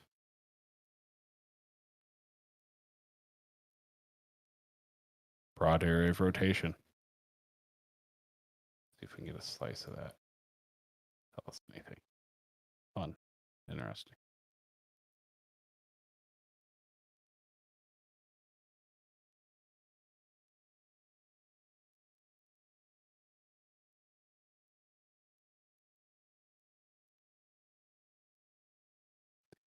What it takes.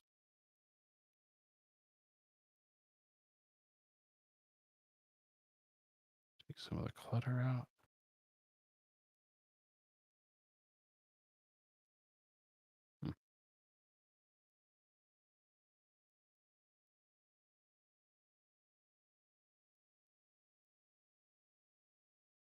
Okay, Jordan Hall and Scott Peak look like they are on Interstate 40.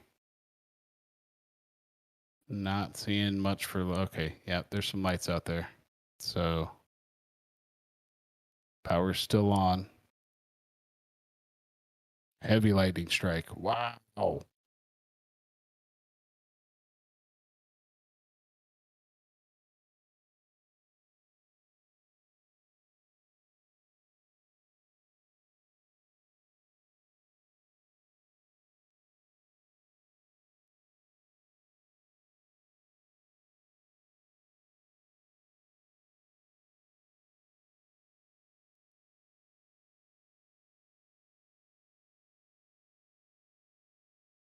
Looks like video might be getting a little dicey again there. Let's go back to, let's take a look here.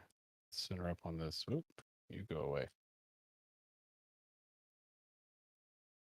Take a look at radar.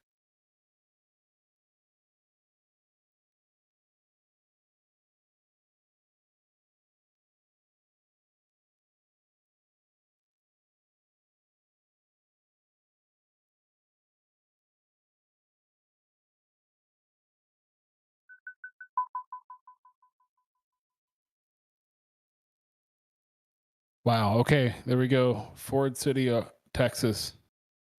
On the ground right now. Yep. Let's keep it live. There we go. It's a dirty tornado. Look at all that dust. He is right underneath it. It looks like it is straddling the road. Can we confirm this location? Is that as close as we can get that location? Ford City?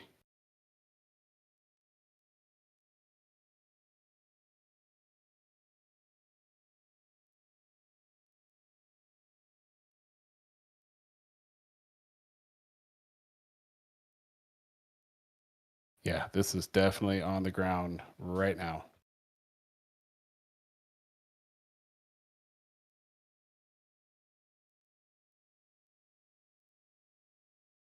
Looks like he's on the west side of Ford City is where this is going to be located. This is a live shot from the west side of Ford City, Texas. Tornado currently on the ground.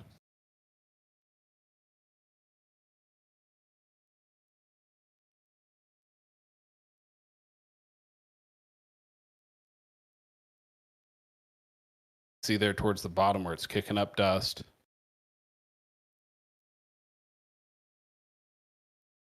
I mean, this thing's just going right down the road.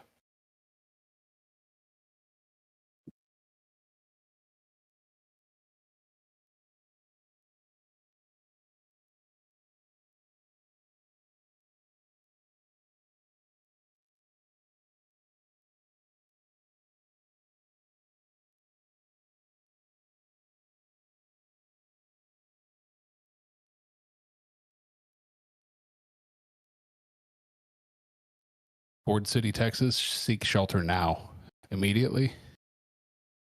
This appears to be on the west side of town, so it has not moved to the town, at least the best I can tell now. I see a windmill just to the left-hand side of Sean Cobb's live stream. If that's any indicator of where the tornado may actually be,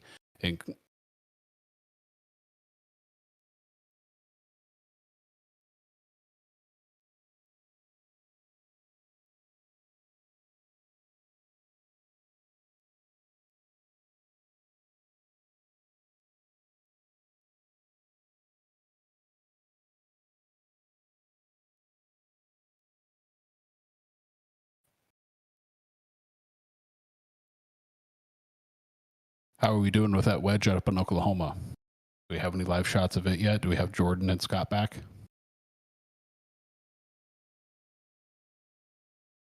Looks like we're still with Sean Cobb in Ford City, Texas. Tornado still in progress.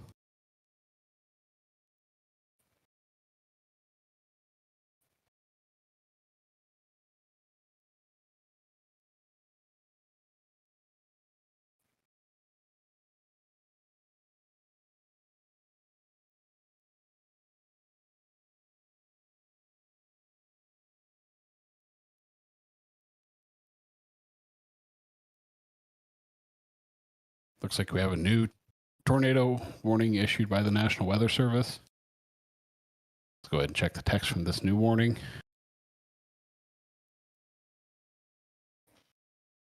It's in effect until 8:30 p.m. Central Daylight Time for southern Ford County. So a confirmed tornado was located 9 miles north of Truscott, moving northeast at 15 miles an hour. This is a damaging tornado and 2-inch diameter hail.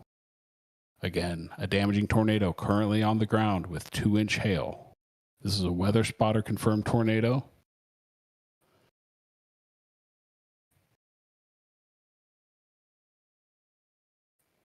Located 9 miles north of Truscott, Texas, moving northeast at 15 miles an hour. If you're in the path of this tornado, seek shelter immediately.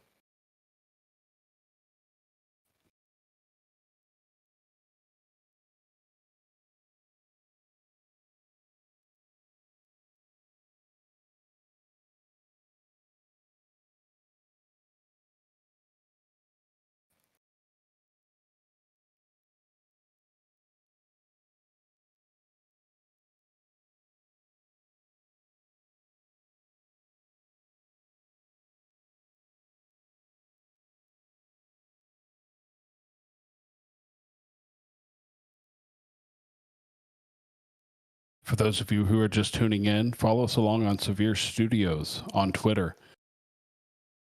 We posted several updates and photos and video from storm chasers out in the field who have been tracking these storms throughout the afternoon and evening. Right now, we're looking at a live shot from Sean Cobb. He's in Ford City, Texas, maybe just a little west of town.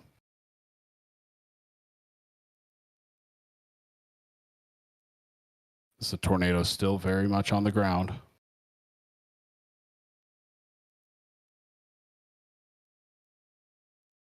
Possibly a multiple vortice tornado. Yeah, we've got 2. It looks like there's 2 on the ground. Lots of rotation.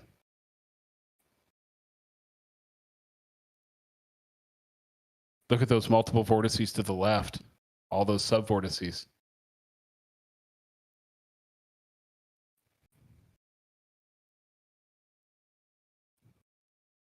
We're going to back up on radar here and see if this storm might be cycling some. Yeah, you read my mind. Good call.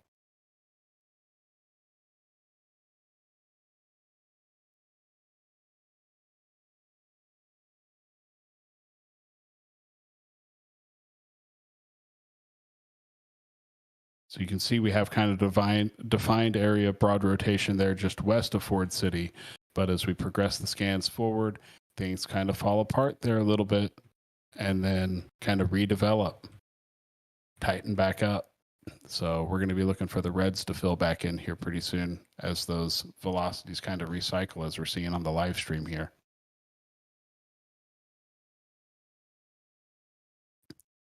We have a new hook off to the east.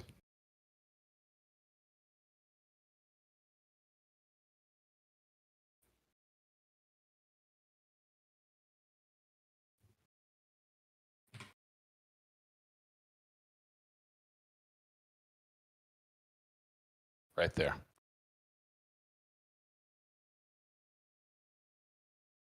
Look at the base velocities. See, winds are starting to tighten up here.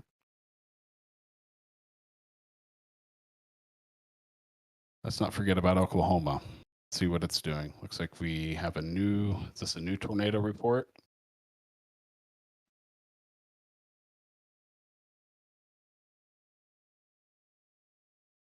So this looks like it was a little delayed. This is at 7:45 p.m.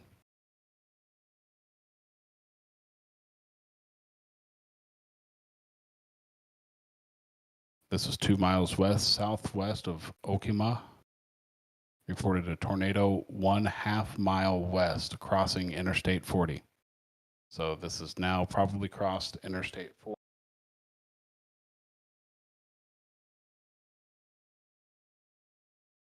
Let's take a look at the velocities. Still very much potential for a tornado here, just on the north side of Okima.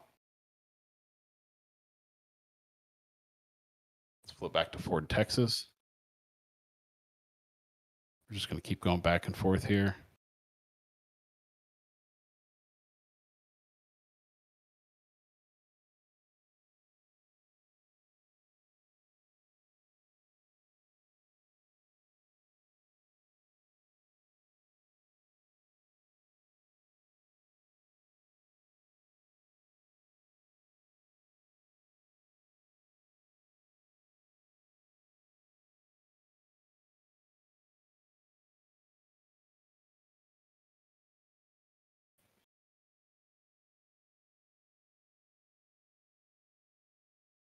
Let's see what's going on the state line here. Looks like we have some 1.75 inch, 1 3/4 inch hail reported. This is just outside of Vinson on the Oklahoma side.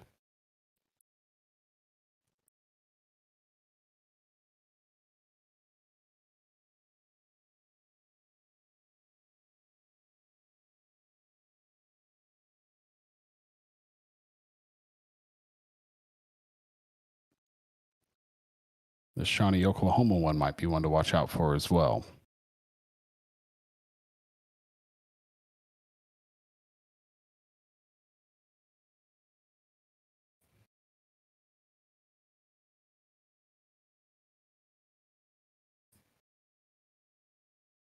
If we look at the vertically integrated liquid here, this is typically a good indicator of hail. Certainly strong updrafts within the supercell. Seeing a little bit of rotation here. Very broad area.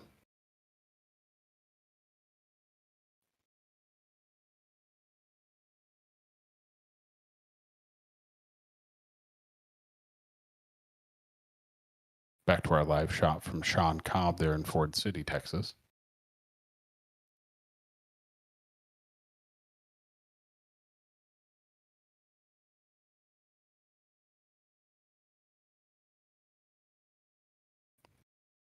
Still a pretty well-defined hook echo there.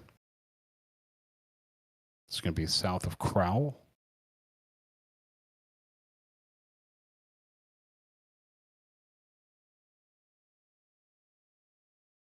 It's going to be right along Highway 70 and Highway 6 in Texas.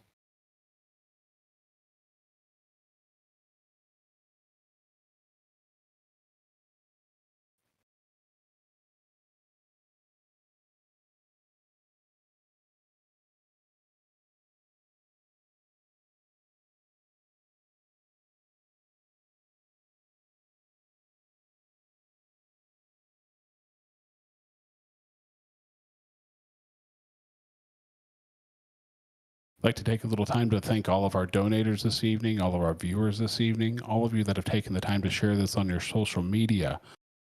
Certainly, hats off to all of you. Appreciate you tuning in this evening.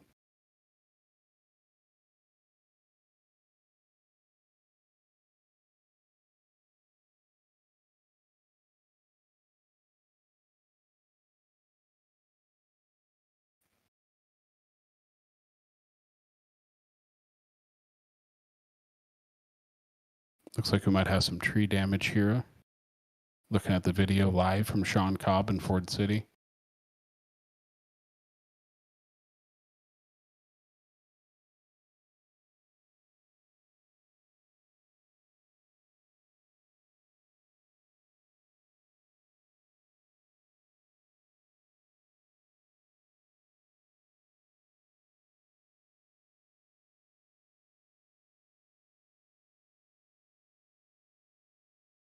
Storm does not look like it's weakening. We give a shout out to Kyle, Lily, Geezer, Corey, Kathleen, and Christine. You guys have been our MVPs in the chat tonight. Thank you for hanging out.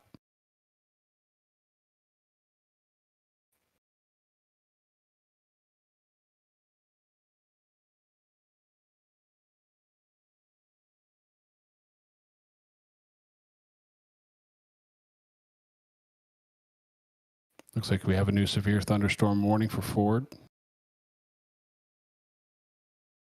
That's going to be on the Texas side until 8:45.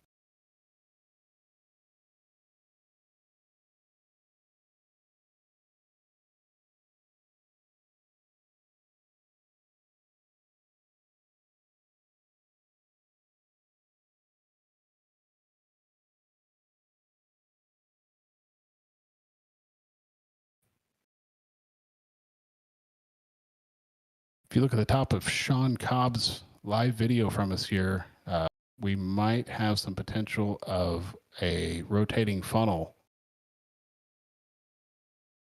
That's going to be coming down right in front of him if we're looking at what I think we're looking at.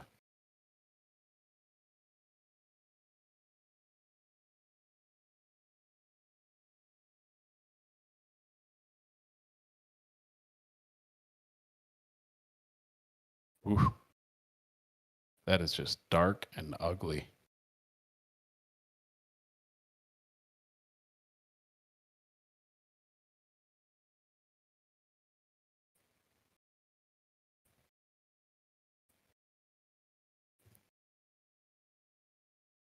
Speaking of dark and ugly, it is now 8:05 p.m. Central Time.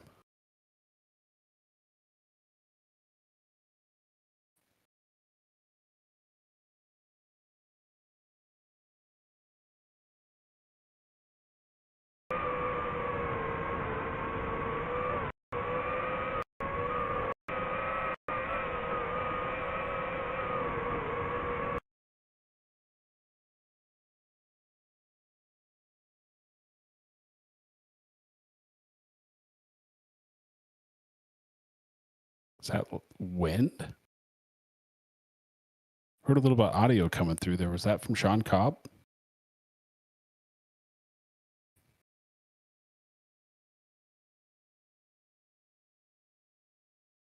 Looks like we might be queuing up some exclusive drone video.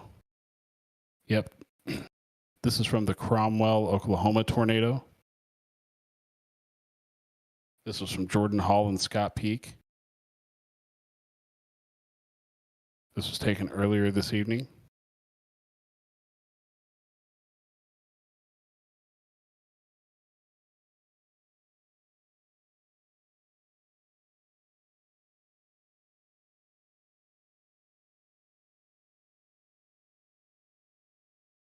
Okay, looks like we have a new tornado warning issued over on the Texas side now.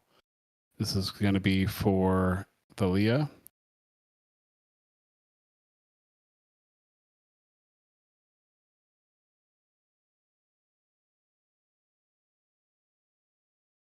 Ford County in northern Texas. This is going to be in effect until 9:00 p.m.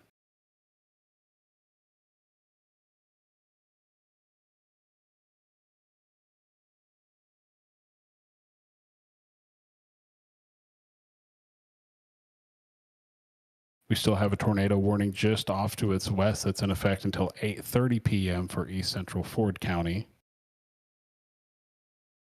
This is going to be for the same tornado, so you are not out of it yet. Crowell, you are still very much under the gun.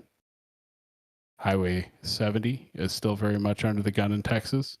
And this storm is tracking to the east-northeast towards Thalia, Texas. New tornado warning issue, Thalia, Texas, or if you are in its path along Highway 70, seek shelter immediately.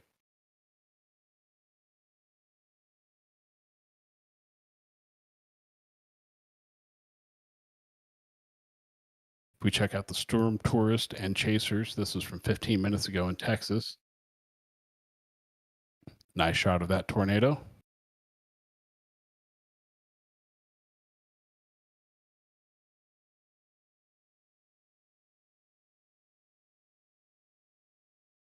Texas tornado and a wind farm. What a treat.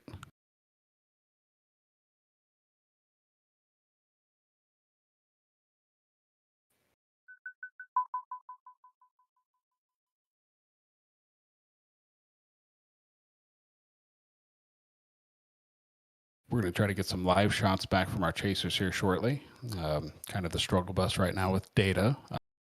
Kind of as we mentioned earlier and throughout the broadcast from occasion, you'll see our storm chasers live shots lock up a little bit.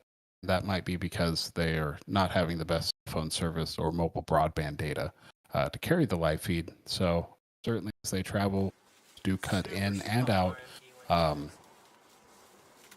Weather also has an impact on those as well. The more storm chasers that are on them can create congestion. That can create latency in the cell tower data as well. So we have several factors that we kind of have to watch out for. Wow, that Chris O'Neill live looks like he's got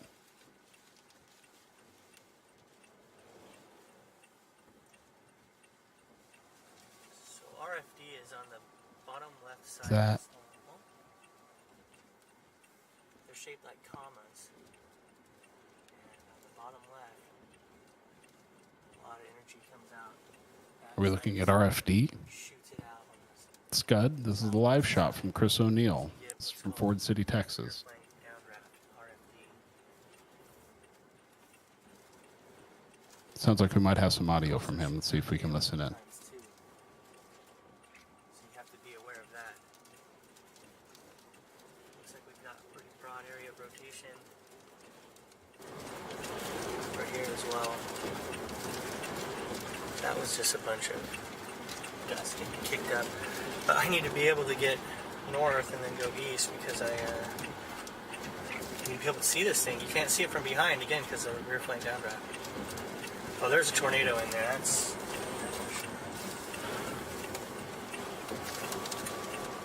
it's looking pretty gnarly on radar actually.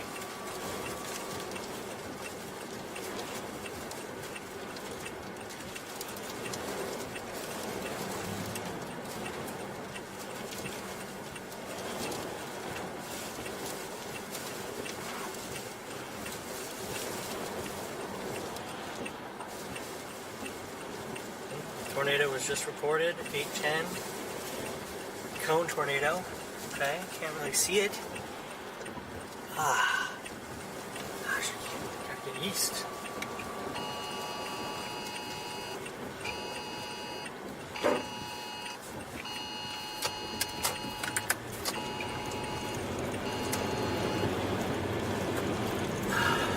I'll punch in here. Cone It sounds like we tornado was just had a just fresh reported. report of a cone tornado. This is going to be for the Ford City, Texas supercell. 5 miles from my current location, to my east-northeast, there's a large cone tornado right now. So, RFD kind of got through. That's great. Not see any hailstones. Better. One thing you have to do is watch out for people not really paying too much attention to the road.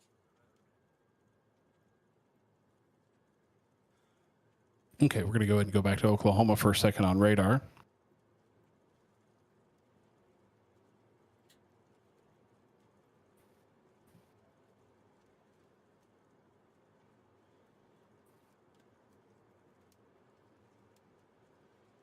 And looks like we've got a fresh tornado warning here. It's going to be for the one just south of Shawnee, Oklahoma, in Earlsboro.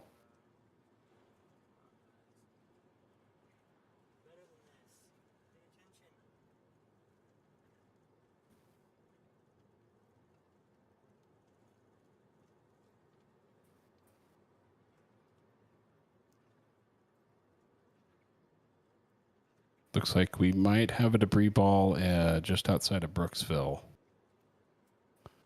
Pull up the CC. I'm south of Crowell, Texas right now. There's just a cone tornado reported. Yep, looks like that'd be it right there. It's 5 miles from my location.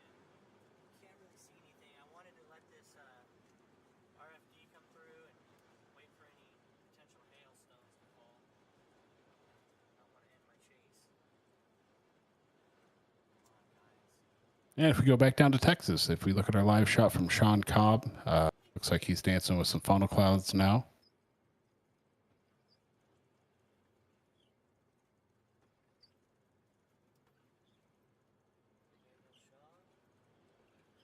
Shot to his right here momentarily, and we'll be able to see that again. Looks like we changed count. He's trying to get us a better camera view here. Looks like we've got some tree damage along the highway there.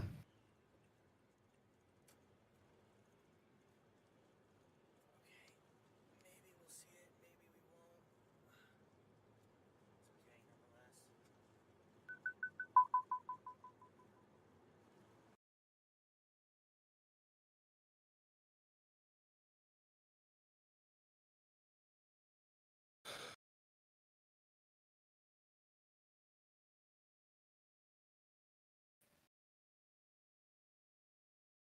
Go back to Texas. On the radar.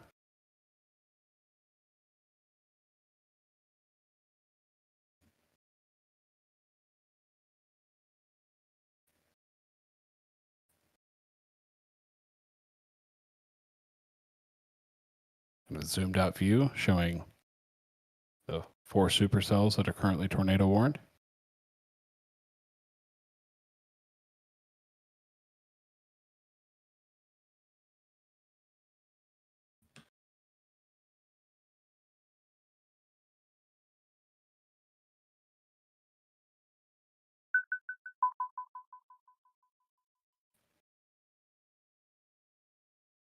We'll look at the velocities and then back to the reflectivity.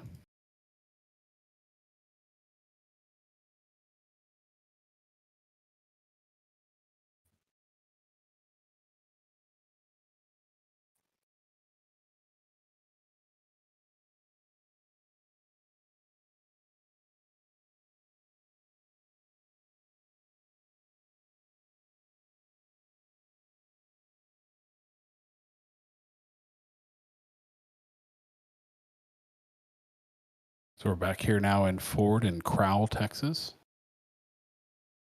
Several live shots.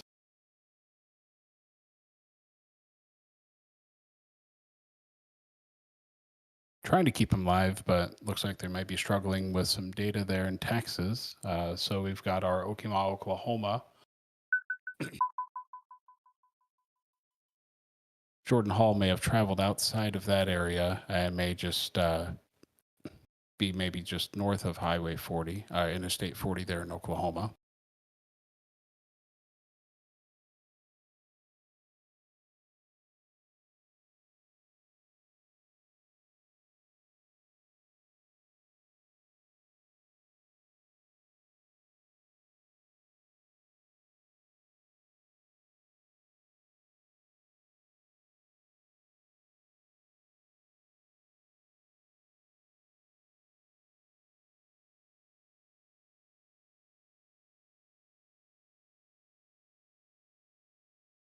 Okay, well, we're just going to wait for some live videos to come back while we, okay, here we go. There we go. Sean Cobb looks like he's back there, Ford City, Texas.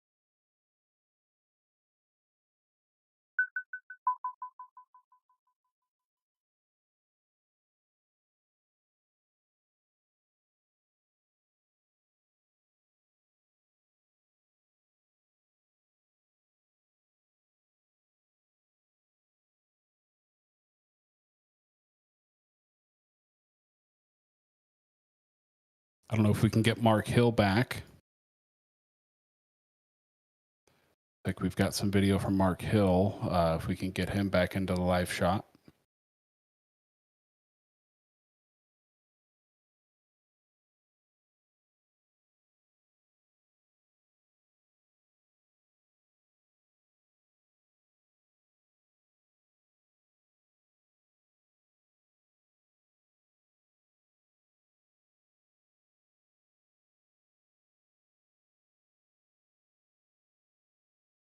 Okay, just kidding. We were having some troubles getting him back. So we're just going to focus on Sean Cobb and his live stream.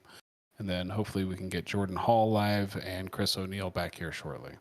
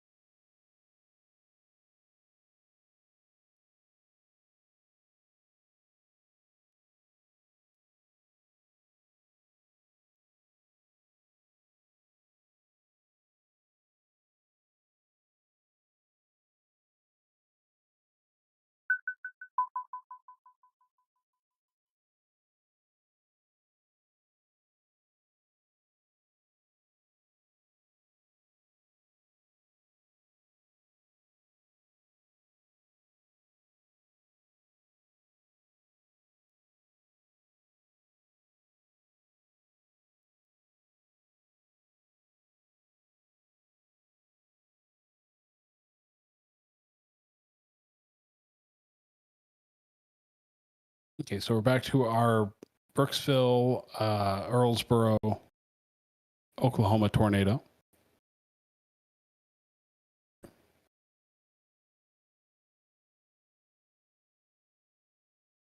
And as much as I hate to say this, this thing is tracking right towards Seminole.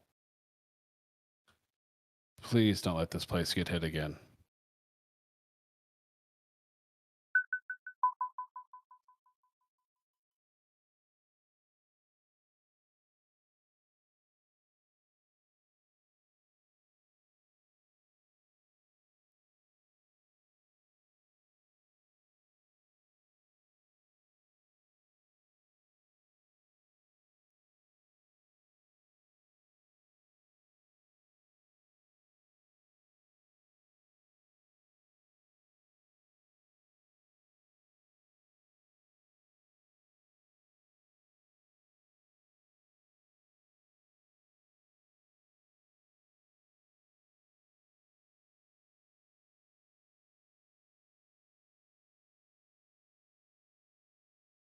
I'll be right back shortly. Got to refill the H2O.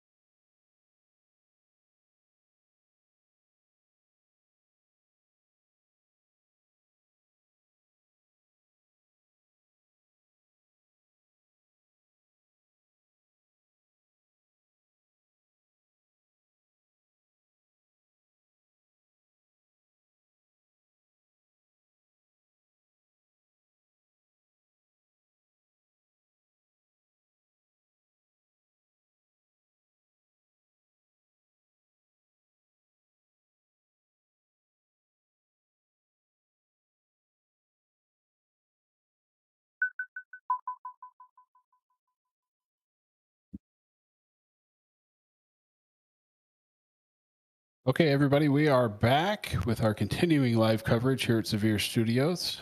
You're following us along at SevereStudios.com YouTube channel or Facebook. You can also follow us along on our website at SevereStudios.com, Twitter at Severe Studios. We have several tweets that we've put out there tonight with, I think we've got some drone footage that's been put out there. Definitely lots of cell phone and professional photography of tornadoes that have been out there today. Some crazy hail accumulations across the roads. Right now, we've got several tornado warnings in effect across Texas and Oklahoma. Last count was 4. Let me see if I can get a fresh count.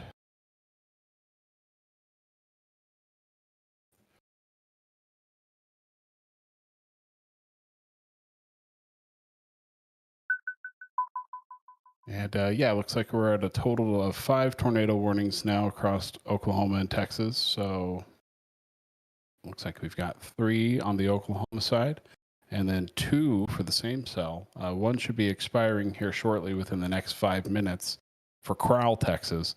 But we also have Thalia, Texas, under the gun. Certainly a possible tornado on the ground there now. Actually indicating by the report being a TORR in the pink. It is a confirmed tornado on the ground.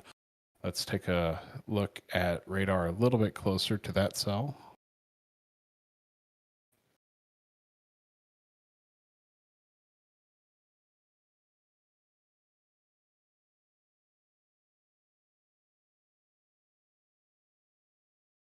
This appears to be just a little bit north now of 70, but if you are on Texas Highway 70 between Crowell and Thalia, you're certainly in the path of rotation.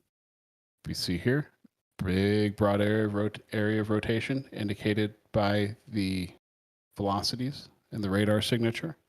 We also have confirmed tornado reports from storm spotters and chasers.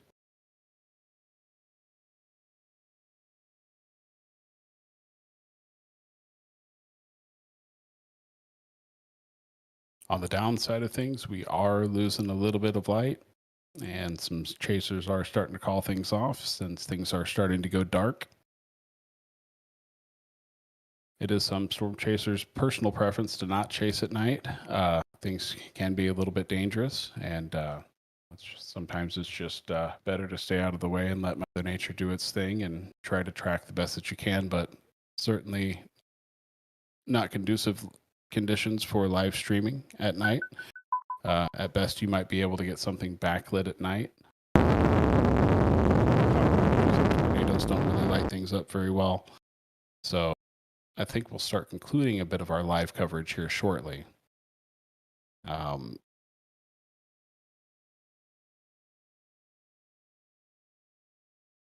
We do have a short clip incoming from Jordan Hall and Scott Peak. This was from earlier this evening.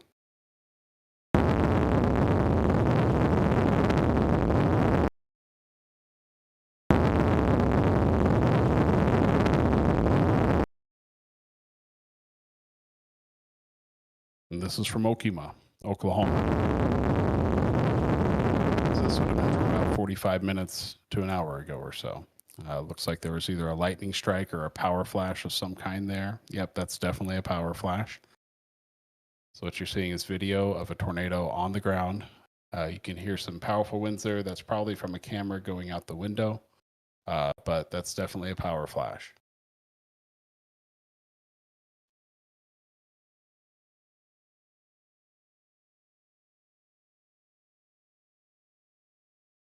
For those who don't know, a power flash is when a tornado impacts some type of electrical utility.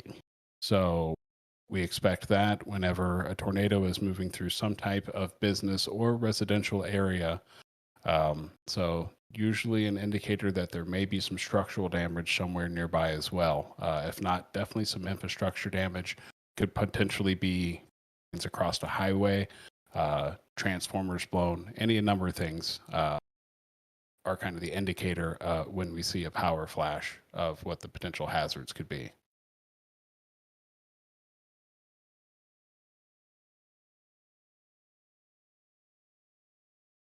And we've talked a lot tonight about tornadoes and hail and damaging winds. Another threat that certainly we've had quite a bit of rainfall, these supercell storms that have fallen across the Texas and Oklahoma area. Hydroplaning, if you're traveling along the highways, hydroplaning is a very, very dangerous thing. If you're traveling along these highways, make sure you're aware of ponding water.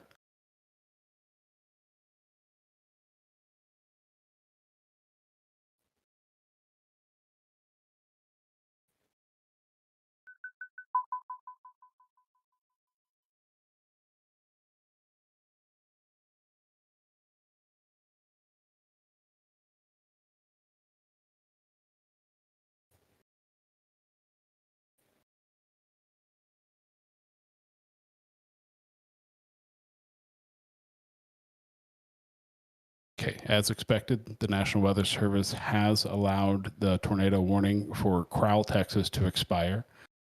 They have now focused in on the area along Highway 70 for Thalia. If we look here, we still see several areas of rotation here now.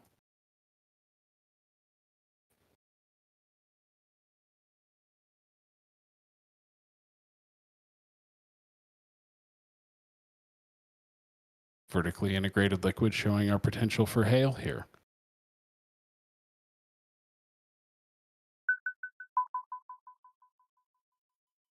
And if we look at the echo tops, we are topping out exceptionally high here at roughly just above 50,000 feet.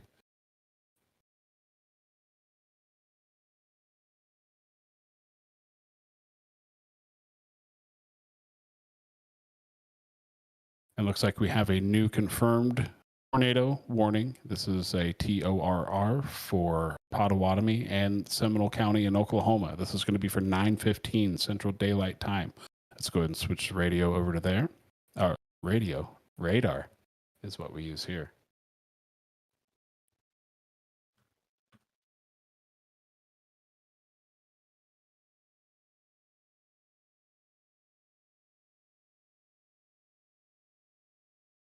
So this is going to be for Earlsboro, Oklahoma.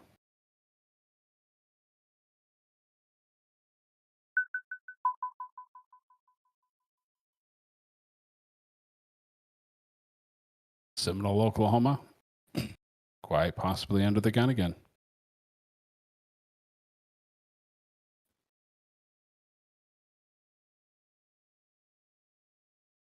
I hope those people can find some fresh shelter. Oh. Oh.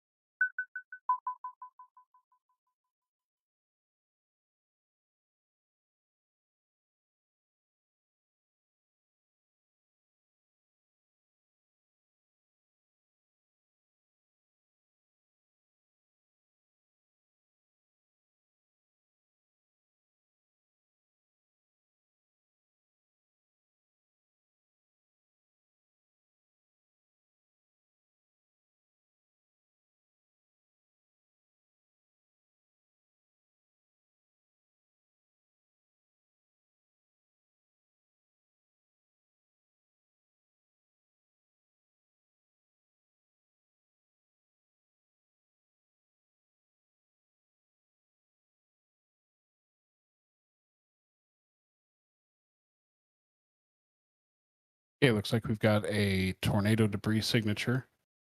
This is going to be for the Earlsboro, Oklahoma tornado.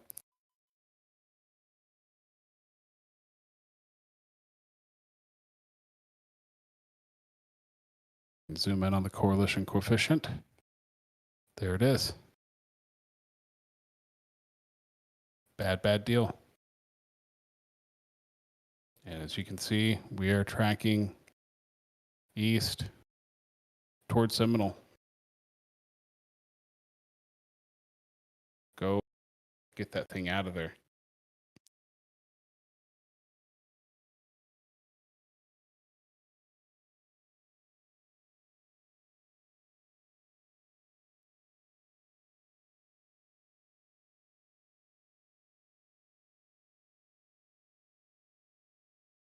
This is going to be for the area just east of Earlsboro.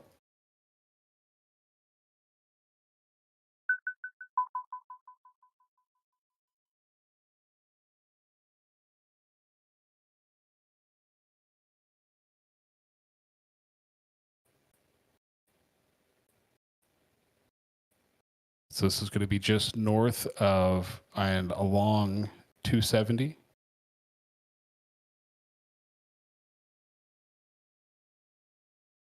Right over by, looks like State Highway.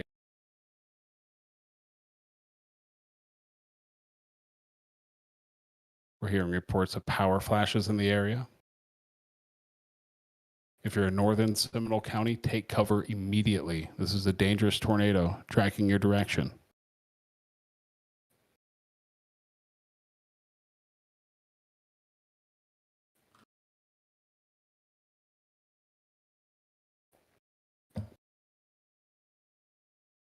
So if you were in the town of Earlsboro or just east of there, you need to be in your shelter. Again, that is northern Seminole County in Oklahoma. Take cover immediately.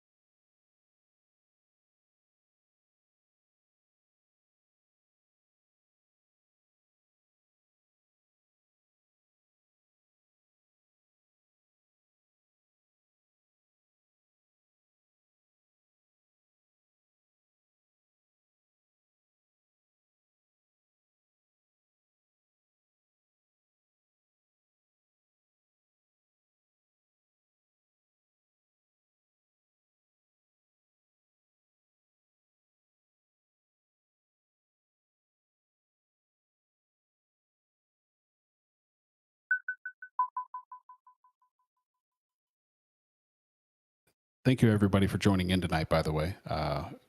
You're watching continued severe weather coverage from SevereStudios. This is our live feed of severe weather from Oklahoma and Texas tonight.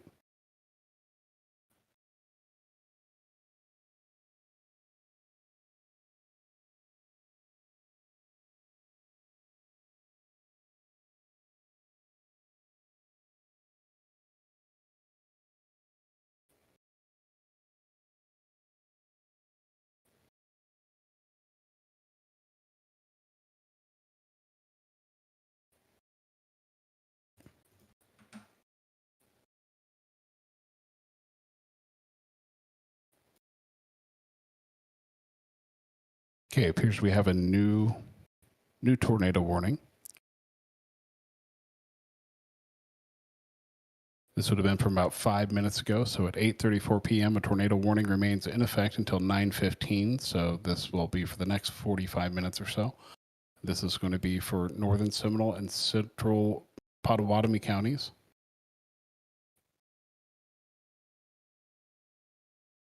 Okay, looks like we've got a new live video up now. We've got Mark Hill back with us. You can see hail flying across that live stream.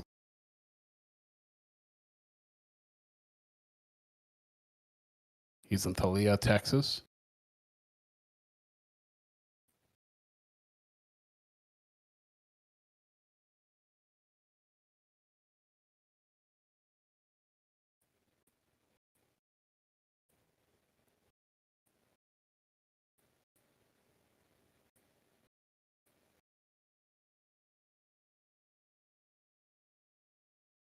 What on earth?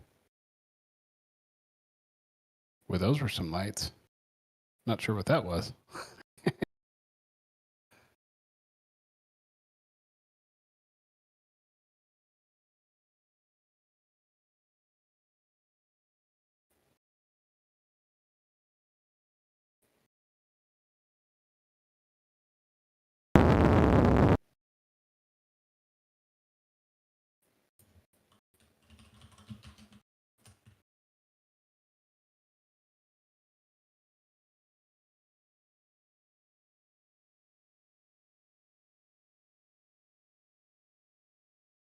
Okay, looks like we might have the full Wedge video. This is from the Oklahoma tornado. We're trying to get that pulled up for you now. Get that audio, pull that audio back.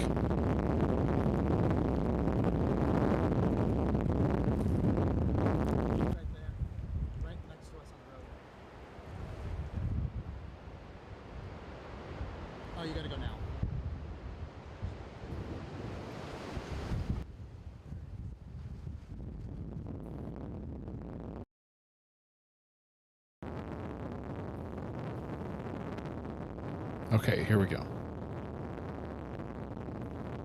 So this is earlier this evening. This would have been the Okima tornado.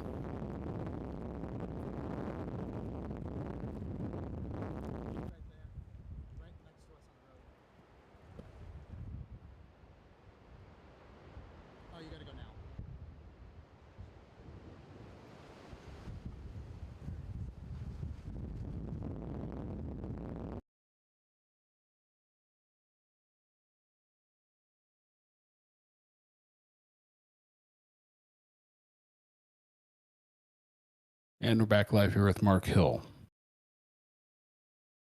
our chaser in the field in Thalia, Texas. Incredible video from Scott Peak and Jordan Hall.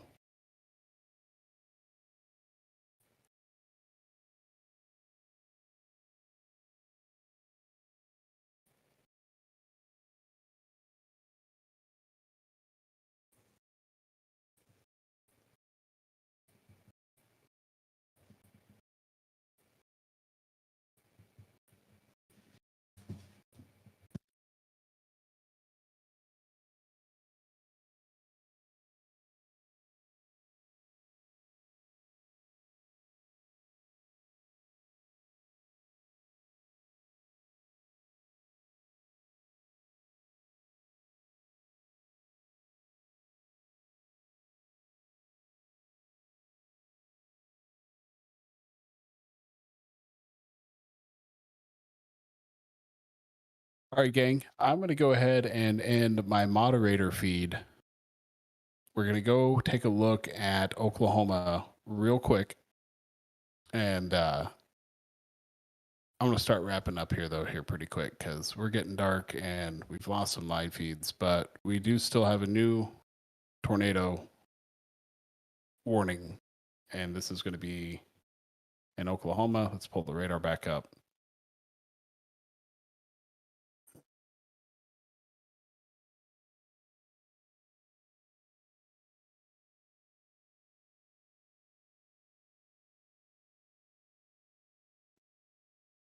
So again, this is for damaging tornado and golf ball size hail. This is a confirmed tornado. This is for Seminole, Earlsboro, Cromwell, and Little. This is in the Oklahoma. This is going to be Interstate 40 between mile markers 204 and 213. This is a confirmed tornado on the ground. If you're in the path of this tornado, seek shelter immediately.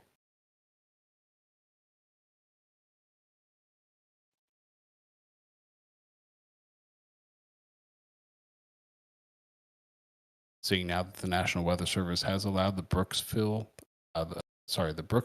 Oklahoma tornado warning to expire.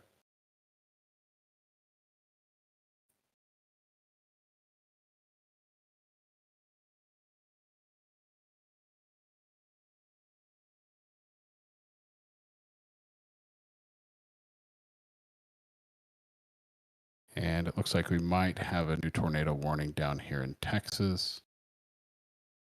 Yeah, this was from 2 minutes ago from the National Weather Service, and this warning is going to be in effect until 9:30 p.m. Central Daylight Time for southern Wilbarger County and northern Texas. This is going to be for Grayback, Texas, as far as your location's impacted. So this is radar indicated rotation along with golf ball size hail. So this is 5 miles east of Thalia, and this is moving east at 30 miles an hour in Texas.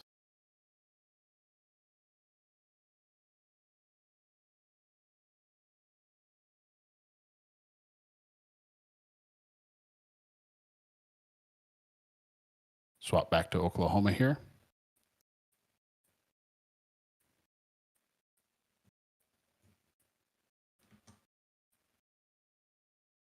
Still seeing some areas of defined rotation.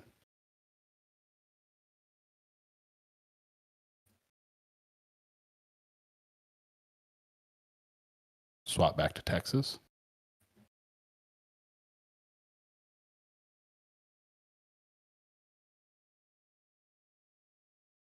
It's a very large tornado near Thalia.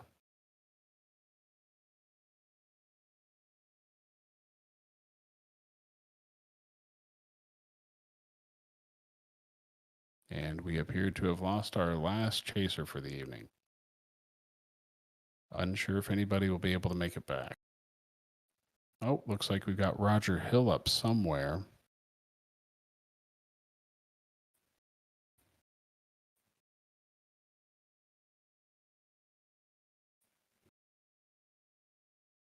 He looks like he's just outside of Crowell, Texas.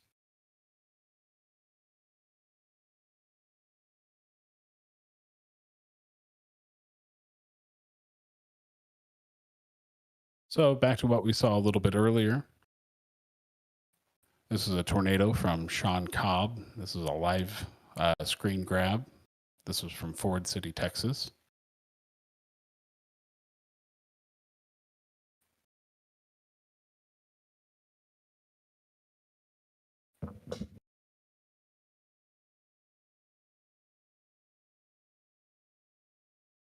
This would have been about an hour ago.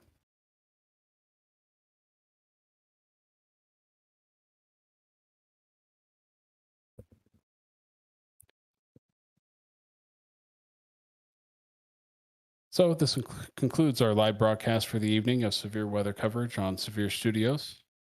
Please subscribe. Think about donating or doing a super chat before we wrap up this evening. Help us get more data. Keep these live streams going longer throughout the evening. Please be weather aware throughout the evening. Just because we're concluding does not mean that our severe weather threat is. Along Texas and Oklahoma, across the Panhandle, Oklahoma, certainly Seminole and those areas of Oklahoma, between Oklahoma City and Tulsa, be very weather aware throughout the evening. This threat is not going away. Again, thank you for watching. Be safe and have a great evening. Thank you.